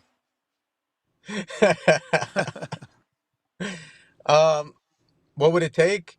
I mean, it would take him to climb up the rankings and make it make sense. I mean, the guy's fought one fight since against Yeah, man. pretty. Some would say you ruined his career, bro. After that, he hasn't Yeah. really fought. He missed weight. It hasn't even been the same. The hype hasn't even been behind him the way that it was. It's like, man, do you Yeah, feel bad at all? There's no mercy in this sport, brother. There's no mercy in this sport. I mean, I wish him the best. I took the fight because I knew the opportunity was going to bring me when I knock him out. I knew I was able to knock him out. I was going to knock him out, and I did what I had to do. Took care of business, got knockout of the year, and I moved forward. I'm not looking back and trying to worry about someone else that I already put to sleep. I'm trying to set up the next guy to go to sleep. Word. Okay. Yeah, I mean, Quest the Best says, "What's up, champ? Blind rank these artists you would want to walk you out one day." Tekashi 6ix9ine. Okay, so it's 5 artists. Number 1 being the one you want to walk you out the most, and number 5 being the least.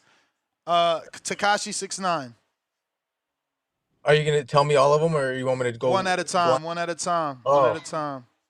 Yeah, blind rank. Blind So rank. I don't even know who's coming. All right, I guess I give him a 4. All right, so Lil Wayne. Oh, we lost him. You back? There he is. Sorry. Getting a phone call. Yeah. You see me now? Yeah. So Lil Wayne. 2. Okay. We got J. Cole. 3. Okay. 50 Cent. 1. Oh, Kendrick Lamar. 5. I was waiting for the 50 Cent. I knew it was coming, bro. That's my guy. Yeah. I love 50. And I love how you put Kendrick at 5 where he belongs. Get out of here. Kendrick got to be a So 5. That's you say diabolical, number bro. 1 for 50. Hell Put yeah. Tekashi East in Coast front of shit. up in a Kendrick, bro. East I don't Coast know. shit, man. 50 Cent. Yeah, 50 Cent's the realist. Yeah, he got good music to walk out to. He got that good energy to walk out to. He does. What's the walkout he song? liked the What's stunt too. All right, 50's walking you out. What you telling him he got to sing for the Floyd Schofield fight? Which one is it?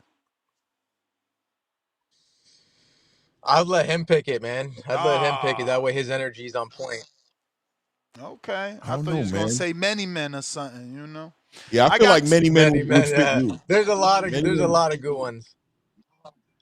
I got especially if you have to fight the fight like in Texas, if you got to fight it somewhere that would be considered away, that Many Men, man. That Many Men gonna fit the bill. This actually a good question from Talk Trends. He says, "Why didn't Jake invite you to spar with Shakur Keyshawn, Raymond Ford, and Montana Love?" That was like everybody you need to get some work with, champ.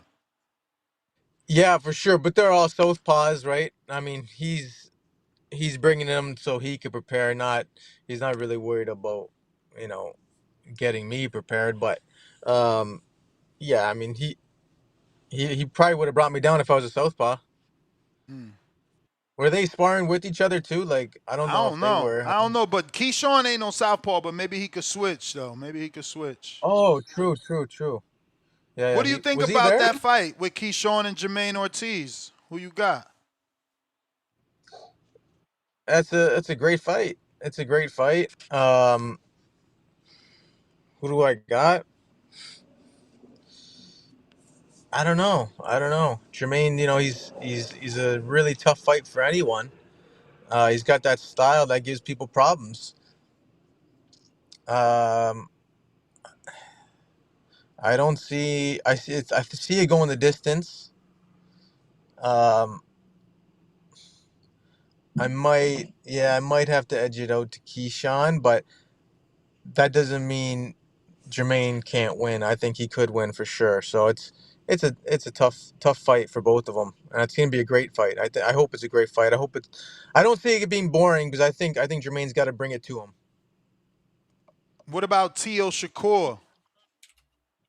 I love that fight. Man, T.O. If someone's gonna do it, it's T.O.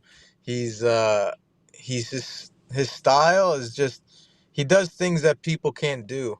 and he's strong, explosive.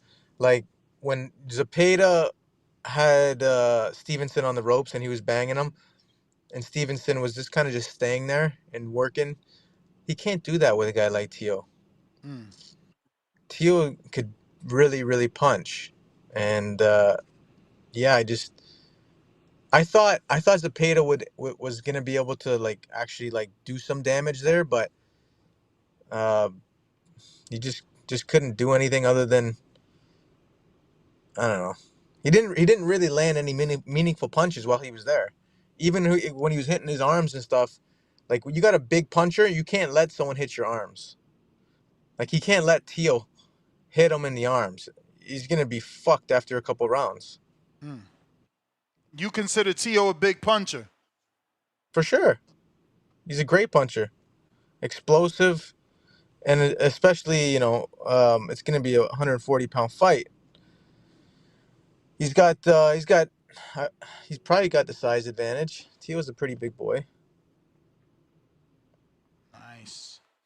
Well, champ, those are all my questions. I do thank you for coming on. We appreciate you jumping on and giving us an update. Hopefully everything works out with the WBA and the petition, and you and Schofield can actually get in the ring, man. Absolutely, I can't wait, man. I hope everything plays out the way I expect it to. What if the WBA said no, but somehow a Lamont Roach fight fell on your lap? Would that be okay? Because it's Lamont Roach, or is the title more important? Yeah, you versus Lamont. For the title? No title. But who's gonna fight for the title? Floyd with someone else. Maybe that guy Usmanov. Maybe he gets that approved. Oscar's been doing this a while. What if they get the number 3 approved ahead of you? Like you said, unless the WA does something shady. What if they get the number 3 approved ahead of you? But the consolation prize is you get Lamont. I'm going to 140. I'm out of here. I don't even. Tell him, Lucas. Tell him, bro. We out of here, bro. Common opponent with Tank Davis. Lamont. Common opponent with Tank Davis coming off of the draw. I'm going to 140. Coming off of the draw with Tank, coming off of the draw with Isak, and you knock out Lamont Roach, bro, your stock would go through the roof. For sure. Yeah. You're right. But fuck, man, that's like I've been looking for this opportunity for a long time. I mean, this is everything I've worked for is the world title fights. Now that it's I hope it comes through. I'm right at the doorstep. It would be bad news if it went different way. Yeah. So I don't know, man. I don't know. I think you knock out Lamont Roach, you become the big fight. They want to fight you now. Do they? What? Do they want to because you got 2 draws. So Lamont Roach? I don't know. I think that at the end of the day, I would rather, if I was in Lucas Body's position, you let me know, Lucas, let Lamont fight Schofield, then if that's going to be the case, and I'll fight the winner. Don't make me fight Lamont. That hurts either way, but why do I need to fight somebody who's behind me? Lamont was just on 2 pay-per-view fights with 2 marquee names in the sport. Or give me my title, man. I ain't fighting Lamont nobody else. Lamont just sold over 10,000 tickets in San Antonio, and then all the tickets he sold with Tank. Nah, yeah, I don't know that. There's value in that Lamont name right now. I'm fighting for a belt next, period. That's what we fighting for at this point in our career. We fighting for belts. So if Lamont's the big show, then let Lamont and Floyd Schofield figure it out, and I'll get the winner. If that's what you want to do, it'll suck, but I ain't no stepping stone at this point. We ain't playing that game. Stone? That's not a stepping stone. That's crazy. You make it sound horrible. You making me fight for something I've already earned. It's mine. Bro, you fighting a name. It's a name. That's a big name in this sport. Lucas, you know better. You know better. You would float your boat, bro. But you had Shakur saying, then we see Shakur saying he was going to give Lamont an opportunity. Imagine you knock him off. All of a sudden, in Shakur's eyes, you're elite. I get Lamont after I beat Floyd Schofield. When I'm a champion, he can come and challenge me for my title. Right. And shout out, we make the big fight then. But right now, you're not tricking me out my spot. I'm where I'm supposed to be. We know where I'm at. Let's not play no games. You bring Lamont up in here, you're playing with my face. You're playing with my face, man. We wasn't born yesterday, right? Am I right, Lucas? We wasn't born yesterday. Right. We're not playing. You know what? I got I hear both Claymore. of you out. So You're both not wrong. You're both not wrong. tell him you agree with me, Lucas. Don't be scared of Ness. Tell him. Ness, respectfully, we ain't doing that, bro. We ain't doing that right now in our career, bro. We ain't Well, playing here's no the game. problem. This is where the problem comes is there's no guarantees in boxing. So if they fight for the title and they say, okay, you're gonna fight the winner, You might not even see the winner. I might not exactly. So Man. yeah, fuck, I would do anything in my power not to make that fight go south. You know, whether it's I don't know. I have no idea what I would do, but it wouldn't be it It's would not not fair. be cool if that If happened. you got confronted with that, that'd be messed up, bro. I think personally, I'd feel some kind of way about it for you, brother. If they brought Lamont to you, on some unless the title was on the line, I'd be like, that's diabolical, bro. That's diabolical. Yeah, that's it. That's a That's it. conspiracy at this point. They playing with you, bro. They trying to knock you out position, bro. That's crazy. Well, Lucas, I want to thank you, obviously, man. Give out your social media for anyone that isn't following you can do so. And we At Prince appreciate you. Body. At Prince Body. You can follow me there on Instagram. Thank you guys very much for having me, man. It's always a pleasure. Likewise, Thanks for your man. Thanks for time. jumping Good luck, on. There Lucas. you Good have it, luck, ladies and man. gentlemen. Lucas Body. Great interview. That's why you try to trick that man out his spot, bro. What? I'm looking at money. I'm looking at money. He gonna get more money for the Lamont fight. And if he beats Lamont via knockout, his cachet is through the roof. He already got Jake Paul behind him. His cachet through the roof. Now you got Jake on social media talking about y'all all ducking my fighter. He the biggest puncher. Look what he did to the dude that went to 12 with Tank. Look what he did to the dude that went 12 with the new Mexican face of boxing. Isak is blowing up on these streets. Tank been hot on these streets. You knock out a dude that neither one of them dudes got a win over? I like it. Yeah, somebody I come in and like it. knock Lamont Schofield is out. Yeah. unproven. Schofield's unproven. They're gonna say, "Oh, you just another vacant title champ." Like, you know what I'm saying? I don't know. Counterpunch for tip, courtesy of Mr. Wagner, pound for pound number 1 in the chat. Yeah, I don't know, man. I don't That's know. it. I like that Lamont win. I like that Lamont win if he could get it. And for Lamont, that's a good little scrap. But I don't know. That I didn't consider that is Lamont coming back down to 35 where he might be done with that now that he's at 40. Tip Bellis with the counter.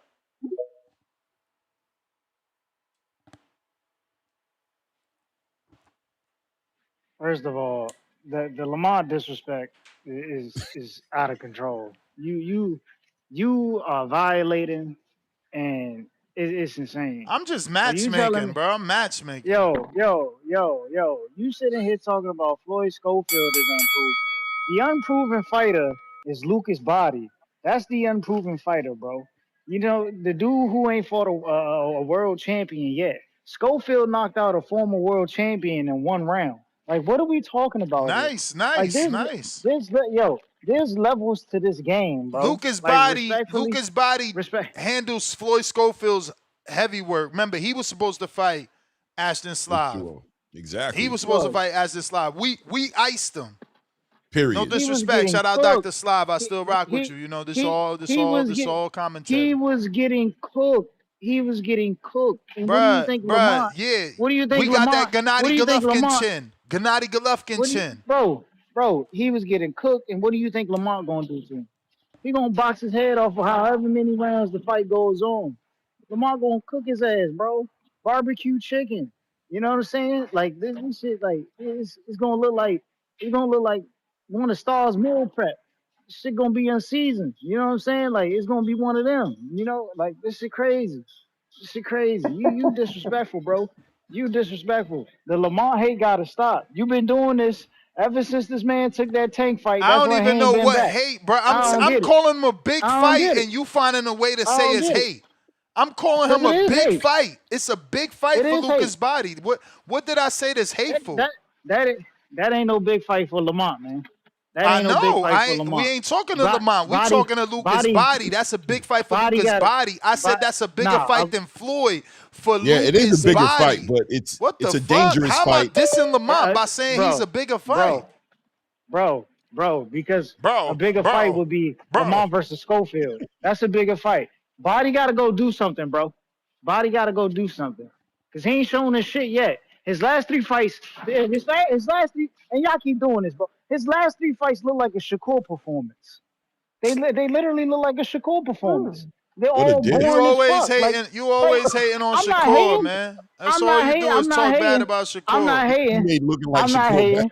I'm not hating. The performance was just boring as fuck. He was a Shakur, boring ass Shakur is the fighter. most defensive Body boxer is a in boring ass boxing. fighter. That means he I did a told y'all. good performance then. I told y'all the last time Lucas Body fought. I never watch another Lucas Body fight again, bro. I never watch another Lucas Body fight ever But again. Tip, I'll turn that shit off and go watch something else. Go watch Tip, something else you then. talking from your perspective, bro. But from Lucas Body's perspective, being the number two guy in the division, man, what's the smart move? I mean, yes, go for the money. I guess with Lamont Roach is part of the conversation, but also he's earned the right to fight for a title, bro. So he's supposed to Bro, stand you're on his gonna fight square for the and title. fight. They're gonna pay you Bro, 150,000 for a vacant bro, title versus Floyd Schofield. Maybe 300,000. Maybe, bro, maybe. You may feel You like better it's your off my fighting time, man Lamont for the Lamont, bread, but it's man. not your time. my I man gotta go, Lamont is Tip. due for a title shot. I gotta go. I love you, man. I love you, but I gotta go. I got this last caller right here. J Mac attacking. Back in. J Mac is back. Yo. Yo, you there? He was driving, so that reception was J diabolical. Mac. J Mac. J Mac. You on mute. Is it me? I gotta Yes. unmute you or is it Yeah, you? he's on mute. I think I gotta unmute you, I guess. Let me double check. Double, double, double, double. Ask to unmute. We asked you. Yeah, there you go. You had to unmute me. You the man. Um, hey Claymore, you were saying, can y'all hear me? Perfect. Yes, sir. Yeah.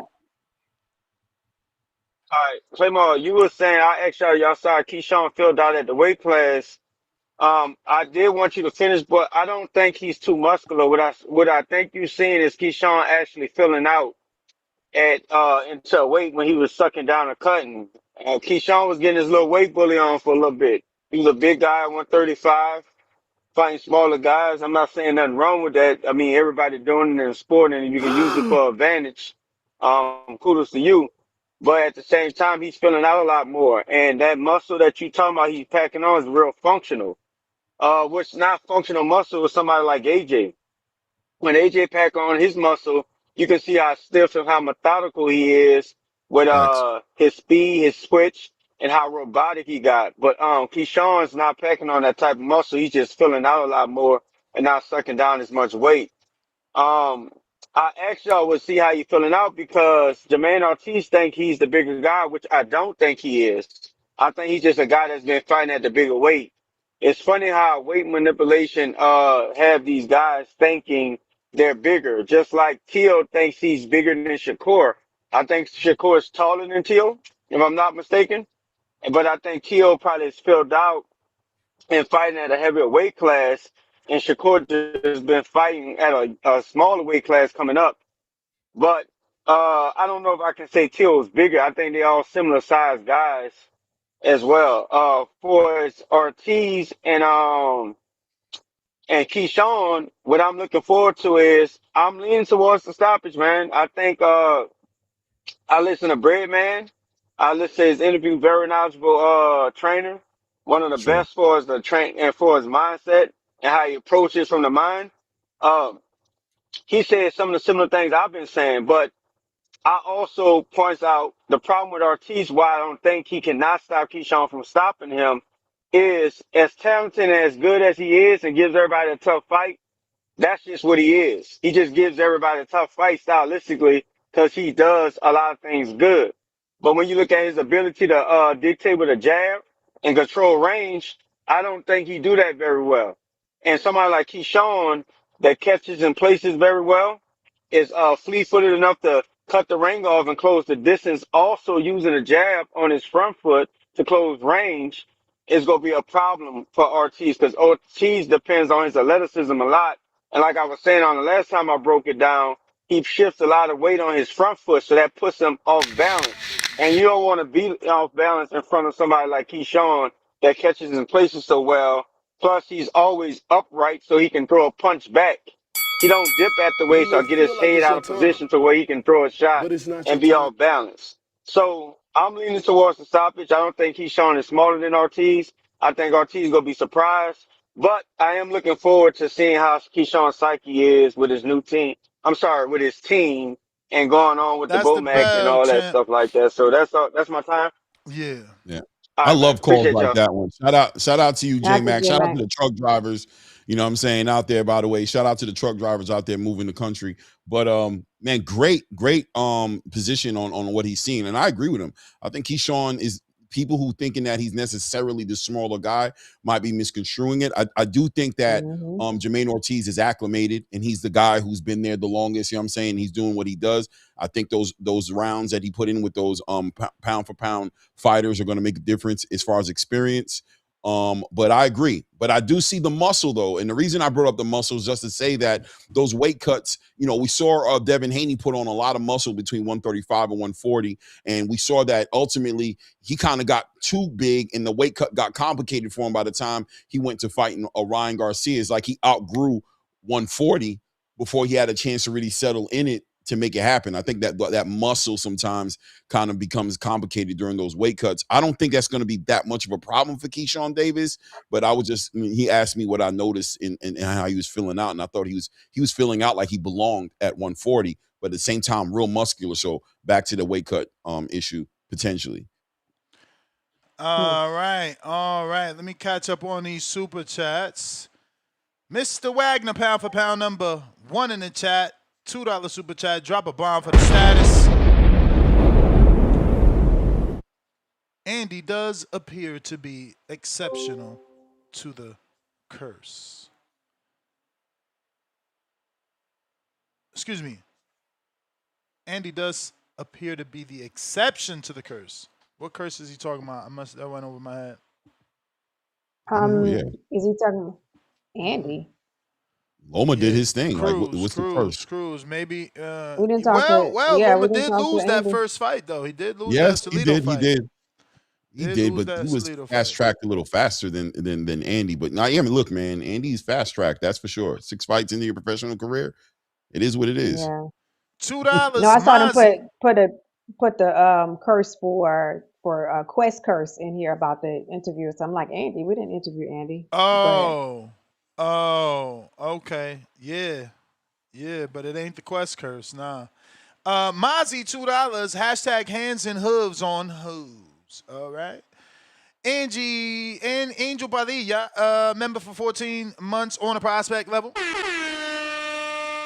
Gonna be a close fight, but I'm picking my stable mate. Fire emoji. So he's going with Muratalla because he is in that Robert Garcia camp. Angel back with another 5. Shout out to Muratalla for giving Cruz an opportunity. I feel like it's high risk, low reward for Muratalla, but fights definitely underrated. I don't know about low reward because if the rumors were true, $2 million, $1 million something dollars for this fight is a lot.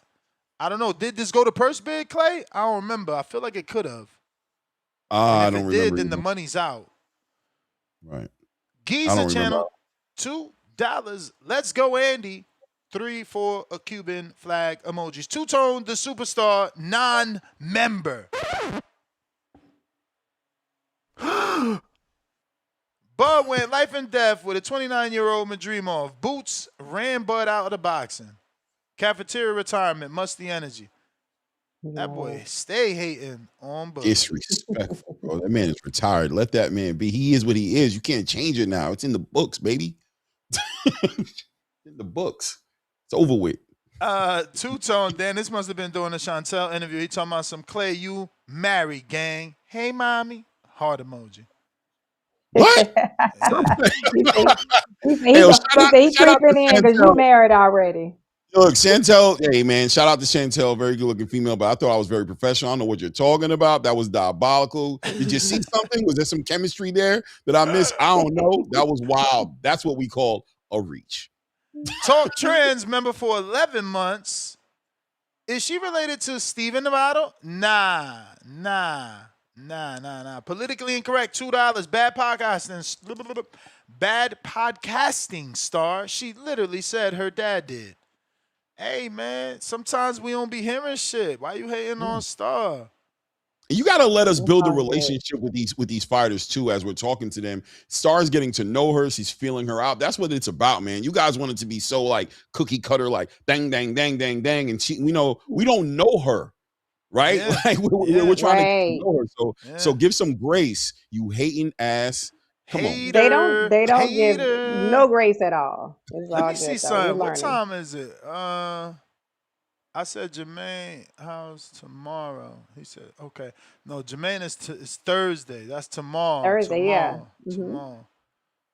No, it was Avius today, but he hit me like, yo, my bad. He must have overslept. We got Robbie. Lucas Body was a great interview. He needs another big fight. Ness is right with the fights. He is advocating for Body. Yeah, I wasn't hating on what's his first name? Lamont Roach. What the fuck? I'm saying he's a bigger fight than a title fight, and somehow that's hating. Lord of mercy. It's not hating. That's definitely not hating for a fact. That's not hating. I'm telling you, of course it's not.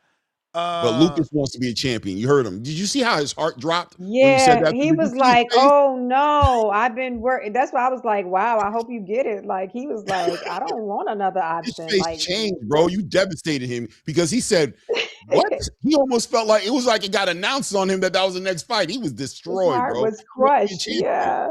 It's not all about money all the time, Ness, bro. You always trying to get these guys rich, bro. Some of these guys really want the legacy, man. Bro, you can't feed your babies no belts. Can't. James Benitez, what up? Yo, And that's what's they up, just Ness? What's up, it don't Star? What's up, happen. Claymore? Like you gotta have a plan B. What's up? What's up, James? Ain't shit. Ain't shit. Just another day. You right. You gotta have a plan B. Yo, man. Hey, Claymore, man. You really speak and run all sentences, man. You gotta chill sometimes, bro. Like you Sorry gotta about let that, man. other people get it off. Nah, it's all good, man. It's all good, man. It's all good. That's just my professional feedback, man. But it's nothing wrong with what you did, man. It just showed your level of excitement with the interview. But I don't know how you can be so excited with talking to a prospect like this, though, bro. Like y'all really, really letting Lucas Body get in the big head, bro. Like the nigga's not that good. Like he's really not that good. He got a lucky punch, got signed to MVP off of that shit right there, and he's really a mid fucking fighter. Like, bro, you could throw in the names of like he can't beat a Dennis Baranchik. He can't beat a fucking What? Navarrete. I doubt he'll beat a Chris Colbert. Like my nigga, man, the What? nigga's not Those that are fucking all good. good fights too. All good fights. I And he would take not those Colbert fight. I'll take and the he would not win. Baranchek fight. And And he will not yeah. win any of them. He will Nah, not win any of them, you man. wildin', fam. You wildin'. He's one of the guys that just got lucky because of at the end of the day Hey the man, WBA rankings I don't understand why and boxing everything. fans love to shit on Bro, fighters. I'm keeping it real. He doesn't belong, and it's disrespectful that Lamont Roach ain't the arguable number one choice to be in that title fight against Floyd Schofield. Like Lamont deserves, and Lamont he not actually ranked beat. at 35. He only got a draw at 35. He's So ranked number 4. He's ranked number 4. He's ranked number 4, yeah, and but that's he not ranked disrespectful. above Body because he only got a draw at 35. He was a champion at But 30. that's Like it would be disrespectful, my nigga. disrespectful to rank above Man, Body who actually smoking dudes. smoking who? He Robert smoked a fucking Gutierrez is a prospect. former champ. Fuck you talking about? Man, bro. Though he Man, doing it exactly how I like it. Get you some former Gutierrez champs under your resume. And then they took him back to was a champ of what Toronto division? and him and Tam Gutierrez sold was a that champ of shit what out. division? That's Gutierrez was champ of what division? At a lower division, right? Yeah, the lower division. I don't care. At Still a what, former 26, champ. right? Still a former champ. Man, Robert Guerrero was fuck out of here, man. no. Robert Guerrero was a 4-division champ, and he was a champ at a lower division. He fought Orlando Salido, and guess who beat him? Floyd Mayweather. Come on, man. This shit weird. Y'all don't know boxing, so y'all just want to downplay everything. Whatever, man. I'm Oh, living in so the now present, not the past. Shakur gonna be a 4-division champion when he lose because he was too small. He was a champ at a lower No. division. Shakur ain't Champ never at a lower losing. division. No. Shakur ain't never losing, man. You know that. Hopefully he You and don't. I both know Hopefully he that. don't. Like Hopefully he Shakur ain't don't. never losing, man. He's like the definition of a perfect boxer. But what I'm saying is Lamont Roach deserves to fight and everything, and Lucas Body deserves to still sit in line one more time. I mean, it was also crazy to me how Floyd Schofield then was like, yeah, we want the Body fight because he got possibly the Netflix backing. You know damn well that Netflix ain't gonna You will goddamn feel put up like no it's your money for this time, level of fight right here. but So it's this not is your gonna be time. a purse bid fight, and whatever happens, happens. But also, Ness, man, I know you cannot do a level 10 on the Stairmaster. You That gotta is the stop capping. bell. Don't diss That the is the women. bell. Here you go And talking about always shout out level to you. 10. She ain't got that girl on level 10. She got that girl on He zero said point you. 0.5, she said. He And said y'all out here you. No, I making have all her on these level 5. excuses. No, but why we got He to said put me you. on level why we got to put me on level 10? Why can't I be on 0.5 like her and show you the 10 No, minutes on a because you fucking doing shamed it. stairs ain't shit? You Listen, shamed it. I You go shamed mountain. it. I be on a mountain. Y'all doing stairs and there's a ceiling. Like I was on Mount Ness, Charleston doing 8 and you 12 miles. doing Like a what are you talking mountain, about? but you don't I'm have on a a you don't have to. I got higher. I Let got me tell more you the red difference. blood cells because I was working out on higher Let me tell altitude you. than y'all. Y'all on the low ass Let me stairmaster at Planet Fitness. I was all let over me let me Red Rock. tell no I was no all no. I over don't Red work Rock. at Planet Fitness, but let me tell you the difference You of be a in Planet mountain Fitness. versus You a posted stairmaster. videos of No, Planet I Fitness. don't work out. I sent you the videos because that's Now, your now you too aspiring to bougie get to to tell that the whole gym. world. Meanwhile, you No, got videos in your no. DMs I train a of She said client of. she's there. trying to give you some motivation. She I said she train. knows where I'm you're trying to at. get She's you trying to. motivated to get your membership. But I'm listen, good. I'm the good. difference I'm about in to bring the climbing a weights in mountain. here and start One curling in here. second.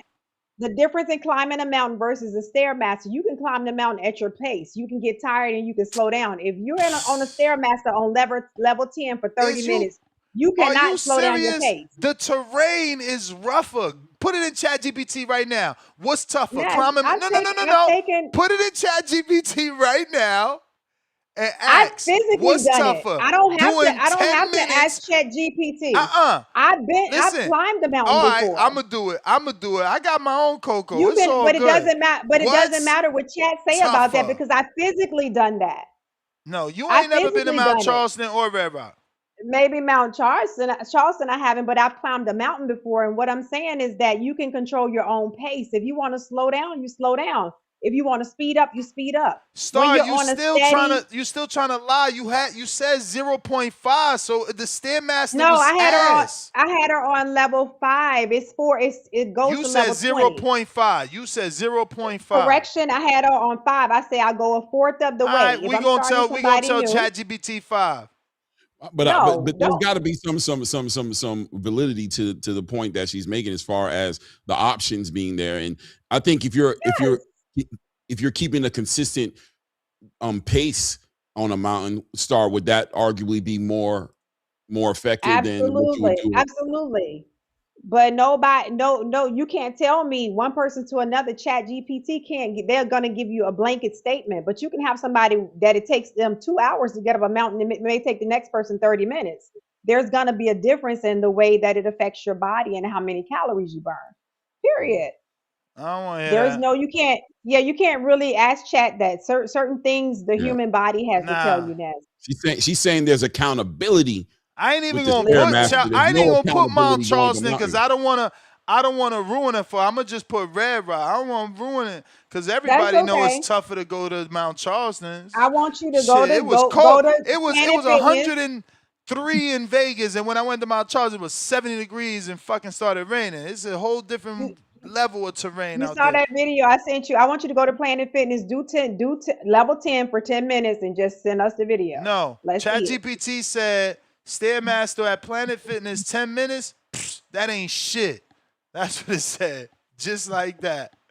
Well, Just Planet like Fitness, that. they're probably, it may be because it's Planet Fitness, your gym. Okay, so you go and Look, do 10 minutes on level 10.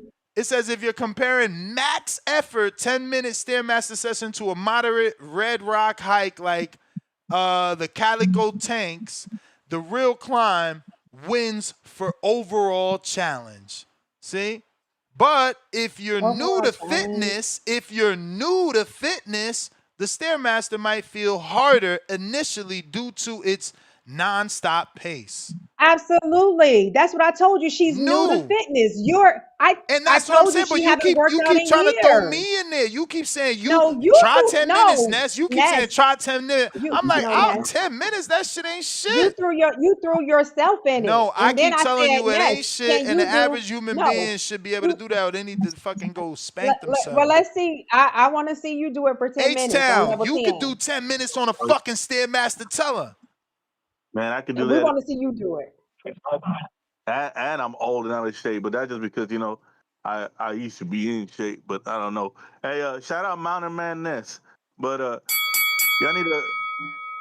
Hey, we really do got the most intelligent callers, Ness. Hey, these guys know what functional muscle is and how the fighter's gonna function with the new muscle, and they ain't even fought with the new muscle yet. You know, these guys are real smart. You know, real smart. They ain't even fought in the weight class. They don't even know how they're gonna accumulate to the weight yet. But they're like, no, he's good. He got it. That's that functional muscle, man. See, he know what he's doing out there. These other guys put on muscle. They don't know what they're doing, but this guy knows what he's doing because I like him. But yeah. Listen to my expertise, man. I'm a water walker, sky walker, grass walker, uh, mountain walker, whatever you want to say, walker, man. Just listen to me, man. I'll tell you what to do. These guys are ridiculous, dude. You don't know how no one's gonna react till they hit them 12 rounds in that ring with the new weight. Could be great, could be horrible. We don't know. It is the unknown. Now all we're gonna do is give our opinion. I come in here calling so confident in your take, man. It's crazy. Ain't that crazy, Clay? No, it ain't crazy. It ain't crazy, H-Town. Come on, man. It ain't crazy, bro. It's just, it's speculation, but I think there's some education behind it, bro. Some educated guessing, you know what I mean? That he's using, his knowledge of what he's expecting to happen. But I agree with you. Until this happens, we don't know for sure. We can't put our stamp on it. Yeah, man, because everybody's talking about, oh, no, his power going to carry up because he's weighing more. No, man, it don't work like that. These guys do these crazy weight cuts to be in a smaller division so they can have an advantage. So they can't have a power advantage. You don't know how he is at his natural weight. He could be hitting like Dookie up there, man, and not hurting nobody. Now what he going to do? Run all night? You don't know, man. I don't think he's going to do that, man, but we'll see. Yeah, you got special punchers, man, and you know when you see it like Tank, But yeah, man, let's just hope it all goes good, man. But as far as Andy Cruz, I mean, he's shown me that he's vulnerable. He ain't got his chin is suspect. And if Muratalla catches him, I think he's gonna put him down and he's gonna hurt him and he's gonna be out of there, man. Let's see if we get this Xander Zayas and Andy Cruz hype out of here, out of boxing. I'm tired of these guys that are just running around. They don't bring no fans to boxing. You can say I like rock 'em, sock 'em, whatever. No, I like action. It is what it is. Everybody says they love the sweet science, and failed science in school. But hey, I'm out. Hey, Sam. All right. Salute, H-Town. Stock chasers. Go ahead, Clay. No, I was actually going to go left a little bit because I want to know, is there any love in the streets for Deontay Wilder, man? Is anybody excited for him and Derek Chisora in London? Yeah, we were going to talk about it, but it's still a rumor, right? And he's been just in another fucking 150,000 Usyk rumor. So it's just like, yo, we gonna talk about these fights that actually are happening and let Wilder figure that shit out. Once they announce it, yeah, I'm happy for him to get a fight. What up, Stock? What up, Stock Chasers? Yo, Stock was good. What's good? What's popping? What's good with the panel? Yo, hold on, man. Give me a second. Let me just step out. Give me literally 2 seconds, bro. But, yeah, definitely. Sorry, you about to speak on it. Go ahead. Yeah. No, I was just definitely was excited about it. I actually thought it was made until I really read it, and they were like, "Okay, it's not confirmed yet." So I'm definitely excited about it. Hopefully, it gets made. Nah, then boxing scene doubled down and said that they haven't signed contracts. Stock, you there? Yo, he's moving around. I'm back. I was letting Star finish cooking, man. I ain't know. You know what I'm saying? Yo, I just want to let you know, great interview earlier today. Great interview. You know what I'm saying? I think so far, she's definitely the candidate for guest of the year. But yo, real quick, check this out, man. Star, you tracking who's picking for this fight, or you only doing that for the Shakur? Oh yeah, I'm tracking it. I bet. All right, well, you already know I'm rolling with Andy Cruz, right? I'm rolling with Andy Cruz. Even though, yo, Ness, you don't like Andy Cruz or something? I mean, I got my reservations after the Moran fight. My spidey senses is tingling, and it's like, yo, is he chinny? Is he not chinny? Nah, I respect that, but he still finished the job, bro. He Nah, for stopped. sure. Yo, listen, that's all the Ryan Garcia fans. You know, he got dropped, got up and beat Campbell by stoppage. They got excited. Me, I got the spidey senses. I want to make sure that chin real. I hear that. I hear that. I hear that. I hear that. But yeah, listen, with See, Murataya, and bro. that's what I don't Yeah, go get. ahead. Again, I hate to do it, especially with a dude that I know is a Devin Haney fan, but Devin gets rocked by Linares. That shit follows him his whole career. His whole career. Y'all don't let me forget that Linares knocked him out, staggered him or hurt him. But Buckled him in. Moran, at least fucking Linares is a 3-division champion. They Yo, called that motherfucker Niño de Oro. But Moran, but who's never even won a world title, knocks this dude silly 2 different times in the same round, and I'm the hater. Shit is nah, wild to nah, me. nah, nah, nah. Wow. Listen. I ain't call you a hater. At the end of the day, look, I know Clay brought it up, bro. When it's boxing, yeah, people get hurt sometimes, bro. It is what it is. Get staggered or whatever the case may be. To me, it's about how you finish the fight. At the end of the day, so with Antonio Moran, for example, bro. Okay, he ain't a champ, never was. But at the end of the day, he's a vet. He's been in there with Jermaine Ortiz. He's been in there with who else he been in there with? He's been in there with a Devin with the couple dudes that dream. He been in there with the no, dream. I know Devin stopped him. But at the end of the day, look, Andy stopped him in 6 and in 7, I think You it may was, feel like with it's your only 6 turn, fights, bro. Listen, at but the it's end Nah, of the not your day, for turn. sure, quick, let but me that's finish his my point. best win. Yeah, I got you. Let me finish my point. Murataya, to me, he hasn't shown me anything, bro. He's suspect to me the way he fights. At the end of the day, I want to see how he's going to deal with Andy's technical prowess, bro. That's all I'm trying to see. That's all I'm trying to see. So, yeah, let's see. He looks sluggish and slow to me, bro. He's looked like that several times to me. So, unless he comes with some more energy in this fight, then yeah, he might pull it out. But I see Andy Cruz by decision, bro. All right, I'm going to holler at y'all, bro. Thanks for having me.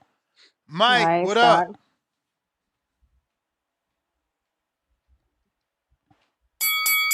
Sim boys. What What up, up? Mike? It's good. What happened? Good afternoon to the squad. What's good to the motherfucking panel? That boy Nestor Gibbs, that lady Miss Star, and that boy Clay. What's happening? I just gotta Well, ask y'all, did you miss me? Yes, Bernie? sir. Shout out to the motherfucking squad. My boy Bernie out here standing on motherfucking business. You know how we do it on this side of town. Niggas talk crazy, we confronting that shit on site. We don't give a fuck who it is. Yes, the fuck. Yes, sir. Is that Bernie? What the parcel? No, that's not Bernie. This is Oh, someone that sounds just like Bernie. no, I thought it was No, Bernie. it Okay, ain't my Bernie. bad. Clay. This is the caller of the fucking year. The entertainment of No. the year. And you know the rookie of the year, Clay. Then I introduced myself. I'm the security guard around this motherfucker. I ain't Bernie. But we standing on I business feel like safe Bernie. already. And we yes, sir. What's happening? I see you had to take your little picture down of your background. I see you had to change it up a little bit. You know what I'm I didn't saying? take it I down. seen that, He right Clay. here. He just fell down. He just Hey fell down. I ain't yo. put him up. He He said, but let that's me Mike, switch babe. it up. Let me switch it up. I might switch it up. You guys, I don't know, bro. I got a Muhammad Ali that's just begging to go up right here, bro. That might be the one I need to put up. No, man, you gotta go with that Terrence Crawford. What you talking about? Man, you You ain't disrespecting, Clay. lying. You right. You ain't You gotta lying. get Bud the might need to Crawford, go up. You man. know what? You know what? Yes, sir. Yeah. Yeah, Clay. Stop playing. What I was gonna say, man. Hey, man. We don't need no fucking Schofields in boxing either. I see you had Lucas Body still on this motherfucker, man. We don't need a Schofields. His dad ain't gonna let him fight that nigga. His dad already told you. They ain't gonna fight him, nobody, bro. These niggas, man, I'm tired of them. That's one person that they can erase from boxing, bro. I promise you. I feel like, hey, can y'all gonna answer some truthful questions if I ask y'all, man? Is them niggas gay, bro? Ooh, what the hell? Floyd Bro, What? Schofield, his dad. he got a whole baby in interviews, What in bro. the? Come on, man. That Y'all don't mean terrible. nothing, bro. Bro, P. Diddy got kids, nigga. Man, them niggas is weird to me, bro. It's some man, it's some weird shit. Every time I see these niggas do an interview, I'm like, what the fuck is up with these Yeah. niggas, man? Well, Like, some of them his weird. dad just posted, do you think I'm crazy now? God is so good. So that WBA he got that phone call, man. He always told y'all he was gonna fight Yeah, he Tank been speaking that thing. or He's he was gonna fight for that vacant WBA. You may feel like it's your time, But that's the bell. but it's not your Gotta time. go. I love you though. I love you. Now I'm trying to get up out of here. Listen, let everybody know where they can find y'all because I'm about to leave. And Leonard Sterling with the 2-pounder says Shantel is related to Steven. I did confirm with her that's actually her cousin. So we dropped the ball because damn, Steven Navarro is a good fighter. Not good, but like, I mean, whoa. That sounded bad. Sorry, guys. I mean, he's a decent fighter. You feel me? So, you know, that shows the long line of pedigree. Right? Not only the grandfather, but then the father. And even she said cousins, but she never mentioned Steven she is said actually cousins. my Yeah, cousin. Like that's right. dope. That's dope. All right, is that it? That is it. If right. you want to give out your socials. Yep. Actually, guys, check us out at 7 p.m. for the official Border Wars call here on TBV. So looking forward to the fighters. We need your footage. Definitely call in so we can get some good interviews and maybe some face-offs. So I am L Star on all platforms, L Star 3 on IG. What up, Clay? What up, man? Salute to everybody. I threw my link in the chat as well. Claymore Rain. Tuesdays and Thursdays, you know what I mean? That's when we go up. Of course, Saturdays we're covering the fight. Shout out to everybody in the building. And I don't know your name, Jesho Shem Wagner. Hey, bro, we love Bud over here, but we rep Bud. What are you talking about, man? Bud is the pound for pound, the best fighter of this era, the representation of excellence, the example, the standard now in boxing. And these fighters better get it together, bro, and step up their game and hope to accomplish some of the things he did at least. You know what I'm saying? But shout out to everybody in the building, man. Thank you, Ness, always providing the platform and allowing us to come up here and build, man. I appreciate all you guys. Of course, Star, appreciate y'all everybody. joining me always. We're going to start getting these interviews, y'all, you know, because now that y'all on more regularly, like y'all won't let me forget because I be forgetting that shit. No, I can't wait. You said tomorrow. You said tomorrow is Jermaine. Yeah. Jermaine. That's what's up. And tomorrow's also Troy Isley too, though. Troy, man, what's Troy doing? Is Troy going to Zufa? That's what I'm trying to ask him because we should get the whole break. Like, I don't think anybody has really talked to him after his, you know, we'll see. And then he was Did sparring Troy do Xander. Xander's camp? Yeah. Yeah, that's another reason we want to get him on. He's sparring Xander. That fight about to happen. So He turned down the Janibek fight, if I'm correct, right? Like he had an opportunity to turn that down. I don't know. That's a good question to ask. Now I ain't know that, but I gotta go. Peace. Peace. Out.